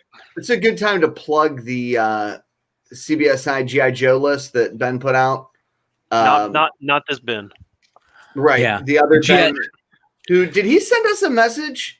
I don't think he sent us a message, but shout out to Ben, killing it over there. Would have been an opportune time to play said message. But apparently, yeah. I do have a bunch of messages still to go. So after we give this away, I got one more message, and then we'll bring on our next group where we're getting late into the night, guys. We're 4.5 hours, but let's give this book away real quick here. This is Snake Eyes Dead Game, the black and white retailer incentive, signed 9.6 CGC signature series. Absolutely gorgeous. That looks like what is that Dave Stevens cover where they're like coming out of the plane and the girl's turning? Oh yeah, and shooting. Is that like the same kind of the same pose? Yeah. It's accentuate Snake Eyes ass. That's This is the Gus Mock Kevin Conrad cover. Like what's Captain America had America's ass. Snake Eyes also apparently has America's ass. Yeah. Well, big shout out again to John Larson over at Skagway Comics. He was in the chat tonight. Hopefully he's still there. We really appreciate him. He sent these in just to say thank you, for us and what we're doing. But again, thank you to him and thank you to everybody out there. All right, let's go ahead. Yeah, go check out their page. Yeah. All right. So you guys know how we do this. We do this Matrix style. Anybody who's made a comment in the last little bit of time has a chance to win this book. All right, Dino, whenever you're ready, give me a stop. Let's go stop there. Boom. Dwayne Scott. The comment is old man, insert name.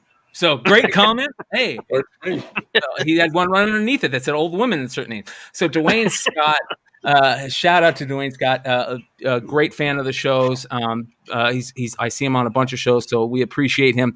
Dwayne, hit us up either at our IG, which is, of course, Tales from the Flipside, at Tales from the Flipside, or send us an email. That's Tales from the Flipside channel at gmail.com, and we'll get that book sent out to you. Yeah, really cool book, and we appreciate giving those things away. We've had some really good giveaways this year, and a lot of people that have done a lot of cool stuff. No. The one that we're coming out of the plane. It's like there's three of. Yeah, I don't remember what it is. All right, so I'm going to give a quick. We got another video that was sent in today. This is from The Butcher from Pressable Defects. Here we go. What is up, Tales from the Flip Side? It's the Butcher 105. And the 3 questions you guys gave me, man, I would say the biggest lesson learned in 2020 comic book wise was don't fall into the FOMO. Stay away from these store variants. Collect what you like. Don't worry about missing out on stuff. The biggest surprise for me in 2020 was how much money people actually spent on comic books and comic book collecting in 2020 during this pandemic. I thought I was going to get books at a steal, but it was the complete opposite. The market went up, so that was really surprising to me. And what's in store for 2021? I'm looking to get back into the Comic Cons and seeing people in the community and just getting back to a normal. So, guys, Happy New Year. Thanks for having me on. We'll catch you next time. Yeah, very cool. I think most people are kind of saying the same thing, man. They can hardly wait for cons to get back going. We all kind of want that that return to normalcy or what it is. And again, real quick shout out Skagway Comics. Thanks for sending in that books, and thanks to Dwayne for being a part of the show and winning that book. So I do want to say though that I'm thoroughly impressed and grateful that the amount of messages we got from people from the channel and stuff. I mean, poor Nico, the IG was just getting blasted with messages and stuff. So I appreciate everybody who submitted a video or kind words or insert gratitude. So I really appreciate it. I thought about maybe we do a segment. I don't know when we do it, meet the members or meet the people out there or something like that, where we post a question and people write back on Instagram or do videos like this, and we can do conversations or. Well, to be honest, we've been talking at this channel for a while of trying to do something similar, where if you guys out there, want to send in a video to us, you got a decent phone camera and a mic, and it sounds okay, and you've got some content you want to share. Send it in to us, and we'll do our best to get it on whatever show you send it in, whatever show that you think you would want to put in a little content. If you've got some type of review that you want to talk about, or some cool thing in the hobby that you really like, go ahead and send it in to Tales from the Flipside channel at gmail.com, and we'll do our best to get on the shows. We're going to do it with every show. There's a lot of people that. We talked about earlier in the night about how so many people have been, forced to take part in these type of meetings, these Zoom meetings, online meetings, and they have the cams and the mics. And hey, if you have that and you have a decent setup, send us in something. And you never know. Talent search. Here we go. Oh, boy. Yeah. You're going to make people famous out here. Listen, all I'm saying is everybody that comments on our YouTube shows, or generally by and large thinks I'm stupid. And if you guys think you're so fucking smart, make some goddamn content. We would love the help. Yes. By So, we, I mean I'm very tired. I'm a sleepy person. I need to take naps and stuff. If you're really good at running IG, you could run the IG, please. Help me. I'm just surprised that it's 11:47. Your old ass is still up. Yeah, and there's 98 people live. well, I'll be right back, you guys. I'm gonna go get the rest of our crew ready. Oh, I can't wait. Show your comic pad. Show your Ben, comic pad. Ben, Right thank back. you for hanging out with us tonight, man. We Absolutely. appreciate it. And let me go get some of those people. You guys are more than willing to hang around. I want to remind everybody what we got coming up. We've got the Modern Comic Mayhem crew coming over. They've got a great special guest. We got Jesse James coming on the channel. That is doing some good stuff in the third market, as we're calling it. But what about to end the night? Who's taking over? Well, of course, Drunken Chat shit. Son is. We're really hoping that Drunken Chat Son is going to be here. So, boy. yeah, we'll see how it works. And so this is when you guys are finally going to need a lawyer. I can't wait. I'm going to be useful. This is going to be the second appearance. We talk about appearances. This is the second appearance of Drunken Chat for Nico ever. Right? That's funny. That's true. That's true. Hey, and notepad real quick. Let's see the notepad that you write on. What, like the I got one thing on here. Yeah, mine's bigger. Okay. Rotten take. Yeah, I just want to show that mine was bigger. So okay. Do you want me to show? Whoa, it's not that kind of show. This one's I has the IG password and login. Oh boy. At this point, then I got some stuff I wrote down. He doesn't remember it because it's like 50. He's that guy who's he's got a string theory, like a serial murderer, like a serial killer, and he just has he's like, oh, that's the IG thing, and this is I saw this in Drunken Chat. This is G.I. Joe number 12, second part somewhere. It's like, hey Nico, I also want to tell you, you did a great job last night. I got to watch it at like 2:00 in the morning last night for the Hot 10. Oh, the Hot 10. I thought you did. I thought you did well. Ben cares about me. Well, Ben cares. I had kids, or I would have joined you. So I had my nieces. So I had 3 kids, Stein. So 3 kids is like 4, right? Is that how we play it? You had 3 kids. What do you mean you had 3 kids? I got my son, and then I had the 2 nieces over. So I had 3 kids. I was like, man, you worked faster than humanly possible. Hey, you don't worry about that. Yeah, and for the record, what Ben does is miserable. I try to put together those market reports for various different shows sporadically every once in a while. Try to write an article for CBSI sporadically as often as I can. I think Ben C hates me. I try to do that stuff, and it's so hard.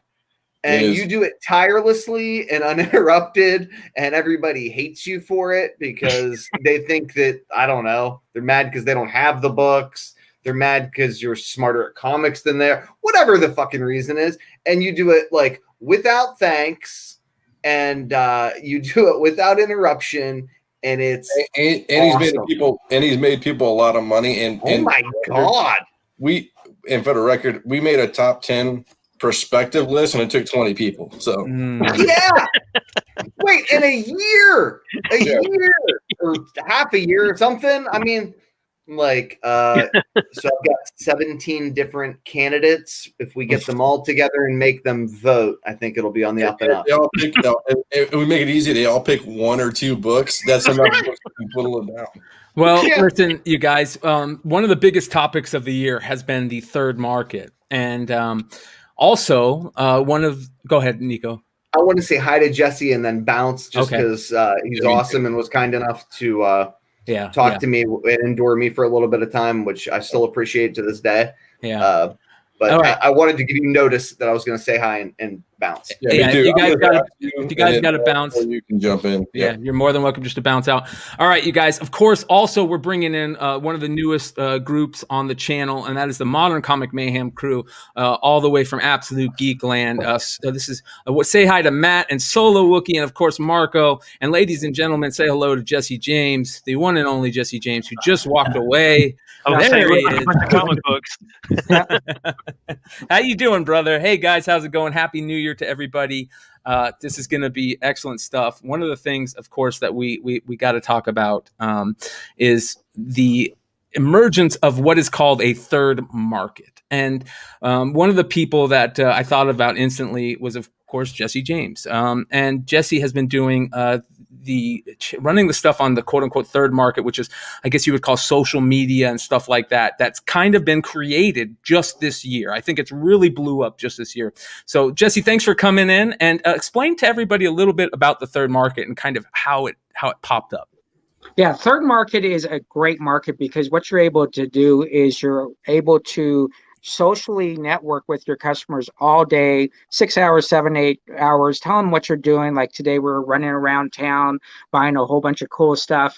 And then you're able to meet them in your live room and you're able to present them a plethora of great product at great prices, a lot of keys, a lot of, smaller books for certain customers out there that buy the smaller books, but you're keeping your customer active the whole time. And when we created Comic Book Shopping Network, which was now going on 2.5 years, we have 20 stores that do anywhere from 6 to 8 hours or 8 to 10 hours a day in live shows. So 5 shows a day, basically Sundays, we have 10 shows a day. We push out a little over 1,000 books a day now. And what it's about is we originally did this for orphan customers around the world that didn't have comic book stores in their city. And so what happened was, as this COVID thing came in, we all of a sudden had this plethora of customers all across the nation that just wanted comic books. They wanted great comic book therapy. And the way to do it was to kind of be in a store with a whole bunch of cool people across the nation. And maybe see something and buy it or enjoy what someone else is buying.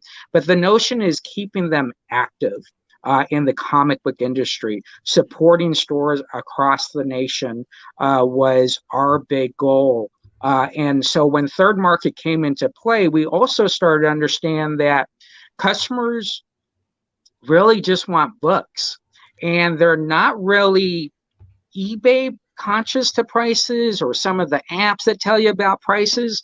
They're in the moment and they know they got cool people in the room, but they're also competing against people. The great example today is I went around and bought 2 first appearance of Red Gentiles. Not going to tell you how much I paid for them, but what's cool about them, let me show them again there, was we posted this on our social media.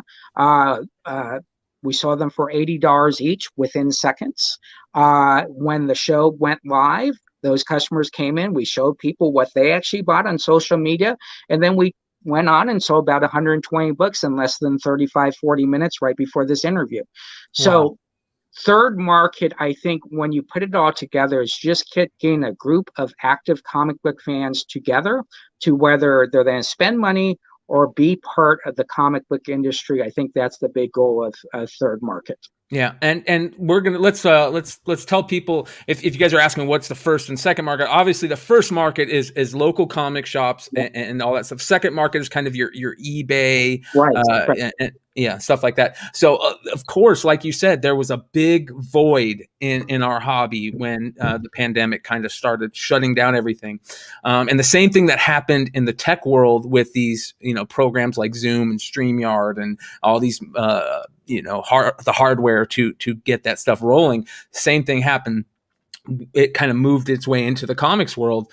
And not only are you doing it on your network, you also have comic book shops from all around the country that are part of your network. Explain that a little bit.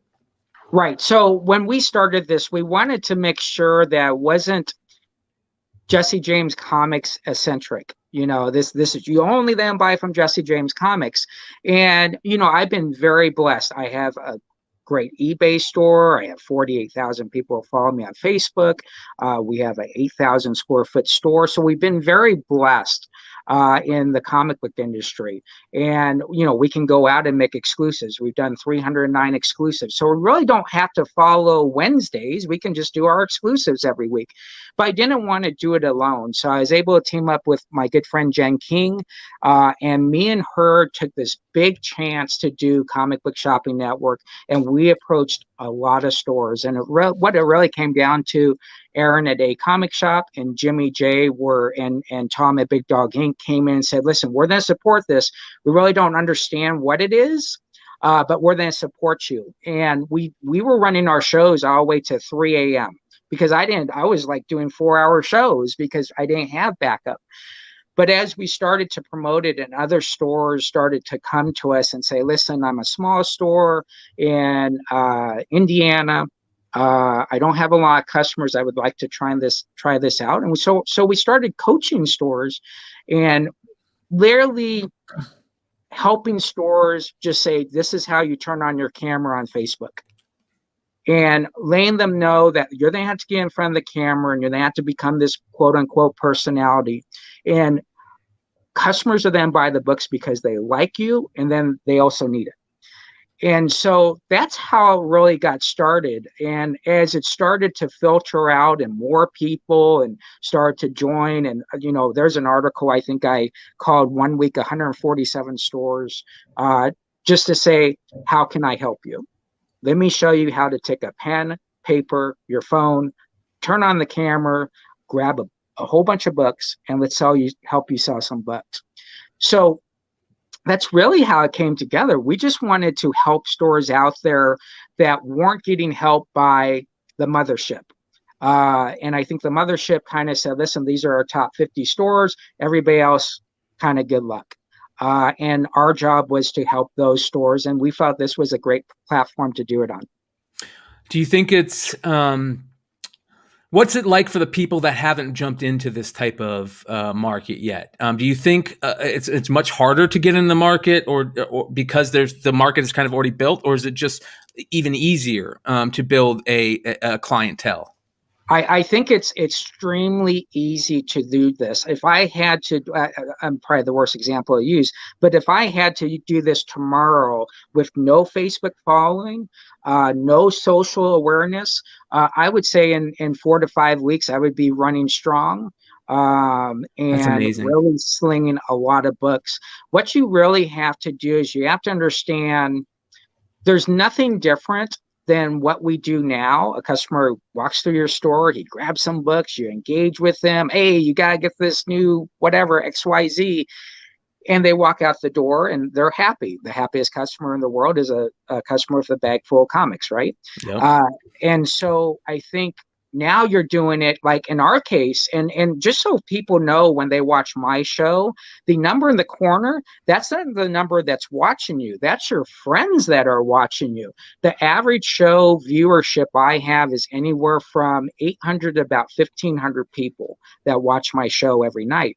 And so my job is to engage those people over, get them to actually buy something and be part of this great group. So you can do this with your customer base, start off small, but the way the Facebook network works and StreamYard and YouTube and all that is once you start building those algorithms, everybody just knows about you. That's why. Question for you, Jesse. Sure. How did you land on Facebook? Did you try like Instagram and Facebook and eBay and YouTube, or did you end up just kind of it fell in your lap? Or can you give us a quick rundown on how that worked out? Sure. And what's funny about this, and I'll announce it here first. So Facebook is actually doing a story about me and how I started my business. And it was literally, and Brian knows this, I started off with a 6-foot table and in a storage room with a broken Mac, this big ass camera that is about this big, 11 years ago. And I didn't even know how to crop stuff. I mean, I was just throwing stuff up, and Facebook came up, and I was like, there's no way I'm doing this. I can't do Facebook. I don't understand this stuff. And so we were happy when we had 100 customers. But as we started to get to the 25 and the 40 and the 50,000 customers, now we're down to 48,000. But anyways, as we started to learn that, we knew we had to engage more. And if I went to Instagram, I would have to start fresh. Mm-hmm. And I already had this base. And so why not take the base you already have and push it that way? Now, Comic Book Shopping Network does have Instagram that's run by Jimmy J, and we pull a lot of customers off of that as well. But at the end of the day, I think it was just the right platform for us. I will tell you, there's new things happening that will be announced tomorrow by Hollywood Reporter on the new business I'm launching tomorrow. I can't talk about it tonight, but tomorrow will be on the Hollywood Reporter, and it's actually the upgrade to what we are talking about on Comic Book Shopping Network. So you're always going to be pivoting, and you're always going to be looking for that next platform that just has, hey, you know what? We could do this for you, and guess what? We're going to pay you to do that. So that's kind of the next stage for us. But I think any platform that you use, number one, be comfortable with it, make sure you know how to use it, and make sure your customers know how to use it. If you get those three things together, I think you're in good shape. Do you ever run into any roadblocks with like payments and stuff like that? Because I know that can be a big issue. And one of the things that was always so nice about, well, it was a blessing and a curse with eBay, is that you had like the PayPal there that could, kind of protect you with certain things. And I've heard people talk about setting up different types of invoicing or sticking with PayPal. Like, what is the rule of thumb there if you're planning on starting this type of thing?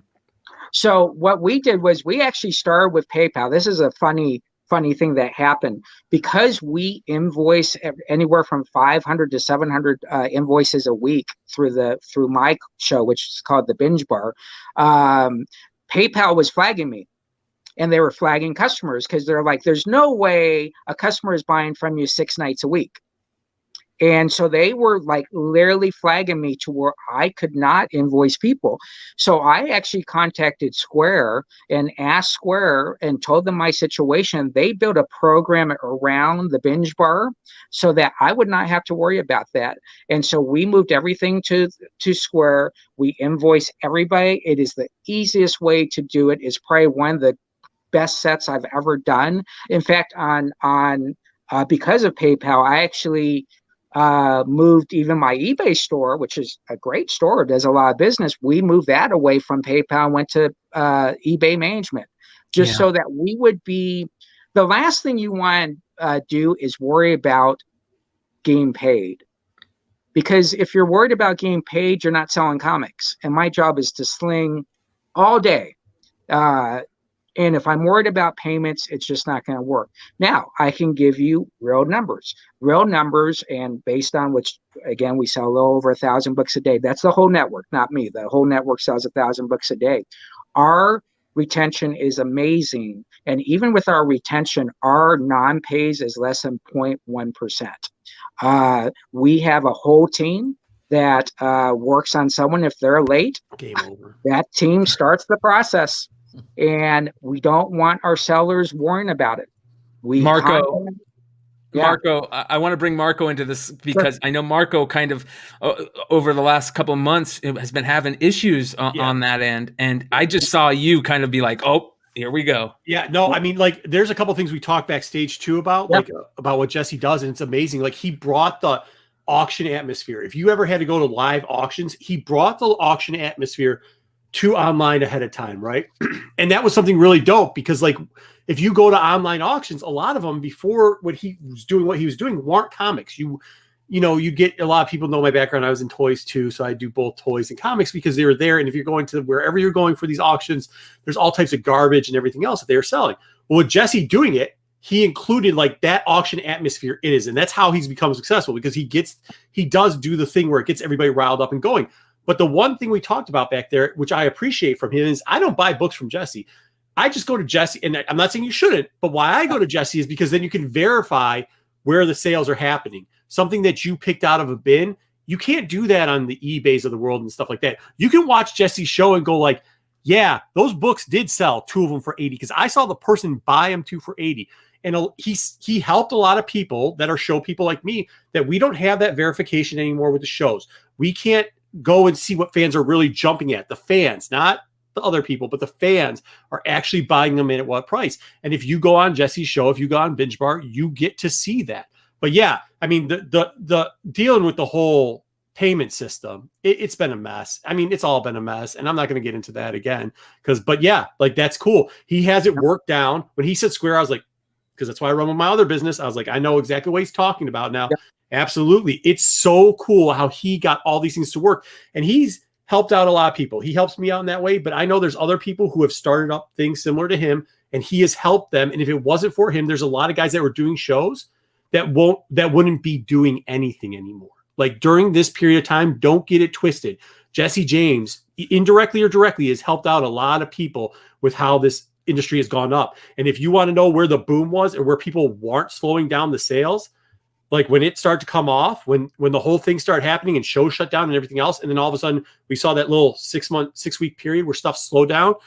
Jesse was one of the first ones where that stuff started pumping, revving. Like, I don't know what his slowdown period was, but it sure didn't seem like it was a lot, because it seemed like people were going in right away and he was selling it off. And you saw a lot of people transition from I mean, when shows open back up, I hope all those people come back and do shows and stuff like that. But Jesse's helped out a lot of stores, and he's helped out a lot of there's been a lot of people, retailers that their bread and butter was the shows. And now with the third market, the emergence of the third market, it's given them a place where they can go sell those books, which is amazing. Yeah, but he showed you how to do it. He showed you how easy it was. And he just is a tool. He's a complete, not a tool as a person, but a resource. You know what I mean? Wait a minute here. He's like a resource. I mean, it is like the way he did it, and the way, like you said, he started off with a table, but the way he's done everything, and he's out there to help people. Like Nico said it earlier, like Jesse will sit down and talk to anybody, and he'll be honest with you about how it goes. Yeah. And he won't BS it. He doesn't. And we were talking to him earlier about going to stores, like buying. Buying has always become an issue. It hasn't for me so much. We know my opinion on it. I don't get, I have a great relationship with a lot of people. And I was talking to him in the back, and I said, even with my relationships, there's certain things I wouldn't do. Like I wouldn't sell in front of somebody or something like that. And he's like, no, and he explains it. And I don't know if he wants to get into that, but like how he breaks it down, he doesn't get kicked out of shops. Like he just creates such great relationships with people in this industry. And he's somebody where like, those are the people I like to talk to, buy from, and hang out with, because people like Jesse do it right. You know what I mean? Yeah. And so, when we were talking about the thing with me, when I go to stores, I have a basic rule. Listen, I'm not going to ask you for a discount. I'm going to pay the prices that you want. But at the end of the day, also realize that I have to sell that product, and I have to figure out my margins. I just don't like haggling. I just want to know if I'm paying $20 for something, and that's the max that it's worth in LCS world, then I know I can get 40, 45 for it in the live market world, and create that trend and get people excited. The one great thing that I think a lot of people I think I throw off a little bit. I'll get people come into my show, and I know they have shows, and I'll mention their name, I'll mention their shows, what channels they're on, and everything. The guy's like, whoa, what's going on here? And they'll email me and they'll say, oh, thanks for promoting my show. I'm not even on Comic Book Shopping Network. It's not about that.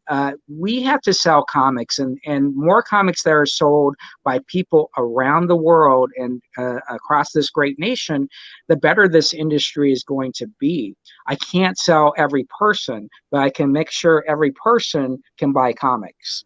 One of the things you brought up was personality, and I want to bring in Matt in here, because Matt and shout out to Kyle, another co-host on Modern Comic Mayhem, who couldn't be with us tonight. But Matt and Kyle, really early on, yeah, there's Kyle. We're talking about the personalities in this third market world, and that's exactly what you kind of have to be. You have to be a little bit of a personality in this world. You're putting on a show. It's kind of entertainment to keep the people informed. And Matt, some of the horror stories, well, I don't know if they're horror stories or just funny things, people doing crazy things for sales, right? What were some of those things crazy things you've seen, Matt? I mean, I've seen everything from dudes get mad at how much their book sells, and they're like, I'm just going to rip it up if you know this book is worth $50, if it sells for $5, I'm just gonna rip the damn thing. Or, dude, eat a book. I've seen a dude rip and eat a book. It's some of the stuff people do out there. But there's also on the other end, there's really good ideas that people are coming up with ways to be a showman, right? And that's very important, as Jesse said, to have a personality on these things, because people are also watching you for that, right? Jesse? Oh, yes. And one of the things, if you follow me on my personal page, or even on, the big pages, Collector's Corner and all that I'm on, people need to know what you are or who you are. Listen, it's not like I eat at Sizzlers every day, but I know how to use Sizzlers as a talking point for me. I can't tell you how many emails I get about, there you go, right there. How many emails I get about, oh my gosh, I went to Sizzlers today. Oh my gosh, I got McRibs today. And so I think your personality is beyond the show. Everybody knows I'm a Tampa Bay Buccaneer fan. And as people start to really know you, that's where the personality comes into. I think people, when they open up their wallet, especially on me, where they're opening up 6-7 times a week, they're deciding, hey, I want to give this guy my money. I like him. He's a great personality. He's there. I tell everybody the key, if you want the key to success in the comic book world, and then they give this out, because when I say it to people, they say, oh, that's crazy. Everybody that has a birthday, wish them a happy birthday. It's the greatest thing possible if you're a personality, that you're wishing someone a happy birthday. It's my number one thing I do every day. So make your customers part of your family and have fun. And on the reverse end, make sure you're not eating comics.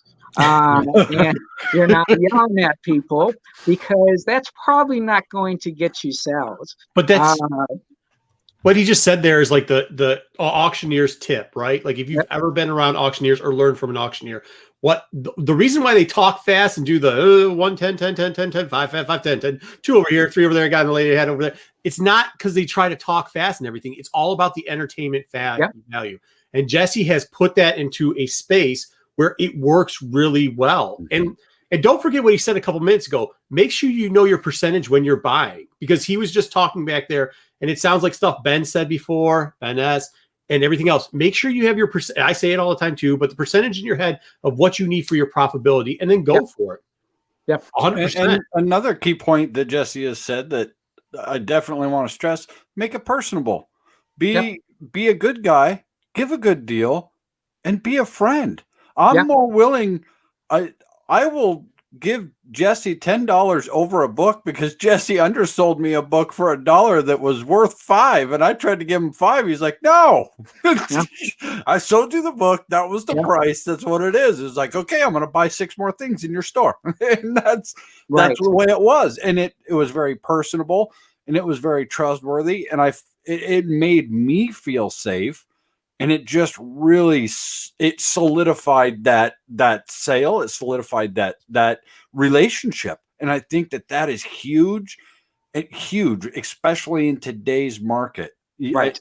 Every sale counts. When you're nice, when you're personable, when you make that person feel like they are a friend, whether they're a one-time customer or a 1,000-time customer, when you're that feeling of friendship and trustworthiness, that's everything. Yes, and the one thing I want to add, after I've been collecting 38 years now, worked in a comic book store in 82 through 85, is the great thing about comics is you attach personal stories to them, whether you buy at 7-Eleven or on your Huffy's Pro Sport bikes with the rubber pieces all over the place, and or the comic book store that you bought them.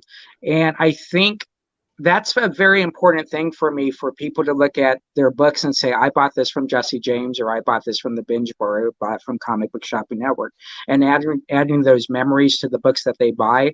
I would think that would be my number one goal on every comic book that we sell. One thing that I really want to talk to you about on a different subject is, you've been part of this industry for a while now, and we talk about some of the titans in this industry, retailer wise, and where do you see the comic book hobby and industry going in 2021? I mean, we talk about some of the bad things, we talk about the good things, but I want to hear, like, from these from retailers that are in the game, what they see coming. Yeah, I think what they see coming is the abundance of value they have in their back room. There's this tremendous amount of dollars sitting in their back room. They just need to, as someone said, get off their butt, walk in their back room, and simply open up that lid. And if they open up that lid and they just know the minor trends, listen, I know if you're trying to keep trends on Star Wars right now, it's very tough because everything is just turning and burning and slinging. And you just, I sold some books a couple days ago for $10, and then I pull up the thing today and they're selling for $40. I mean, so you have that going on, but if you can get your basics going, if a customer walks in and they're buying DC Comics, can you sell them Crisis on Infinite Earth? If they're buying Green Lantern, can you sell them Tales of the Green Lantern Corps? And so they have to engage. And the people that engage with their customer and say, let me show you history, and let me show you why you should buy history. And if you get your customer to buy one back issue versus a new issue, they're hooked. They are going to go back and they're going to want to complete these collections. To have your customer only worry about next Wednesday, that doesn't make sense to me. I want a customer to know that, you know what, you don't have to come in on Wednesday. You can come in 7 days a week, and because I have tons of comics to sell you. And if you want ROM 45 or ALF 23, let's do it.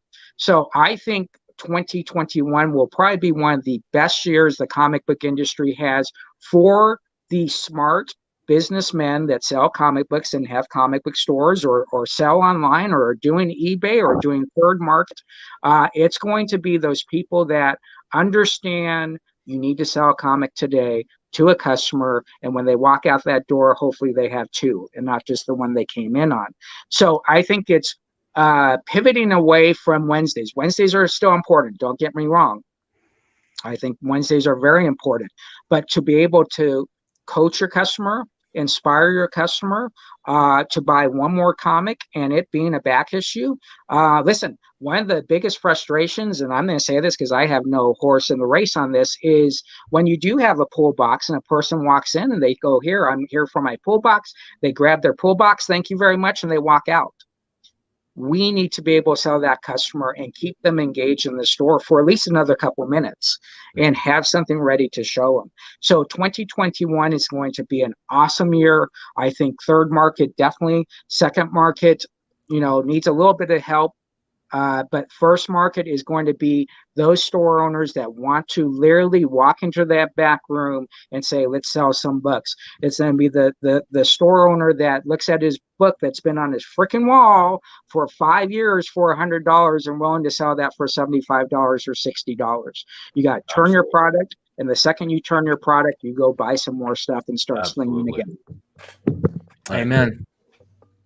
Yeah. So would it be fair if we started just calling you the Nikolai Tesla of comic book sales? Can we just dub that right now? Go ahead and you are now the Nikolai Tesla. I just want to sling books, and tomorrow I want to find ways to sling some more. And I think once you see what my new company is doing tomorrow with my partners, you will realize we have gone to the next stage that no one would ever fathom was possible. And to be able to say tomorrow, I will be able to help every single person that wants to sling a comic book around the world, we'll be able to do that for them.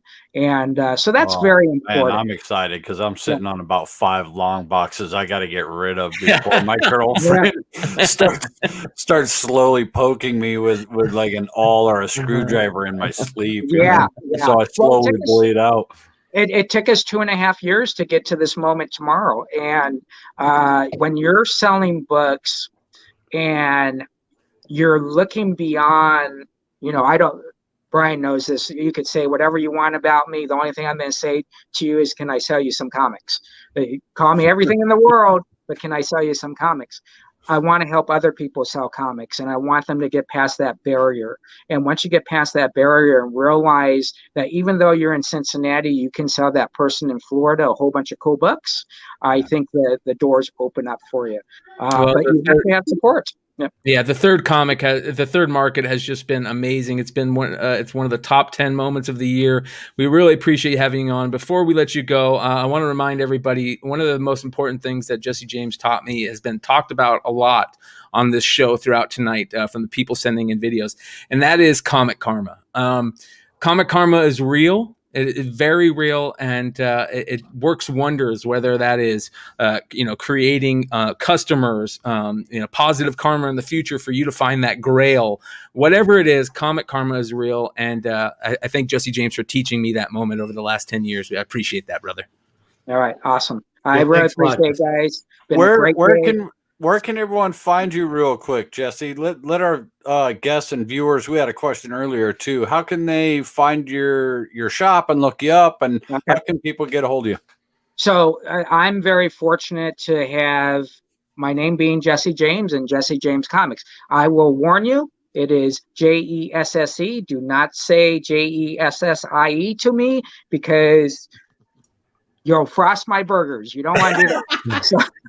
So it's Jesse James Comics. If you just punch in Jesse James Comics on Google, you will find us everywhere. If you really want to be part of Third Market and you just want to hang out and learn it, if you're a comic book store, send me a message. I will give you a call right away. But go to Comic Book Shopping Network.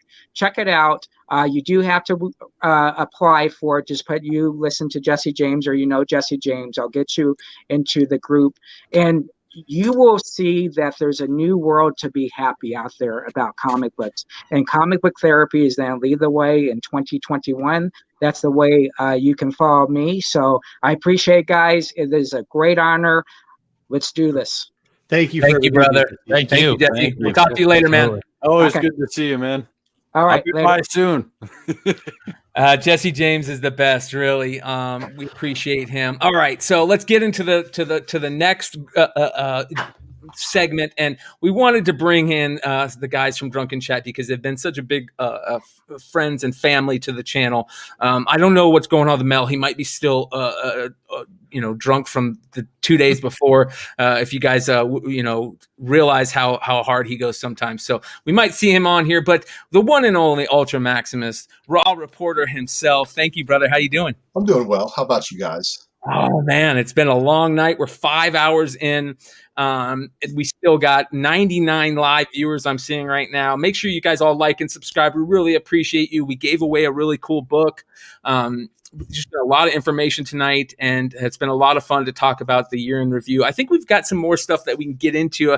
We haven't talked favorite covers. We haven't talked, a lot of stuff. And I think the best way to end the night was to bring on Modern Comic Mayhem and Drunken Chat and just have a good old time and just hang out. So you guys, for the rest of the night, you're more than welcome to tip back a few, hang out with us, enjoy the night. And we've got some amazing people there. When do we do pickups, man? I finally got out after like 9 months. The one time I have pickups.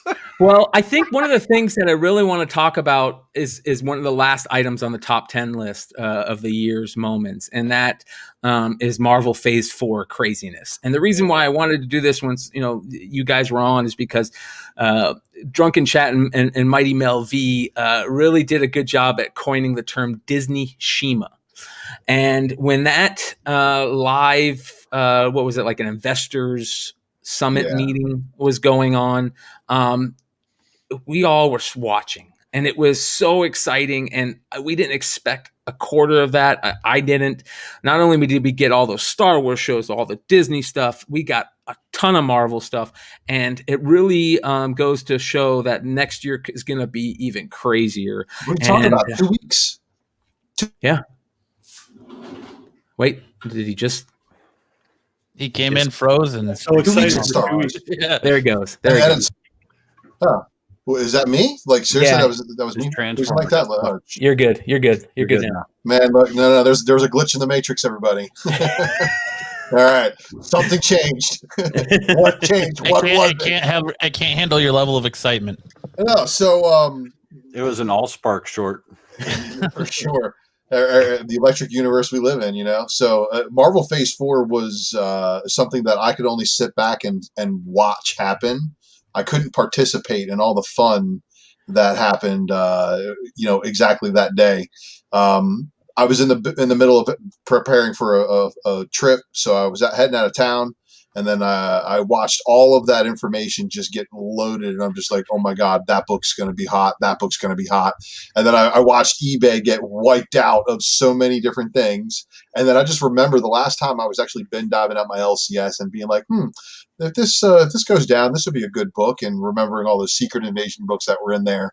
But last night, if you guys watched Drunken Chat, I talked about quite a plethora of Scarlet Witch related books, and some of them had to do with other people related to WandaVision, but I foresee the coming months to be fantastic. The next one I think I'm going to take a look at is going to be The Falcon and Winter Soldier, what's been cast there, and what possible storylines and related books we could be looking at for that. So good morning. I like people saying good morning to me and stuff like that earlier as well.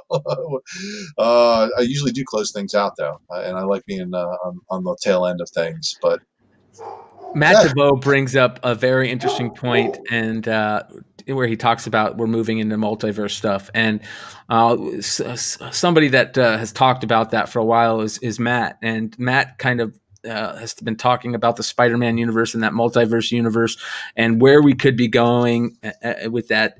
Matt, do you think we're going to see Miles in the new Spider-Man movie? I think there's a good chance. I think you're going to see him in the after credit scene along with the Madam Web. I think you're going to get a more cloaked, shadowed out Madam Web because I haven't cast that character yet, but I think we're going Spider-Verse. I don't think you're going to get it fully in Spider-Man 3, but I think that's the way we're heading. I think when they unveil the magical web, you're going to see Miles along with Tobey Maguire and Andrew Garfield and all those other incarnations of Spider-Man. Are we going to get O'Hare? I don't think you're going to get him yet. I don't Did think you you're guys? going to get him yet. I caught a piece of news that kind of went under the radar with everything else going on. But did you guys see that Chris Pratt was cast for Thor: Love and Thunder? No, Yeah, he announced it yesterday. It's because they're in space with him, right, to begin the movie or something. Well, it's going to have to do. I'm sure it's going to have to do with that. But I'm wondering if he's going to get to play another part in that, and I wonder if Thor's going to possibly help him out with his Gamora problem. Like how? Well, I don't know. They're going to find Gamora. I mean, that could be plot of the movie too. Oh, okay. I mean, there's a lot of different things that they're going to be able to intertwine for sure. There's so many open plot threads, man, that they could just pick up and be like, okay, come with me, and just start weaving. And yeah, I mean, so many multiverse different options too. But I love where Spider-Man's headed, and Spider-Man's contract also got modified.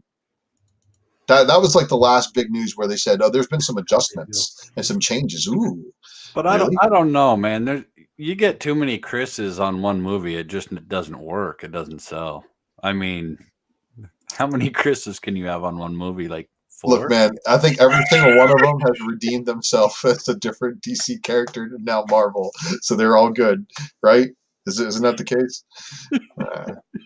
You know, it's something interesting, Maximus, and I was shopping around with some people. We finally got out to go to a store too, and we were buying some books, and it was like, even on Marvel, like, you know, Star Wars now blew up with everything that was going on, so people hadn't found it. But there's still all these little characters that you can get for 50 cents a piece. Like little characters that have, and I know because you know you talk about it too, but like the intertwining and the weaving and all this other stuff out there, that they're still out there. I mean, there's still so many characters that Marvel universe happens when they weave. And when we hear you talk about it, the interweaving or the multiverse or something like that, like I love it because there's characters that I love that we haven't seen yet, as I say yet. But I think like as much growth as we've seen in other markets, there's still a ton of growth in the Marvel market, especially for like third tier that will become second tier characters. And I think that's kind of like, it's kind of cool, right? With the announcements and everything else that's going, like, look, Miguel O'Hare is coming too, like in Spider-Man, and I'm not a huge Spider-Man guy, but like Miguel's coming, and that's going to be something big, right? Like, but he would be what, like a third tier Spider-Man, would you consider him? Like I think 2022 is going to be the year of Miguel O'Hara. When they launch Into the Spider-Verse 2 and you get that first trailer, that's when he's going to explode. What was the year he was sent back to, though? Is it 2022? 2022, yeah. Oh, well, I think they want to do that. You know, Eric's all about Black Cat, and maybe, but no, man. Felicia Hardy, I don't. They're trying to push her, and they're trying to promote a Black Cat independent project over at Sony. But I don't know if Sony finally like smelled the smelling salts and like woke up and was like, hey, maybe we should give you guys just the promotional and let you take care of like writing and stuff like that, because you seem to know what to do with the characters a lot better than we do. But we want to still make a couple of these movies. Like, we're going to make Venom, but we want our name like really, really big, and we want a lot of money. Can you do that? And Disney was probably like, yes. Give us the ability to like use the characters in our universe the way they Go need green, to be. go white. So they're going to retcon. I foresee them now being able to retcon Venom, and I still have not seen Venom. I have not watched it, just because it's like I want to see Spider-Man get a symbiote suit and have him freak out that it's trying to merge with him, and have him go for whom the bell tolls on a bell tower, and have the suit come off of him. I want to see him in interactions with Eddie Brock. That's not Topher Grace. I want to see Eddie Brock go and contemplate killing himself over what Peter Parker does to him, and then merge with the symbiote and then become Venom and be like, I have all Peter's information. Oh my God, I got all Peter's memories. I know exactly who Peter is. Peter's fucking Spider-Man. I'm going to make Spider-Man's life hell. And then, that's how they should end the movie, with, the fist from 298.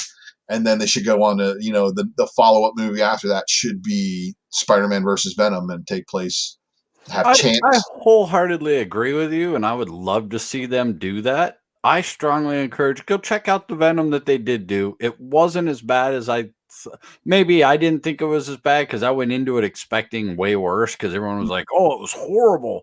I didn't think it was nearly as bad as what it got reviewed. I'll go watch Venom again before I go watch Wonder Woman. I can tell you that. I watched Wonder Woman on the plane, and I thought it was okay. But, of course, this is now 5 years later, right? And then Wonder Woman 84 just hit. No, it's probably. No, I mean, Wonder Woman 84. I like Wonder Woman 84. But that Venom was actually pretty good. I found it pretty enjoyable. My girlfriend and her son really, really liked it. They're not big comic book people, but I thought they did okay, and it did lay a ground of basis where they could definitely turn it and kind of curve it into a lot more of what and tie it into a lot more of what we see going on right now. Well, first off, there's a lot of that redemption arc that Eddie goes through, because the Eddie Brock that we have right now in Venom is nowhere near where he was in his introduction as a juiced up steroid bodybuilding dude. Sure, absolutely. Pissed off that Peter Parker got him fired for his false reporting on the Sin Eater. So did you guys, and I don't know how long ago it was, and I don't know much about the story. I'm starting this off terrible by saying that, but there was some artist who was complaining about a page in the new Venom where it was Eddie Brock, and it's like 6 panels of Eddie Brock's face, and he's just complaining about why he doesn't understand why he thinks the way he does and this and that. And it just seemed like Eddie was just, oh man, I don't want to say it, but it just seemed like so much of a pussy. No. And it was like, I don't think I know what you're talking about. I didn't think he came off as a pussy. He came off as remorseful and understanding that now he's a father, his actions and how he's got to let this rage go, and he can't hold grudges. And it's his grudges that have led him to this point, and just kind of it's just kind of him being remorseful and letting go of all of his anger and past issues and hatred for Peter. And he realizes that all of that got him to where he's at, and maybe it wasn't necessarily a good thing, and he's got to do better for his son. There's got to be that hatred for Peter Parker and Venom's life, I really think, in order to make it really float in the MCU. So they may let them make Venom movies, but maybe maybe they're going to give us, a black costume Tom Holland during Secret Wars. I don't think it's 25 he's talking about. It was the last issue of Venom, because as he's falling from being dropped by Null, he's going through all of this and talking about this. So it's like the most recent issue of Venom, I want to say that was referring to. Yeah, so he's still falling, I think, after King in Black 2 also. Well, and maybe he's just realizing that if he doesn't let go of the anger and the hatred, it's just going to turn him to the dark side. Or he becomes solo Wookiee and gives everything no more than 3 stars. And this is Spider-Man and Venom, right? So that's only one even little tiny little nook. So as I mentioned about Star-Lord showing up in Thor: Love and Thunder, we've got Thor really kind of exploding that corner of the cosmic side of the Marvel Universe. Gore God Butcher. I have a question that ties that in. Okay. Hit me. We never saw Adam Warlock, and they gave us that teaser trailer at the end of Adam Warlock, and I was expecting in Guardians 3. Yeah, in Guardians. When and how? I mean, that's their tie-in, is it not? Is that not what we're going to see? Is finally get our Adam Warlock? Man, and you know what? I'm a firm believer in the Guardians of the Galaxy Volume 2 series, with Adam Warlock turning into the Magus, and that, the Universal Church, all those things, are such, that is right there, the quintessential Guardians of the Galaxy story. Now, the problem is they've already taken some bits and pieces of that run and kind of incorporated it into the opening scene where they're fighting that monster. It is basically a similar scene in how that volume opens. And so Guardians has a lot of stuff to tell. Now, the fun part... Wouldn't that be the easy tie-in to all of that is the beginning of our next Thor? But if you do Guard, if you do Church of God. Holiday special. You guys got to remember there's a Guardians of the Galaxy holiday special coming before Guardians 3.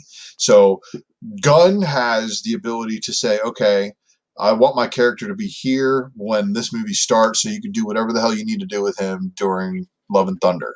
So whether it's just hitching a ride, whatever. I have a feeling it's going to be just like Ragnarok. It's not going to take place anywhere that we're probably going to be familiar with, and we're probably going to be quite surprised at some of the places that it takes us. And I have a feeling that that Thor might accidentally get Gamora to like him, and it might cause conflict between him and Star-Lord.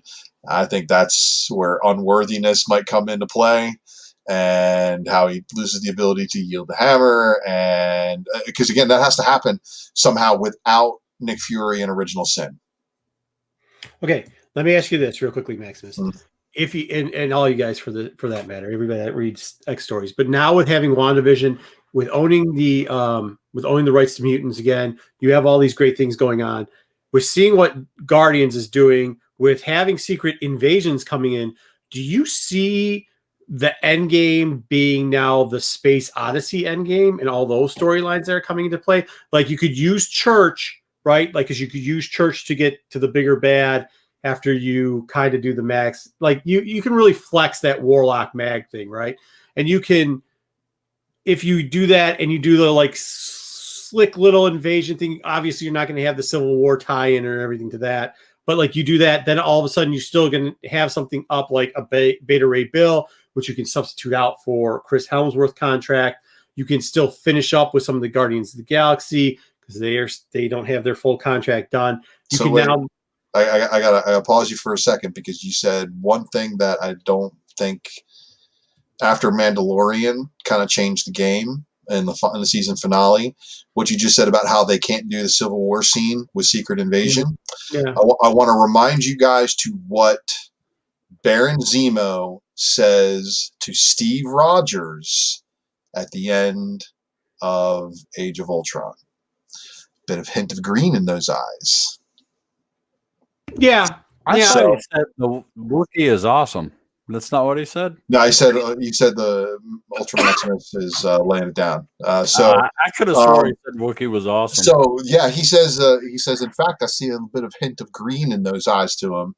I understand that, but that was way think, before they got the rights back to the mutants. Well, it doesn't matter. I think that's how they're going to do Secret Invasion, and I think that's how it's going to be Skrull Cap getting killed, and with Mandalorian taking Luke's face and putting him on a random actor. Oh, sorry, Chris Evans. We know you're retired, and we're going to be able to tell what happens to you. Oh, you still have to pay the rights for that, though. But not from the perspective of Captain America. We're not looking at the perspective of Captain America. We're looking at from the perspective. Oh my God, that looked like Captain America getting shot, but it turned out to be a Skrull. And all you'll see is him get shot and drop, and then that's when there will be it later that it's a Skrull. You know, and I really think Secret Invasion is going to be good, but I think it's going to be a TV series. It's not going to be a movie. It's going to be like a WandaVision. It's going to be an eight episode. You know, do the scroll thing. So that's what I'm saying, though. But like all that stuff leads up, right? It all goes towards the expanding. So you have to also take a look at what's going on in Marvel right now with the rearrangement of X. So here's the next step. So after all that stuff. If you just notice that Sword is going to be taking place, Abigail Brand is going to be involved with WandaVision because that's a rumor. Is Abigail Brand and Sword is the agency that's going to be but you can still link that to the early 2000 stuff. But you have to have Secret Invasion happen in order for the Skrulls to get the hell out of the station, and then you have to have Sword take over the station in order to establish Alpha Flight. There's your key into X. But there's going to be other. Last night I even talked about this because I've seen the involvement of a certain X character with an Avengers book, and I really think Rogue will probably be the first mutant we see. I think it's going to be Captain Marvel too. Yeah. I think we'll see her before then. Isn't she supposed to be the villain though in the Captain Marvel 2? Well, you have to remember if we are. So wait, what? Time out. What becomes this is where I was getting at. What do you, in your opinion, becomes the end game, right? Because that's how their format works. If Secret, and I don't disagree with you anywhere you're going, I'm right on track with you. I believe a lot of this 100%. If Sword gets taken, even if you add in Rogue, if you add in the Secret Invasion, doing it as either a mini or a TV series, I could definitely see it as a TV series too. Very easy to do, especially with the CG that they're able to do. There's not enough story in 2 hours or 2.5 hours or even a 3 hour movie to tell Secret Invasion. Yeah, they're gonna have to tell it over 8 to 10 episodes of It just makes more sense. Yeah. Yes, it makes more sense doing it that way. But then what's the end? What is, I'm not saying the end game as in the, but yes, in both terms. Who knows? Fantastic Four X-Men, I know, is on the slate, though. How do we get to both of those properties? Who knows? I just hope that they do it, and they do it without destroying the legacy of the Marvel properties that Stan Lee worked his entire life to establish, such as the 5 original X-Men need to be featured first before really, or what they need to do is they need to explain how the X-Men have actually been around, and every time some shit goes down, Professor X just walks up and goes, "Oh, wipe your head." Yeah, what I was kind of asking more though is like, okay, you're gonna get Secret Invasion, which was an event. It sure seems like Marvel's doing a lot of events, right? So you're gonna get Secret Invasion, which is an event, right? We got Web of Spider event. If you stay on that Avenger X-Men crossover, what the next event that you get is when they all go up into space. I mean, it really is. It's when you start getting those galactic the Nova ones where it's not secret. What is it? It was right before Annihilation. You get Annihilation out there, and then you get the War in the Realm. And those are all different pathways. Look, dude. Once WandaVision establishes the Marvel Universe, the greater totality of the Marvel Universe, they have the ability to tell any story from any previous past. And he's on my path. And Darkhawk gets in there because he does get that. Well, I see that one as coming through the Guardians channel already. And if they do go to Nova, if they do go to Xandar, you got to remember Nova Richard Rider. His brother is Talon R of the Fraternal Order of Raptors, and I foresee the Raptor War versus the Nova Corps being a tellable story. And also, I don't think they're going to make Ryder from Earth. but I think Sam Alexander will be from Earth, and I think they may foretell the a story, because you have to also explain the black helmet versus the gold helmet. There's a difference. The Black Novas were apparently more powerful. Right, that's something you could break off, though. You can break that portion off of it, but you have to get to the main, like you have to event. Okay, dude, pick one. I think my question is, if you could go to Annihilation. Like, I think that's what the end game is, right? Annihilation. That's where you get the space portion of it, the sports patient of it, not the rest of it. Because with the space portion of it, you can get to Annihilation. In order to get to Annihilation, they have to establish Fantastic Four. They have to establish the Negative Zone. They have to establish Annihilus. You have to, you do kind of. You can do it. You can do it with. Well, you can do it with no. Yes, it can introduce because you have to have Annihilus set up, because he is the Annihilation Wave. That's where the Annihilation right, Wave which could set up the Fantastic Four. What I'm saying is, like, you don't have to introduce the Fantastic Four. That could be the introduction into Fantastic Four. Don't you think? I mean, that may, the Annihilation storyline may be Fantastic Four. Yeah, fair enough. I mean, they don't need to involve Silver Surfer or Galactus and all that kind of. But you could introduce. Because of how they did Civil War, there's so much you can take off and cut off. And you're right there, dude. There's 1,000,001 different storylines that they can choose from and pick from. But we know the Marvel Universe isn't going to adapt it exactly the way the comic books wrote it. But let's just hope they pick a good storyline and they don't, mess up Origins too much. I was just trying to get to Darkhawk some point. That's all I was trying to get you to do. Say, One of my specs is Robbie Ryder, Richard's brother, becoming Talon R and fighting his brother, him and the Darkhawk Talon, fighting his brother, part of the Nova Corps. I mean, that right there in itself it's happening. It happened in Guardians of the Galaxy. Yeah. Ooh, I needed that. I feel recharged, reborn, fellas. Yeah, dude. Hey, this is cool too. Like, do you think we're gonna get Midnight Suns? I'd be stoked if we get Midnight Suns. Like, dude, the Blade movie's gonna be dope. That's all I know. But do you think we're gonna get Midnight Suns? Like, we're getting Midnight. So with a Blade movie, Morbius is going to be in play, and even though it's still Doctor Strange wasn't part of Midnight. So Morbius is part of the alterations of that Sony contract, I believe. Oh, that'd be cool. And then you get Ghost Rider.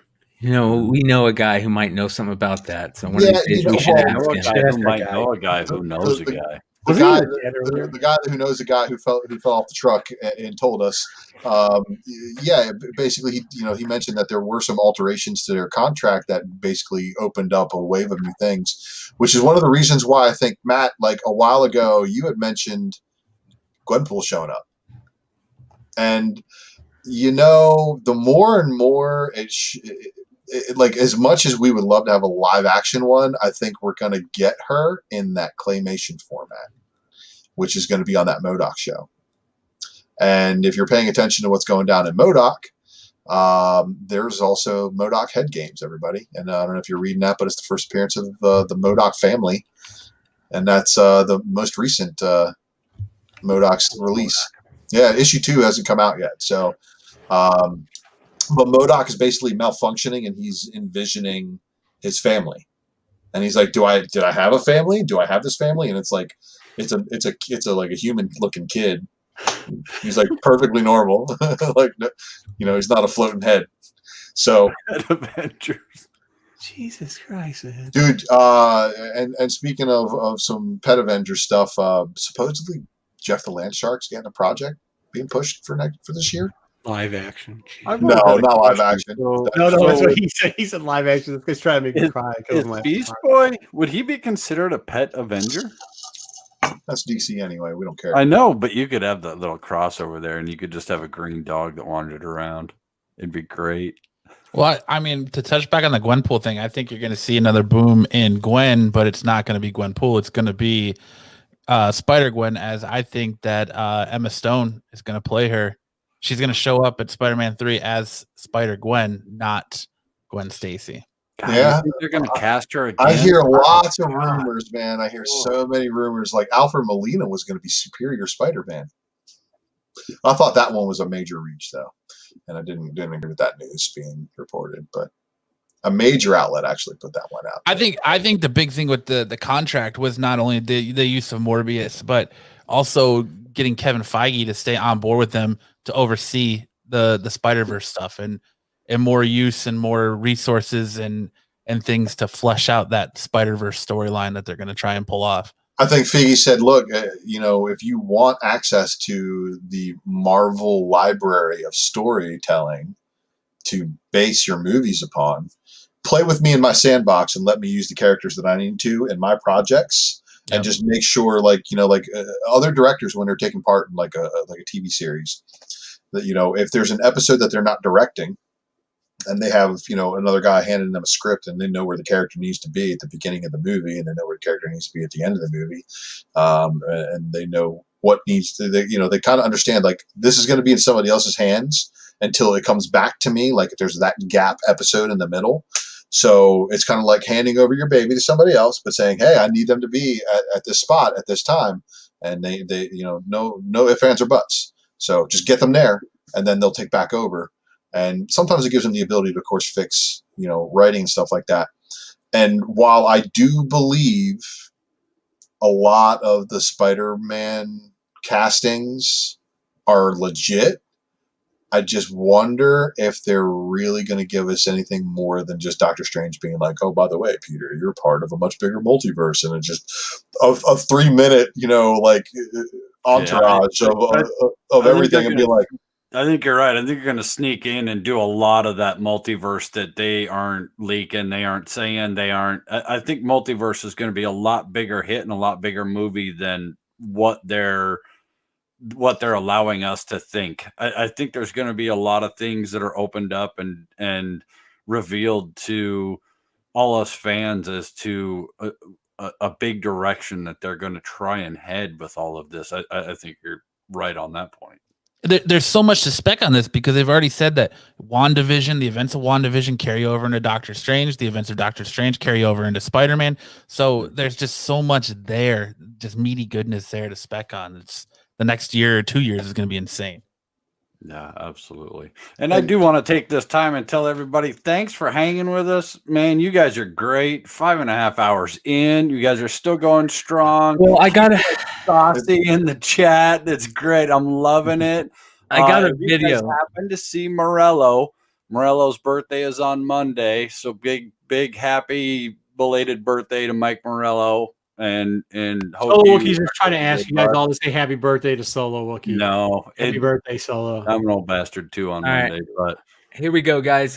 We got another video here real quick. This is from the one and only comic perspective himself, Gary Nusser. So let's get into this. Can you guys hear it? Hey, everybody. Comic perspective here.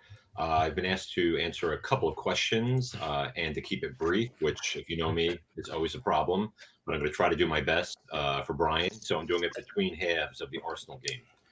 So the first question was, what's a lesson that I learned this year in 2020? And obviously, this was a very different year than anyone expected. But I'd say the biggest lesson of this year is that comic investors, speculators, collectors, whatever you want to call them, have very short memories.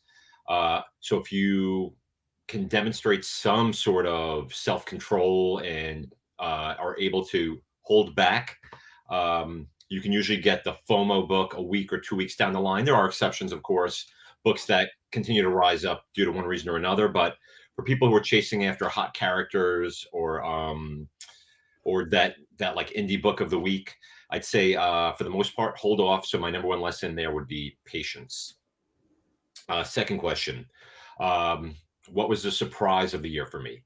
I'd say the big surprise is probably good storytelling, particularly in independent books, actually led to profit potential, which is, normally you see these number one books take off, heat up, and they sort of die off, right? They wither out if there's no announcement made, etc. But this year we saw a lot of books, some books that have been running for a while, right? Like Ice Cream Man. We saw Something is Killing the Children. We saw Department of Truth launch this year.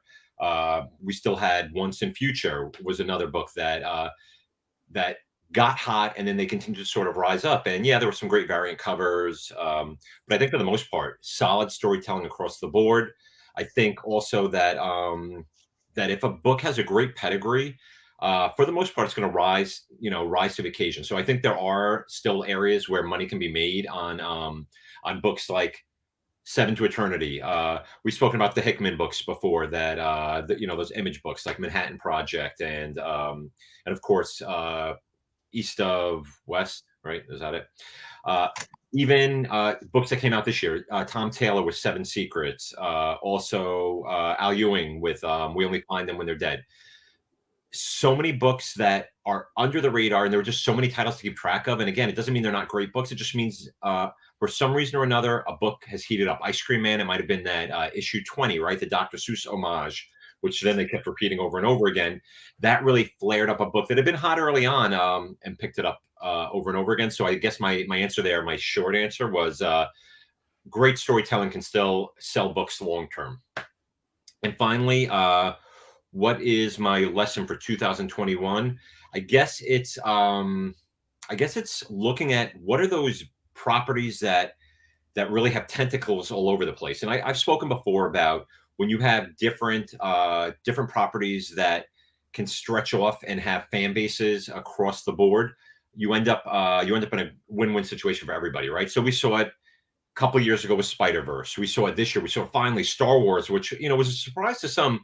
I don't list Star Wars as a surprise. I think it was just sort of the bottle got uncapped, the genie got let out, and that's where we ended up. So I'd say, where are you looking next? I think Black Hammer is something that Jeff Lemire has big plans for down the line. They're going to be developed. He has a web store where he's selling items. Remember, COVID slowed a lot of things down, so you'll see some of these properties are going to pick up big time. I've spoken about the Mark Millerverse, right? Even though Magic Order, I think, was scrapped, Jupiter's Legacy is going to be an interesting book to watch. Very much like I think it could have a sort of the trajectory of The Boys. So watch Jupiter's Legacy. If that takes off, Mark Miller properties, which have been known for being published and printed out as just film and TV spec and printed in great numbers, there's still money to be had there. Even like the Disney Afternoon stuff, even though we had DuckTales got canceled, Darkwing Duck heating up a little. I'd look for Tailspin. I'd look for Gargoyles, even Chip and Dale Rescue Rangers. A lot of those animated things, you always have the nostalgia base built in. But that's what I'm looking towards in 2021. Properties that have tentacles that reach out in different areas. That's the Cthulhu reference for you, right? And I guess that's pretty much it. Everyone have a happy new year. I hope some of you get some spec value out of that. Comic Perspective, out. That's a good point, and I kind of want to follow up on that. Do you think those old Disney Adventures magazines or books are ever going to pick up value? Yeah. Do you see what like some of these old Disneys right now are doing? And it's just like, okay, yeah, they're from the 30s, they're from the 40s, they're from the 50s. They're these old comics. But what's to say that in another 20, 30 years from now that they're not doing the same thing the Golden Age ones are doing and are in just about the same supply in condition, most likely. And oh my God, that was just like the speculation Kraken he just released talking about Cthulhu with tentacles and stuff. But much respect to Gary. He's one of the best in the game. And honestly, dude, Gary. The dark side, I mean, the Darkwing Duck stuff is very interesting. Yeah. I wish Nico was around still, because Nico sold a ton of those Disney magazine for early appearances of Darkwing Duck for a lot of money. He sold like a group of them, his investor lots that he likes to do, and it took off, and it was ridiculous, like $300 or something like that for like a stack of them or something like that. You know who's a big one on that and actually turned me onto it was Jen. Like she was early in on that, and even before she came over to this channel, she was talking about some of those books, and man, I've been happy. Let me put it that way. I've been happy with Scrooge McDuck. What's that? Isn't that right, McClay? Say that again. The 8-bit Scrooge. Yes. McDuck. Oh, I gotta show you. Hold on. So that right there is a prime example of, even though it's a newer property, it's a newer variant, it's a newer version of the book, that there's still a market for it. And Disney, like, look, I live in the heart of Disney, so believe me when I say this, there's a cult following who will buy a lot of things. And I used to watch, Tailspin and all that stuff. And Gizmo Duck was one of my favorite episodes of Darkwing for sure. When Launchpad got the suit and stuff like that, and I was just like, oh man, he's like RoboCop. Well, we're seeing a big surge in all of that stuff. I think it's a very, not just Disney, but in all of that era. Oh yeah, there you go. That DuckTales #1 Nintendo swipe, and do you guys remember the DuckTales game, the actual game? Oh, yeah. So. Yeah, I think Darkwing, they're all going to hit to a certain degree. I think you're going to have a couple that are definitely your Miles Morales level hit. But your flip is definitely high grade. You're going to see that copies. Darkwing, and yeah, absolutely high grade copies. Your Gargoyles is coming. If you can go out and find your Gargoyles now, good luck finding the last issues. It's gonna go big. There's a reason that cartoon ran for so Gargoyles long. is tough. A lot of people loved that show. You think so though? Because Disney is playing it very close to the chest. Because a lot of big time directors have walked forward and said, "I want to do something with Gargoyles," and they've been turned away. Yeah, absolutely. Because they're holding it. They're waiting. I think they're waiting for their Gargoyles Feige. Their Gargoyles. They want to do it. They want to do it right, and they want to make sure that it's the absolute success that it's always been. I don't. They're not going to Really, miss out on that one. There's something really quickly McClay just brought up, and I think Nico's been doing it for a while too, and a bunch of other people have. But McClay brought it up with Nico, and this is, you said get in high grade, but I will tell you this because he is doing it and it is selling. Don't pass up that mid to low grade, because if you can put it, like we always say on the Tails side. Like if you could put it in the run, like especially those like afternoon Disney things and all those little series of the Darkwing Duck type stuff, and Nico's doing it. You can check his sales. He's putting them in the runs. He's putting them out there, and people are buying the runs in sections. He's getting good money off of it. And when they do it for that, when it's the run, it doesn't really matter as much the grade.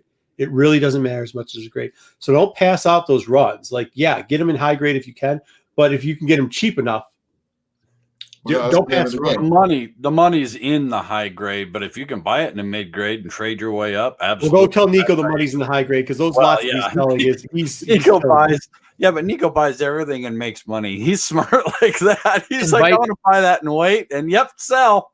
Invite to Raid is bringing up the Del Auto covers that Del Auto's been doing for the Disney covers, and those were some amazing things this year. Have you guys been checking those out? I think he did a Goofy one recently too.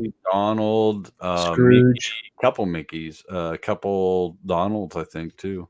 Yeah, man. Winnie the Poohs. Yeah, just that was good stuff. That was a new dark look at Disney, and man, those were cool. Some of those covers were really darn cool. But I do want to point out, I know low grade is definitely better than no grade, and mid grades do sell well. However, I want to point out, everybody read the Teenage Mutant Ninja Turtles #1's first print, second print, and third prints when they were new, and they wrangled the ever-living shit out of them. And that is one of the reasons why a 9.8 sells for $20,000 now. So it's like you have to remember. Also, like looking at the available amount of copies in your mint for a lot of the books that are now from the 80s and 90s starting to really dry up. And now you're also looking at the market and being like, well, maybe a 9.4 is acceptable, and I'm going to have to forego trying to chase that 9.8 from that book that came out in 1985. And it's getting tough because we're bringing collectors in. They see the flipping side of flipping comics as far as like monetarily, and they're like, oh, I can make money off of this. And it's like, oh, no. Just like a lot of other professions, like only like the top 1% are probably the ones that are making enough money selling and flipping comics. Everybody else is just doing it to kind of like offset what they spend on comics. So it really depends on like your position as far as in there, because look, if you have more money to play with and you know how to speculate on books, you probably know there's a bunch of books you can go out and buy right now and sit on them for 6 to 8 months, maybe a year, and then sell them again and be like, oh, I just got all my money back and I still got a ton of books left to sell that are either free in my personal collection, or I could choose to cash out and then go and I think it's funny though, something you said real quickly, and then I think Brian's got a video for us. But like, it's interesting because doing mainly silver, as we know, I've said 100 times, that's where I made my money, and like it was like the 6.0 was the 9.0 of the modern, right? Like the 6.0, 7, like you were loving, you didn't care, like there was high grade, right? But if you could get it at 6.0, that was like the money spot for the longest time, and like now you're seeing the trickle down because you're right, like those books, it's the 9.4 now to the now look, 9.8 is always going to create a premium, right? Yeah. Same thing in the silver age. 9.8, if you can find one, you're gonna get the premium. But like, I don't ever pass up, you know. I mean, I just saw somebody buy a Detective, was it? Oh yeah. Those Delados, blue green hit it on the head. Some of those look like they are in a dark alley getting caught smoking. I don't think it's. Oh my god, dude! That is one of the best comments I've ever seen. But I think that's something you mentioned there that does hold true. Ultra is something, and it's hard for people like me to get away from because we'd always be like, oh well, the moderns, the 9.8s, that's what you have. You can't ever go down from that. It's only when you get to the silver age and maybe some of the bronze where you can start working into like the lower grades. Now, I'm not saying start buying modern 6.0s. Don't try to put that in my mouth. But what I'm saying is to slide down to that 9.6. You know what I mean? Where you're still in the near mid thing. It kind of, that might be something. I mean, no, look, I'm telling you right now, 9.6s and 9.4s will in 20 years be very, very viable for what their buy-in is now. And if they're keys, you know, they're definitely something you should be sitting on. And what I mean by a key book is a genuine first appearance or something that actually brings value to the book, you know, warranting its cover or warranting its insides. You mean like Hulk 180? Like Hulk 180 through 182, as well as Giant Size X-Men #1 for the first 4 appearances. I mean, if you're really going to go, you got to go with all 4. There's a baby in there too. Yeah, you know. What the new? What is that? Marvel Age 12 is the new black suit, right? Oh man, 12, 25. Oh, no. I'm not talking about that. Real quick. We're not going to the video. Brian did it. It was not his damn show. It's his fault. It's funny. It's funny you bring this up because we've got the king of the preview finds, a legend in the hobby, the one and only mass speculator himself, Topher. Happy New Year, speculators, collectors, and creeps. It's your old pal, FOMO the Puppet. Yay! I took myself out of quarantine for this last-minute video. Thanks for planning ahead, Brian. I'm going to say to you exactly what I said to 2020 as she crept out the back door with her ripped fishnets and raccoon eyes. I said...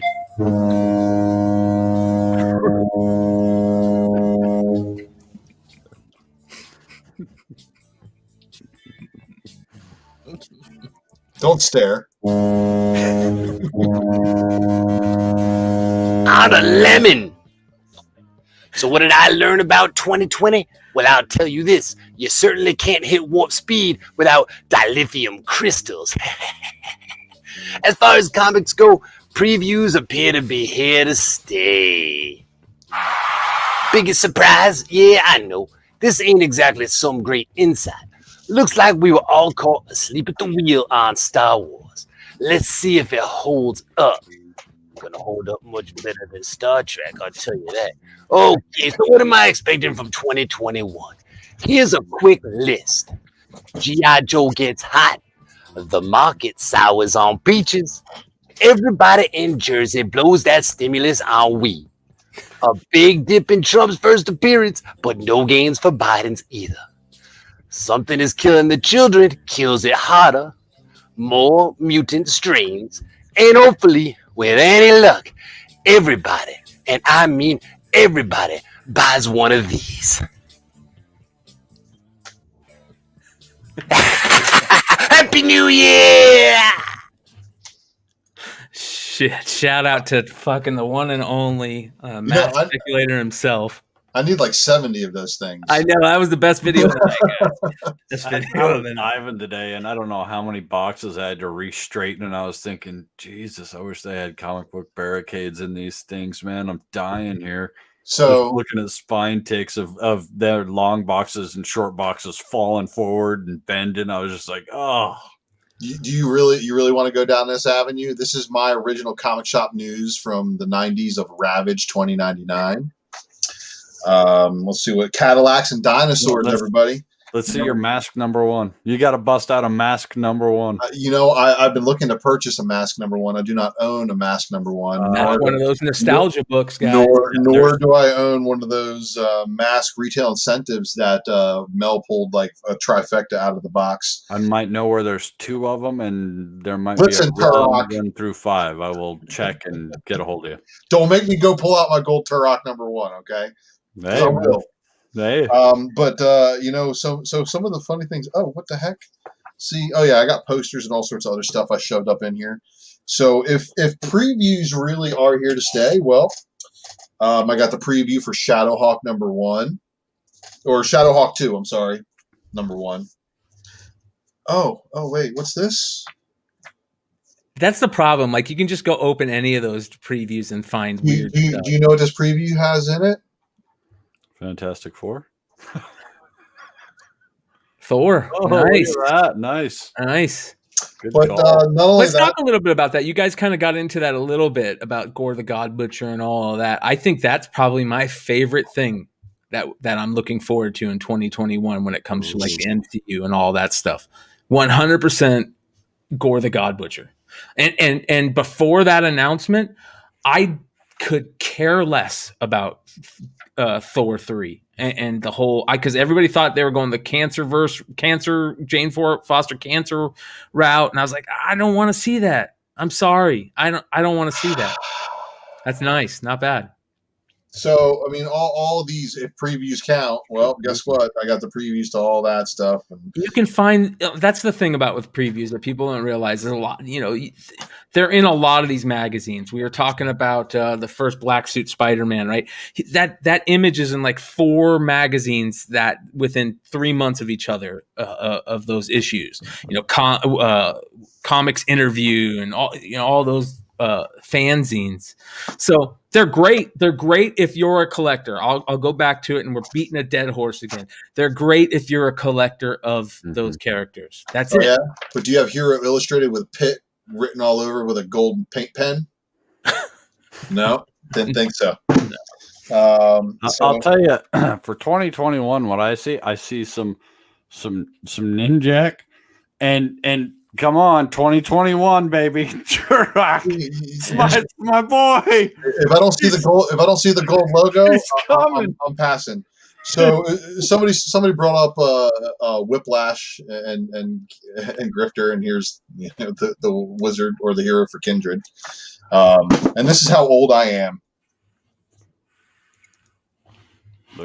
Games Workshop, everybody. I don't know. Oh yeah, no, I remember that. That's White Dwarf. You should have more gray in your face.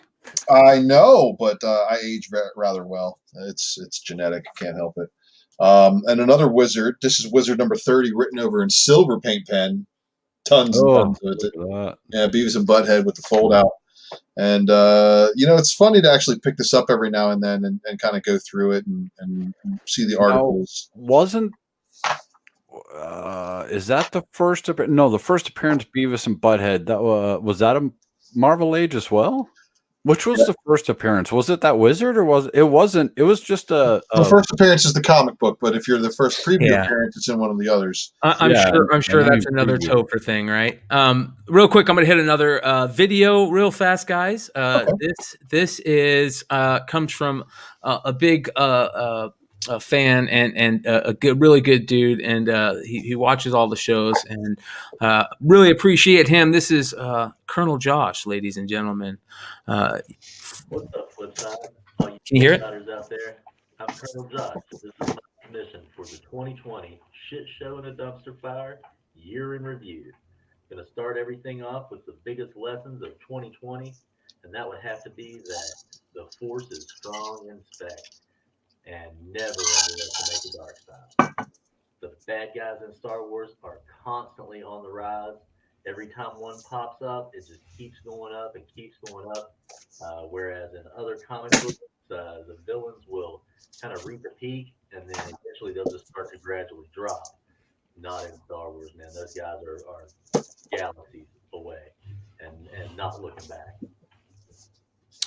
Yeah, Yeah, I think I've been talking about that for a while. That it's very rare to spec on villains and have it count. But Star Wars is a different thing. You can spec on villains in Star Wars.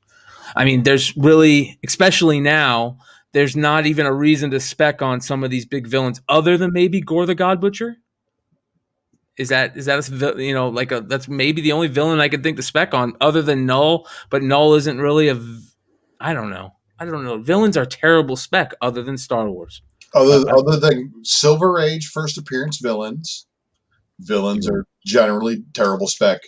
So you know what is good spec? And I'm calling it right now, Batman versus Azrael. Right here in the previews. Straight from 1994.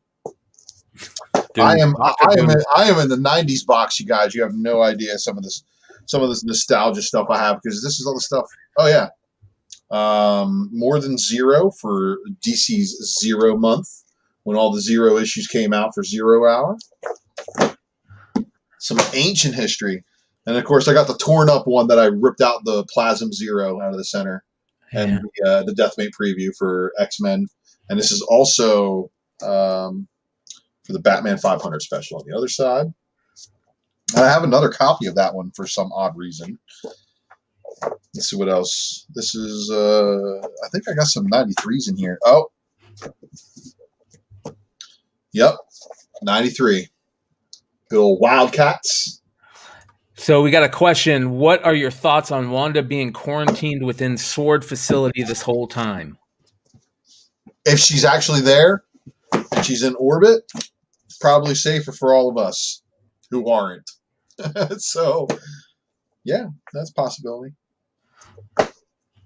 I think that it comes down to what Nico was talking about months ago, that they're in the House of M universe, the No More Mutants universe the already. Yeah. Mm-hmm. Yep, 100%, and that's why we're seeing it. She's in her head for whatever reason. Yeah, I like what Doc Joe says. Doc Joe says she's got the COVID. She's got the COVID. So, yeah, she probably got that too. All right. This is hitting. It's the Batman Spawn previews. That is, I believe, and somebody please tell me if this is not true. It's something that I'm looking for. I believe that is the first time that Greg Capullo ever drew Batman. Right? Because he did the cover for that. Really? Yeah, I think so. Because it's got the Batman Spawn on one side and Spawn Batman on the other. Yeah, I believe you are correct on that. Well, that's a previews I'm keeping. The rest of these are gonna be dumpster fire. And so. That's something that I don't see becoming a thing in 2021. Creator first, but I wish it would. All right, let's do one more video here. This is from Scorpio Chronicles. Evening, this is Scorpio Chronicles. I am your YouTuber. I am your Instagram, and I am your reviewer on Indie Comic Dispatch. I am here on behalf of Tales from the Flipside to give you my input of 2020. What I've learned in 2020 is that you don't put things off. And I like that, because in the comic book family, we did not put anything off. We pushed our stuff to the forefront. COVID-19 didn't stop us. We put a halt to COVID-19. I've seen a lot of comic book creators, artists, different independent comics that just came to the forefront and kind of pushed Marvel and DC to the side just a little bit. So, but I am looking forward to it for next year, what we're going to do for next year. I've also learned that if you are working on a comic or anything, or if you have ideas, don't put it off. Keep write down your ideas. Keep going. Keep drawing. Keep doing what you need to do to get it out there. There are so many awesome independent artists and independent writers and lettering that I have came across that I've this should be a movie. So this is the type of stuff that I've learned and seen in 2020. Mind you, I had took a 10-year hiatus from collecting comics, and I came back in at the perfect time during COVID-19. And I've ran into some amazing independent artists and writers and things of that matter. So if you have an idea, do write it down. Don't be afraid of criticism. Let's show it to people. Get some ideas. Art, draw it out. See, just bring it to the forefront because you never know what may happen. What I foresee in the future in 2021, I do see independent comics taking over.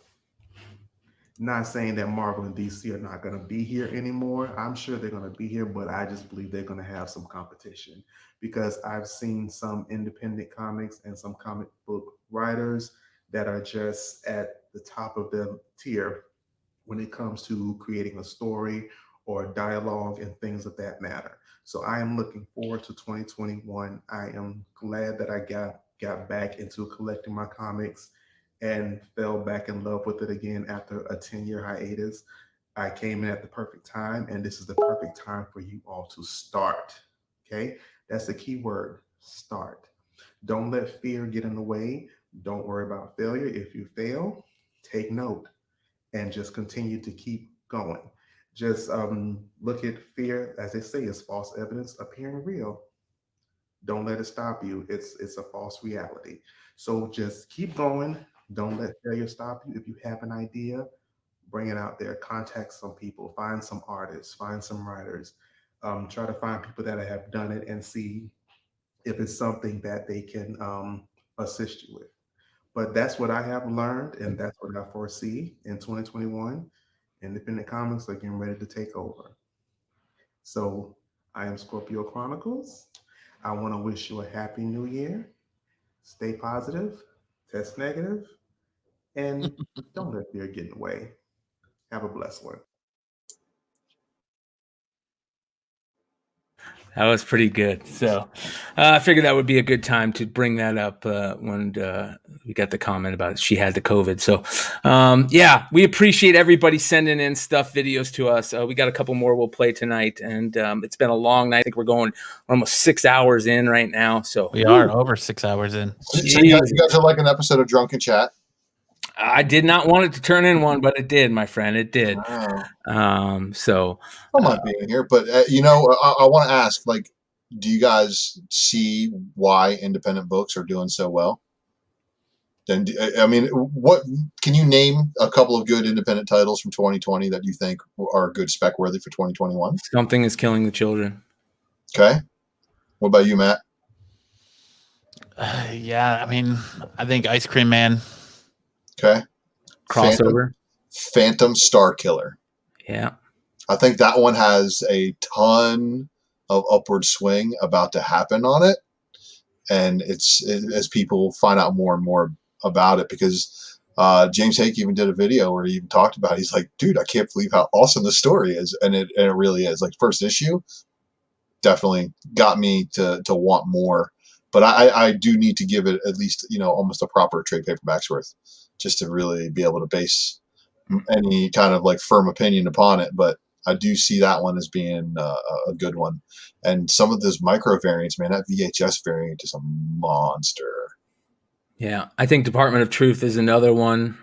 Yep. I think that one's good. I mean, we already know that that one's already been snagged and picked up and people are producing that one. So what about Spawn? Like, Spawn had a big year this year, and I still consider that kind of independent, right? I mean, it is. You guys still look at Spawn as an independent title? Yes.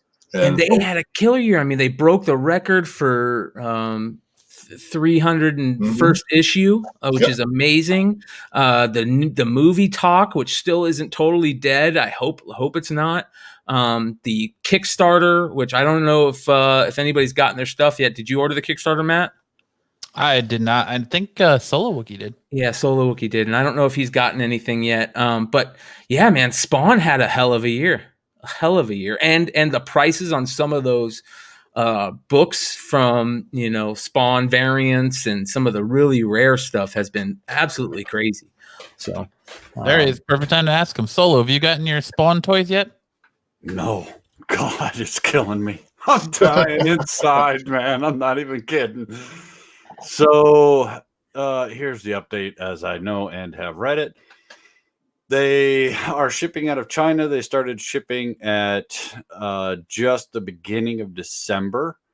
and because of all the big scary and everything, it got laid over and some of that stuff.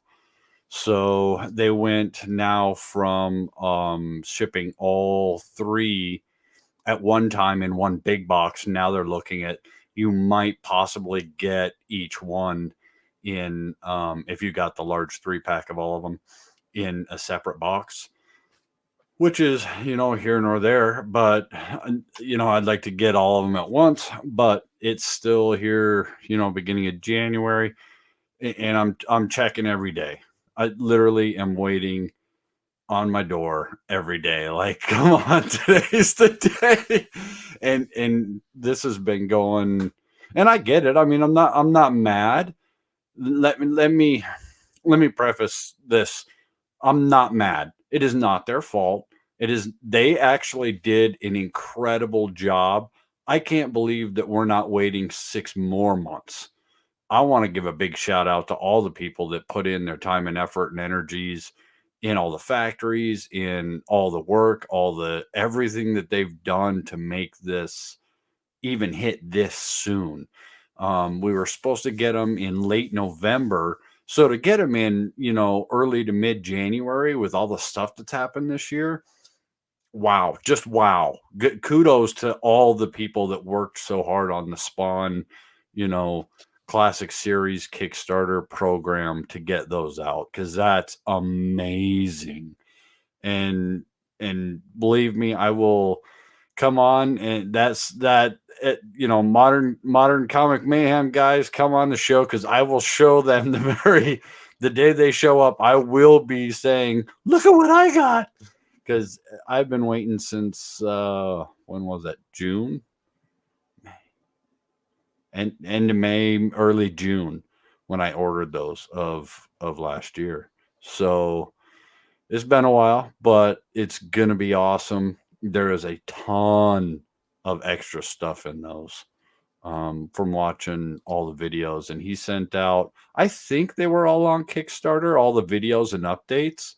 I thought that you could, but after it ended, I'm not sure if you got all the updates unless you were someone who ordered. So I don't know that everyone knows just how much stuff is in all of those. He's been updating on Facebook, Yeah, videos. that's But I true. just love the way they went back and made it to where that matte finish doesn't show fingerprints. Yes. Like, they were like, we don't want any fingerprints on the boxes, and that finish, they made it I don't know how they did it, but they made a finish that does not show fingerprints. Well, and the way that they made the toy comic book combos, you can actually pop off the back of the toy package, and then there's a sleeve, and it's a full, almost like Mylar cover, and then the book is still fairly protected, but slides in the back of that, so that you don't have the very early first spawns had issues with rubbing and toy rub and plastic on plastic rub of the books. That's why a lot of those toy versions of those Spawn exclusives are so hard to find in high grade, because they just, in shipping, they just got beat. They just got beat down. And we all opened the new Spawn toys and played with them and looked at them and posed them and put them on the shelf like they were, mini figures from a high collectible statue company. All right, maybe you didn't. I did. And I, read the book, and the book got destroyed. I still have it. It's got, some spine ticks in it and stuff. But and since then I've found some others of high grade and got them. But he very specifically wanted to package these ones so that the books could stay in there and not get the rub, not get the plastic problems. Todd McFarlane paid attention to the audience when they talked about the first issue ones with the toys in the front, book in the back, and he said, how do I make this better? And he absolutely did it. He gave it to the fans, and the collectors. I mean, so are you saying that toys with the pack-in comic book are collectible? Go figure, right? Because, Star Wars didn't try that and have a smash success. Oh, and did you also know that for the 30th anniversary of Transformers, they did a thrilling 30 set of action figures with pack-in comic books? Yes, they did. Oh, what? Yes, they did. Yeah. So, and then they did continue on that. I didn't continue collecting them with some of the combiners and stuff, but that was when I was getting back into comics. It started in 2012 when I was like, okay, yeah, I'm a mature adult sitting in my home, and my girlfriend here, and I want something to read. And I pulled up the Comixology and I downloaded a couple of books, and then I was like, I think I like this girl. I think I'm going to propose to her. So I went and pulled out my comics and started selling them, and here we are. So I mean, here we are, one marriage and 10,000 comic books later. Half that, thankfully, 5,500 ish. With maybe a couple of 90s long boxes not logged. But yeah, so independence being the new flavor. Someone said Snot Girl. That was like one that I was all over trying to get first print, second prints of every book. Yeah, I remember that. That was in the Image magazine, right? The Image. What do they call that? The Image Plus. Plus. Yeah, the preview for that was definitely in there. And that also, the only reason everybody even knew about it is because of the Here's Negan story that appears in the Image Plus. So there's your preview book right there, having first appearances and stuff like that in it. And I have those, yes. I got first appearance of Snot Girl, man. But Brian O'Malley, right? Like that's his title. And are any of these things that from the previous Image hotness actually getting made into a property that we're going to be able to visualize? That's the question. Or do you guys like, all right, so Blade Runner, really cool. I think the visual experience and like the way that they did Blade Runner, the most recent one, kind of worked, and a dystopian future. I really want to see Tokyo Ghost get made. That's one of those independent Image books. It's 2016, but it's the world exploration, being able to use CGI and be like, okay, hey, blue screen, green screen, walk in front of this and we'll be able to take care of the world around you. And I think that's one of those adaptations I'd like to see, as well as Seven to Eternity. We talked a little bit about it on, I think, Drunken Chat the other night. And when we talked about, it was either Drunken Chat or the Hot 10, where we talked about Sandman and what's going on with Sandman. And the reason why I bring this up, because I think if Sandman is done well, the live action Sandman is done well, it opens the road for Saga. It opens the road for Tokyo Ghost. It opens the road for Monstrous. That's what I'm saying, is if we don't see Saga, then, I mean, everyone in the community is screaming Saga. We want a finished Saga product. Book is on hiatus. Yeah, that book needs to come back. Let's take, we have to now in 2020, 2021, we have to look at the new style of filming. Mando set the precedence that has to be followed at this point. Not only because it cut the cost, but because of the way they film it, making it easier to do almost anything. And I mean literally almost anything.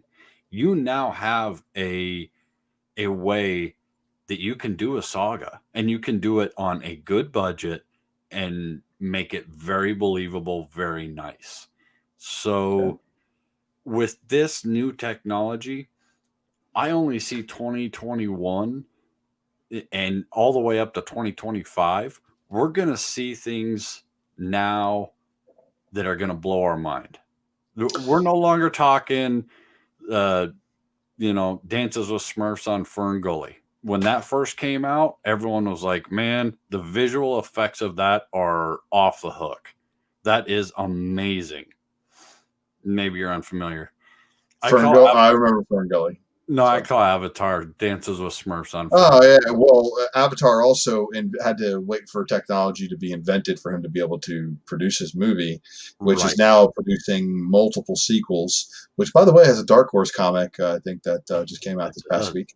But it's the same 3 stories told the same way. So it's Dances with Smurfs on Fern Gully. jeez. Once that was done, we saw a whole new level and precedence that allowed the Marvel universe to start getting into Infinity War and all of that whole series, right? And Well, Iron Man's, and it really set a new level of ability to do a lot of what we see today. Now we've seen a whole new revolution in the technological advancement of how they film, how they sound, how they do all of that. And now it's even cheaper and better. So I think from what we're going to see from 2021 to 2025, it is going to absolutely blow away everything that we've seen previously. And we're going to get 4 times as much, 4 times as fast. Now that's when you don't think about it real, without kind of getting deep into it and sitting down and kind of pondering that, that's huge. That's why when Disney came out and they said, oh, by the way, we're doing 400 of these Star Wars shows and we're going to do 400 of these Marvel movies and tack on another 200 TV shows for Marvel, it's because they can film them that way now. So we're going to see content, and it's a blessing and a curse for channels like the Flipside, where we do a lot of, hey, I think this is what we're going to see. I think this is a possible hot book. We totally are going to see a precedence of this week. Like 2020 blew us all away. I mean, we got, even Jesse James was saying it, we got books, they're modern. They came out 2020 or late 2019. They're $2,000. There's Golden Age books that aren't $2,000. So now we're going to look at a whole new market for the next 4 years. And it's going to be, this week, this book is $300. The next week, this whole totally new book because this TV show or this movie came out. And that's going to make that book $400, $500, $600. We're going to see prices escalate, and we're going to see it on a lot bigger scale. And it's going to happen a lot more often because our content is about to triple, if not quadruple. I foresee that being very bad, because what that's going to do is the people who right now who have those relationships with their shops where they're getting variants, and these variants are, I used to get variants on a set pace, on a set price too. So It was like, look, you'll get the variant for this book every month, or you'll get it every other month because I got to be fair to this guy who's also a Deadpool collector and he wants the variant every other month. So, it used to be like one of those situations where I'd have to share and things like that. But now it's at the point where people are getting priced out of being able to collect. And if they can't collect what they want, or they're like, run collectors are going to suffer the most, because if they're collecting full runs of characters, they are really, really being squeezed by people who are just speculating on the book, not collecting it. And so there's a little bit of that going on. At the same time, there's a lot of books that come out the gate, hit real high numbers, and then have fallen. And the falling is when you're supposed to be purchasing it if you look to put that book into your collection. But there's also, I've seen a correction of things going on. Managed payments is being able to stop the old effery afoot, because it's basically stopping the PayPal scam. So we're going to see a price correction on a lot of books. Promise you that. And that price correction is just because there's not somebody out there other than people who are shill bidders, bidding up stuff. But still, the managed payment stops people from doing the biggest crime brought upon us, and warranting some books to be thousands upon thousands of dollars when we know there's no way in heck that transaction completed. Like, we know it didn't. So okay, so earlier in our show we had Jesse James on, and he very much gave us some incredible information. Incredible. So here's the thing. Let me give you an analogy. My grandfather wrote speeches for Kennedy so that Kennedy could be elected. My grandfather was president of the Wheat Growers Association for 8 terms. He opted out when he was my grandmother was diagnosed with breast cancer, and he gave up his political career to spend time with my grandmother and be a farmer. In the late 70s, they asked my grandfather how, because we were having hard times with farming and food and et cetera, et cetera. And he was asked by a lot of very high up people in our government how farmers would ever keep up with demand. And he said, and it's actually quoted by another man that was in a documentary about food. Anyway, he said, farmers are very inventive, and I have no doubt that we will always be able to come up with a way to feed the world and evolve in this market. Now, the key thing is what he said is evolve in this market. As we see this demand of movies and books rise, we're going to see new evolutions of buying and purchasing books. My guess is there is probably more things on our horizon that we don't know or see yet that are going to come very soon. And Jesse even kind of came out and basically said he's working on something that is going to help everybody in the comic book buying market. And I don't think we're going to see So the run collector is not going to be the guy that suffers. Here's why. If I want the variant as a run collector, I'm just buying cover A or cover B. I don't really care because I'm just getting a run. I'm not buying cover A, cover B, cover C, the RI, the variant, the other variant, the double variant. Now, there are some specific collectors that absolutely do that.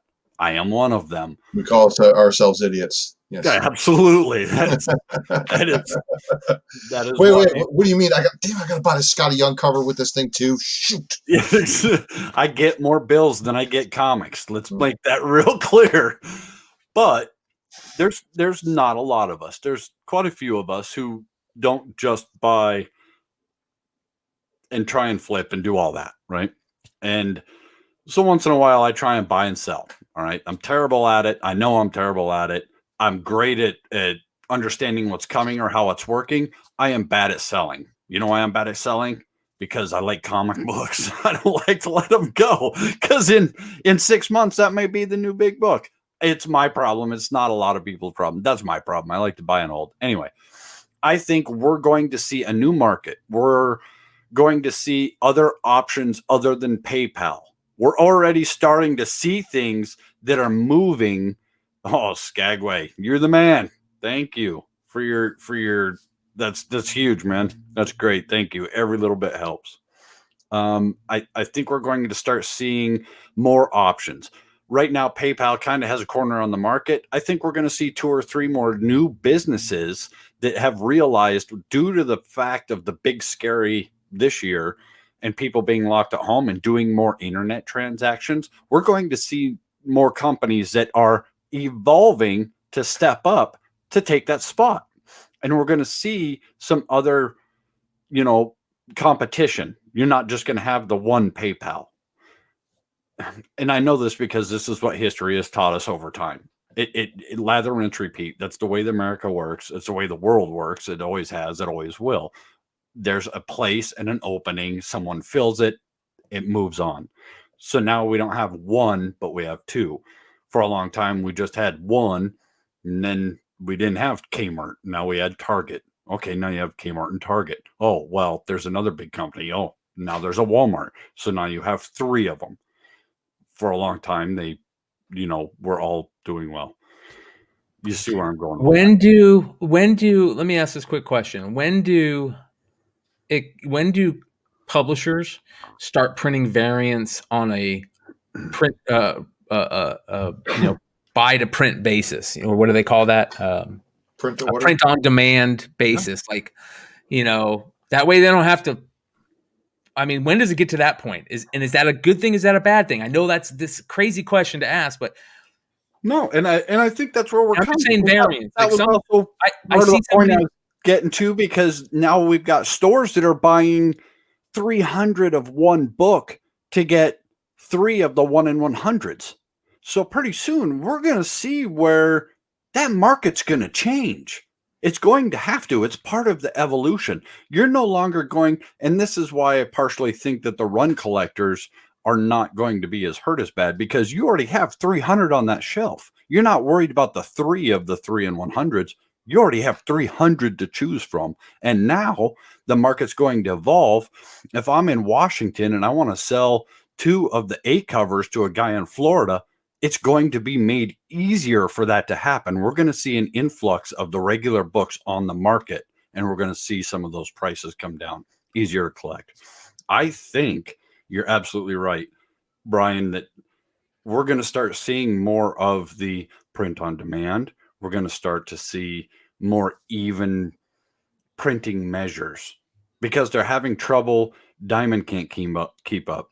Lunar and Midtown gave it a shot and they had trouble.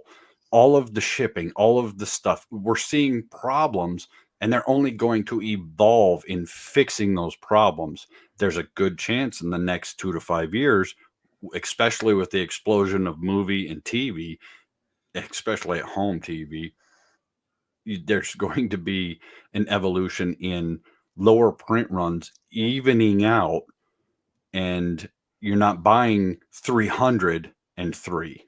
Yeah. You know what I mean? You're seeing more of a 25, 25, 25. Well, you're You're seeing seeing that now with how Yes. close the print runs are, and why so many second later printings are getting tripped is because they're not overprinting and they're playing it a lot closer to the chest. So I mean, I see the market correction there, but someone said that run collectors have pulls. Yeah, I got pulls too, but I was expecting a 1 in 25 for a book that they ordered 10 of, and they were like, "Here's your 1 in 10." I'm like, "Where's the 1 in 25?"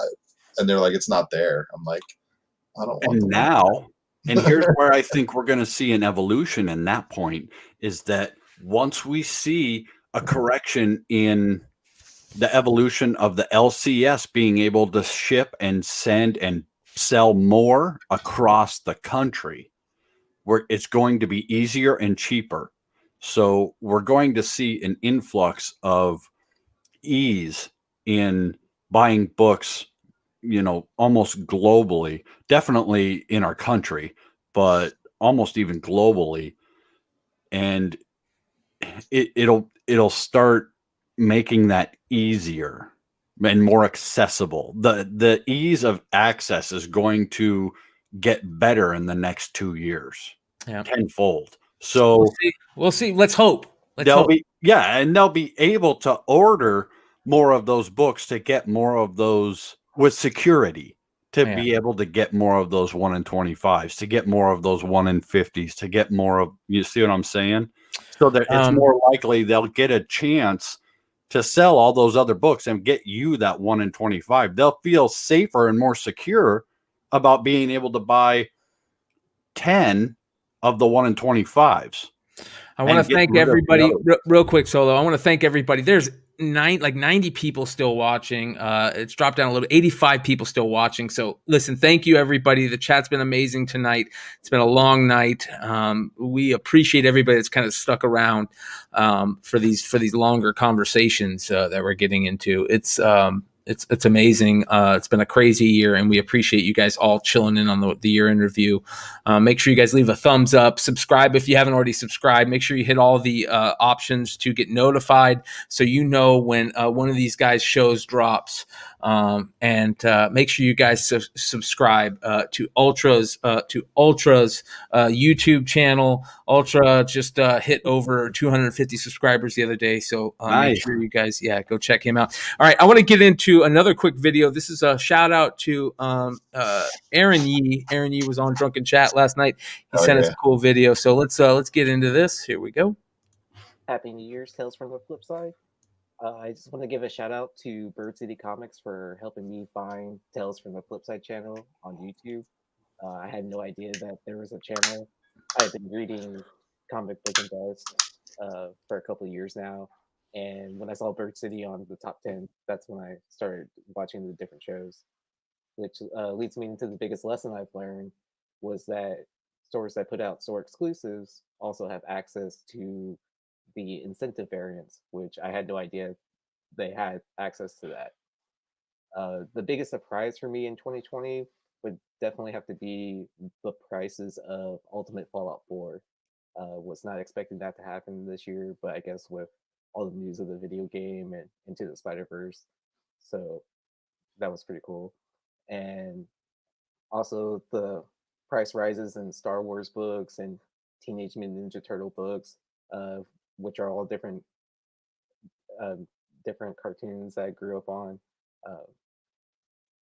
What I'm expecting for 2021 is another great year of content from the Flipside channel, and just keep on watching the different changes that happen. So, and I'm also looking to con season starting up again. All right, Happy New Year's. Dope. Shout out to Aaron Yee. Thank you, brother. Also, shout out to Bird City Comics, a big part of the Flipside family. Make sure you guys go check them out. As he said, they do have a lot of like he said, these stores that are putting out these exclusives. We've talked a little bit about it. They also get the incentive variants. So it's a good thing if you want incentive variants, that's for sure. And you've got you're part of a good customer base at a store, whether it's Bird City Comics, Wanted Comics, if you friends with the guy at Hive Comics, whoever is working with those local stores and those stores that are doing a lot of that stuff, much respect to them that have kept this hobby going during this epidemic. So here is Bird City Comics. You guys, they put out a really cool Megan Hutchinson Lock and Key Sandman homage. And you guys know how much we love Sandman at this channel. So make sure you guys go check that out. And not only that, you guys can use the code word Flipside for 15% off your order through Bird City Comics. They put out some amazing Greg Horn covers that were amazing this year that we didn't really talk about. Greg Horn put out some amazing work this year. We didn't really get into a lot of the amazing art that artists have put out this year, but that is something that just blew me away this year, is the consistently good art that was coming out, especially with a lot of the newer ones. We kind of went through that phase for a little bit where we had Matina and Del Otto, and a couple of these guys were putting out bangers all the time. J. Scott Campbell, this and that. This year, there were so many good artists and so many new artists. Before we end the show tonight, I want to ask you guys let's talk about some of your favorite covers. I've already talked about my favorite covers. Let's hear some of your guys' favorite covers for the year. Ultra? I mean, that right there, I even said is probably the cover of the year. So, I mean, just artistically, that's one of them. But man, there were so many good ones. I'd have to go back and look through my stacks and see. But I do more of just like, yeah, okay, I'm gonna buy that new book on a Wednesday, and I do it if I'm collecting it or if I'm reading. But I do look more at back issue bins for like collecting habits, speculation habits, because that's where all the good stuff is. It's in well-established stories. But man, dude, you're catching me off guard. If I would have known, I definitely would have looked through some stacks and seen some stuff. But let me see if I got anything next to me here that kind of draws out from this year. Oh, this is a good one. This one was released this year. Del Mundo Fantastic Four Road Trip. It's a good book. Thought that was a really cool one. What about you, Matt? So you showed up. You showed that Amazing Spider-Man. You got any other ones? For me, it's a toss-up between this Amazing Spider-Man cover and then Hive Comics Last Ronin variant. That the cover was sick. Yeah, got a bunch of old books and spec books next to me. Dad, you brother? You got some Star Wars hotness? What you got? I saw you grab something. Oh, I got all kinds of stuff. It wasn't a big book. It wasn't a smash book. It wasn't a spec. There was nothing to it. But the Captain America 24 with the Red Skull and all the carnage throughout it, this Red Skull's always been one that I thought was just a great villain, and that cover, that 24, that cover is just amazing to me, man. I gotta say that run of Cap, all the Alex Ross covers on that run of Cap have been amazing. Alex Ross's covers on Immortal Hulk have been amazing. Basically, anywhere Alex Ross has done artwork in the last 5 years has pretty much been awesome.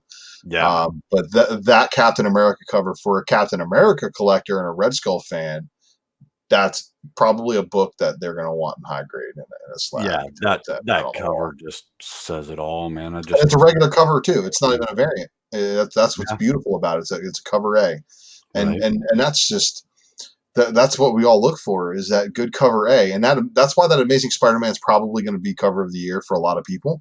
Yeah. For 2020, because it was a regular cover A, and I actually, dude, as far as artistically, I love the Delato on that one.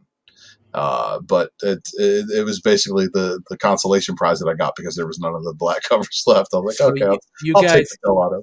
You guys hit on some of my. Oh, go ahead, Chad. Sorry, that's another one, huh? The negative space. I love the negative. And Spider-Woman is not a big book. It's not a big. And this is actually for the Strike Force. But I just love it. Venom, was that 22? Which just got the skull. I think it was the second print. The Venom Island Clayton Crane skull. Yeah. So here, you guys kind of talked. Yeah, there it is. Yeah, and that's another one that just, I mean, it's just everything you look for in a book. It's simple. It says everything right on it. It's not any giant spec like, oh man, this is going to be the greatest book ever. Dude, what are you talking about? That cover just grabs you a mile away and says, look at this. Clayton Crane will do that to you. Oh yeah, for sure. And God, we had some good covers this year. My 5. So I picked out 5 to have ready for the show, and you guys have brought up a couple of them. But here's my 5, and this one being one. The Peach Momoko Usagi Yojimbo is just so gorgeous. This is my favorite Peach cover. This is like probably one of just a couple that I really like. I'm not a big Peach fan, but this one is just really captures Usagi Yojimbo perfectly. It's just amazing. I wish to God the convention ID exclusive wasn't there and it just said Stan Sakai, and maybe, I don't know, the trade dress could be a little bit less. I would love to just see more, maybe no red there, and it just say Usagi Yojimbo and nothing else as a trade dress and just Stan Sakai underneath. That would have been, they would have knocked it out of the park with that. But this cover is absolutely gorgeous. I will own one of these. One of these days they will drop to a price that's worth buying for me. The other one, of course, Chad talked about this. This Alex Ross Red Skull cover is fan-fucking-tastic. One of the best covers I've ever seen. On point, man. Everything about that cover is just comic book Americana, just amazing. Yeah, really good. This is the Something is Killing the Children DeKalb variant. The color on this is, oh man, like the blood. Yeah, dude. It's like fluorescent blood, dude. That's give them that. That's good looking stuff right there. Well, this is a virgin cover. Yeah. The way she pops, I mean, you can see the moonlight bouncing off of her. The way that they made her shirt and her hair pop in this negative space with that fluorescent blood as an accent is just, that's a key art element, man. And I want to shout out Megan Hutchinson. You know, one of the things that Megan Hutchinson talked about on Comic Book Women was how she loves the color pink in covers. And so do I. I love when the pink is used like this, and pink is done really well on covers. You can do it shitty, but this is perfect. And when done right, makes covers amazing. And you know, of course, Matt talked about this. I talked about it earlier in the show with the Hive guys. This is absolutely gorgeous. The best of all the Ronin covers in my opinion. And then, of course, the haha virgin John Gallagher cover from Wanda Comics. Just so good, man. So good. It just, yeah. I know you don't like clowns, man, but this is a good one. And don't get me wrong, Megan Hutchinson's haha with the Ronald McDonald homage with Bird City Comics and 616 is absolutely amazing too. That would have been just under 5. It would have been in the top 10 for sure. But this one, again, color. I love that blue. I love the primary colors. When primary colors just pop like that, oh man. Just really good, really good. So, yeah, keep up the work, you guys. All you shops that are, doing exclusives right, doing it in a good way, not just putting out, hack work and just to get stuff out there. I commend you. I commend all you artists, like, these new artists that are trying new things and jumping into the comics world. I really commend those people. There are some artists that I fell in love with this year that I never would heard of otherwise, that I would buy their art just to hang on my wall. So yeah, Momoko, I think that they are right. I think she's on a downhill slide, unfortunately, but she had a couple covers that TMNT. It looks like a geez, now I'm drawing a blank, of course. The watercolor she did with all of them, it looks like a Japanese movie samurai poster. That cover was amazing. That Momoko had some great covers this year. Well, I want to do something real quick, Brian, for all the listeners. I mean, we still got 83 listeners here. I was lucky enough to fall into 3 of the Spider-Man 55 covers. I'm going to offer one to Brian to give up to do the giveaway. Any way he wants across any show. If he wants to Why don't we just give it away right now? Let's give it away right now. Go ahead. I see a lot of people saying that it's the cover of the year, so I'm willing to throw one up for a giveaway. All right, why don't you hold that sucker up and we'll let you pick. Wait, give me a minute. Let me put some more stuff in the chat. If we're going to go through the chat, let me put like 10 more comments in the chat real quick. All right, guys, here we go. Matrix. We'll pick a good one. Matt, let me know when to stop, brother. Stop. Raymond Richardson wins on the does print on demand have cutoff dates with that comment. Raymond, hit us up at Tales from the Flipside channel at gmail.com or on IG at Tales from the Flipside, and we will get your information over to Matt, that was really awesome, bro. Thank you for doing that. That book is, yeah, you just won yourself a really cool book. That book was #1 on the Hot 10 last night. And yeah, Matt, great cover. You're 100% right. It was selling for 4 times cover, which makes it even cooler that he's giving that book away right now. So Jason Richardson, Jason Richardson? Yeah, Raymond Richardson. Sorry, Jason Richardson. Raymond Richardson, let us know if you're in the chat still, brother. And if you are, you just won yourself a really, really cool comic. And we'll be waiting to hear from you. Hell yeah, man. Really cool. That win. Yep. All right, we're gonna do one last video here, and then we'll probably get close to calling it a night. I think we got one more video. Yeah, let's try this here. This is an interesting one. I haven't watched it all yet, but they're all fun when you get to this time of night, right? All right, here we go. It's time to get up on your feet. Smoke some that out on the street. Let the jacket knockers on. Let's see the established town. Let's not go because we want more. It's time to declare war. No more silly rules, no more law and order. Lessons I've learned in 2020, always check your receipt and also the quality of the comics that you're buying. But most importantly, check these clerks. And they are clerks. Don't let them make you think that they're anything other than that. You got to check that you don't get burned by them, that they don't steal from your pool, and then try to blame their bosses. Or if their bosses are telling them to steal from your pool, you need to check both of them.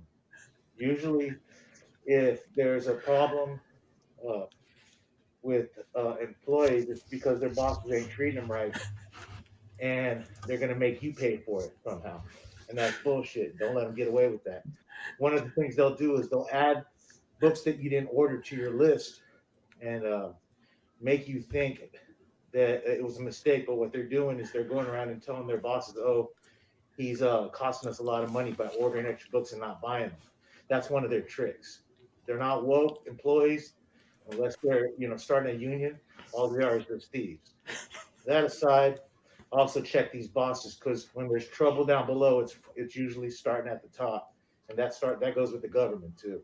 Two of my favorite, most surprising times of 2020 were House of X5, when the conversation between Wolverine and Nightcrawler.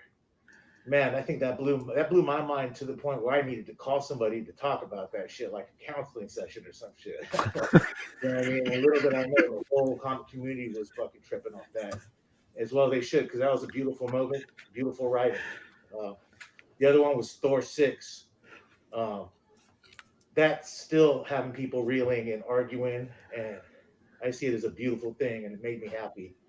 Both of those issues. Other than that, new characters like Naomi, Punchline, and of course writers like Rodney and Tinian. You know what I mean? Like Philadelphia, and everything Tinian's doing, something's killing the children. So I'm expecting in 2021 better or consistent writing. No shitty issues, no filler. Even if it's not a key, it should be something going on that's like, wow, that was a good issue. Something's worthy of slabbing. And I'm not a big slabber. Maybe I will.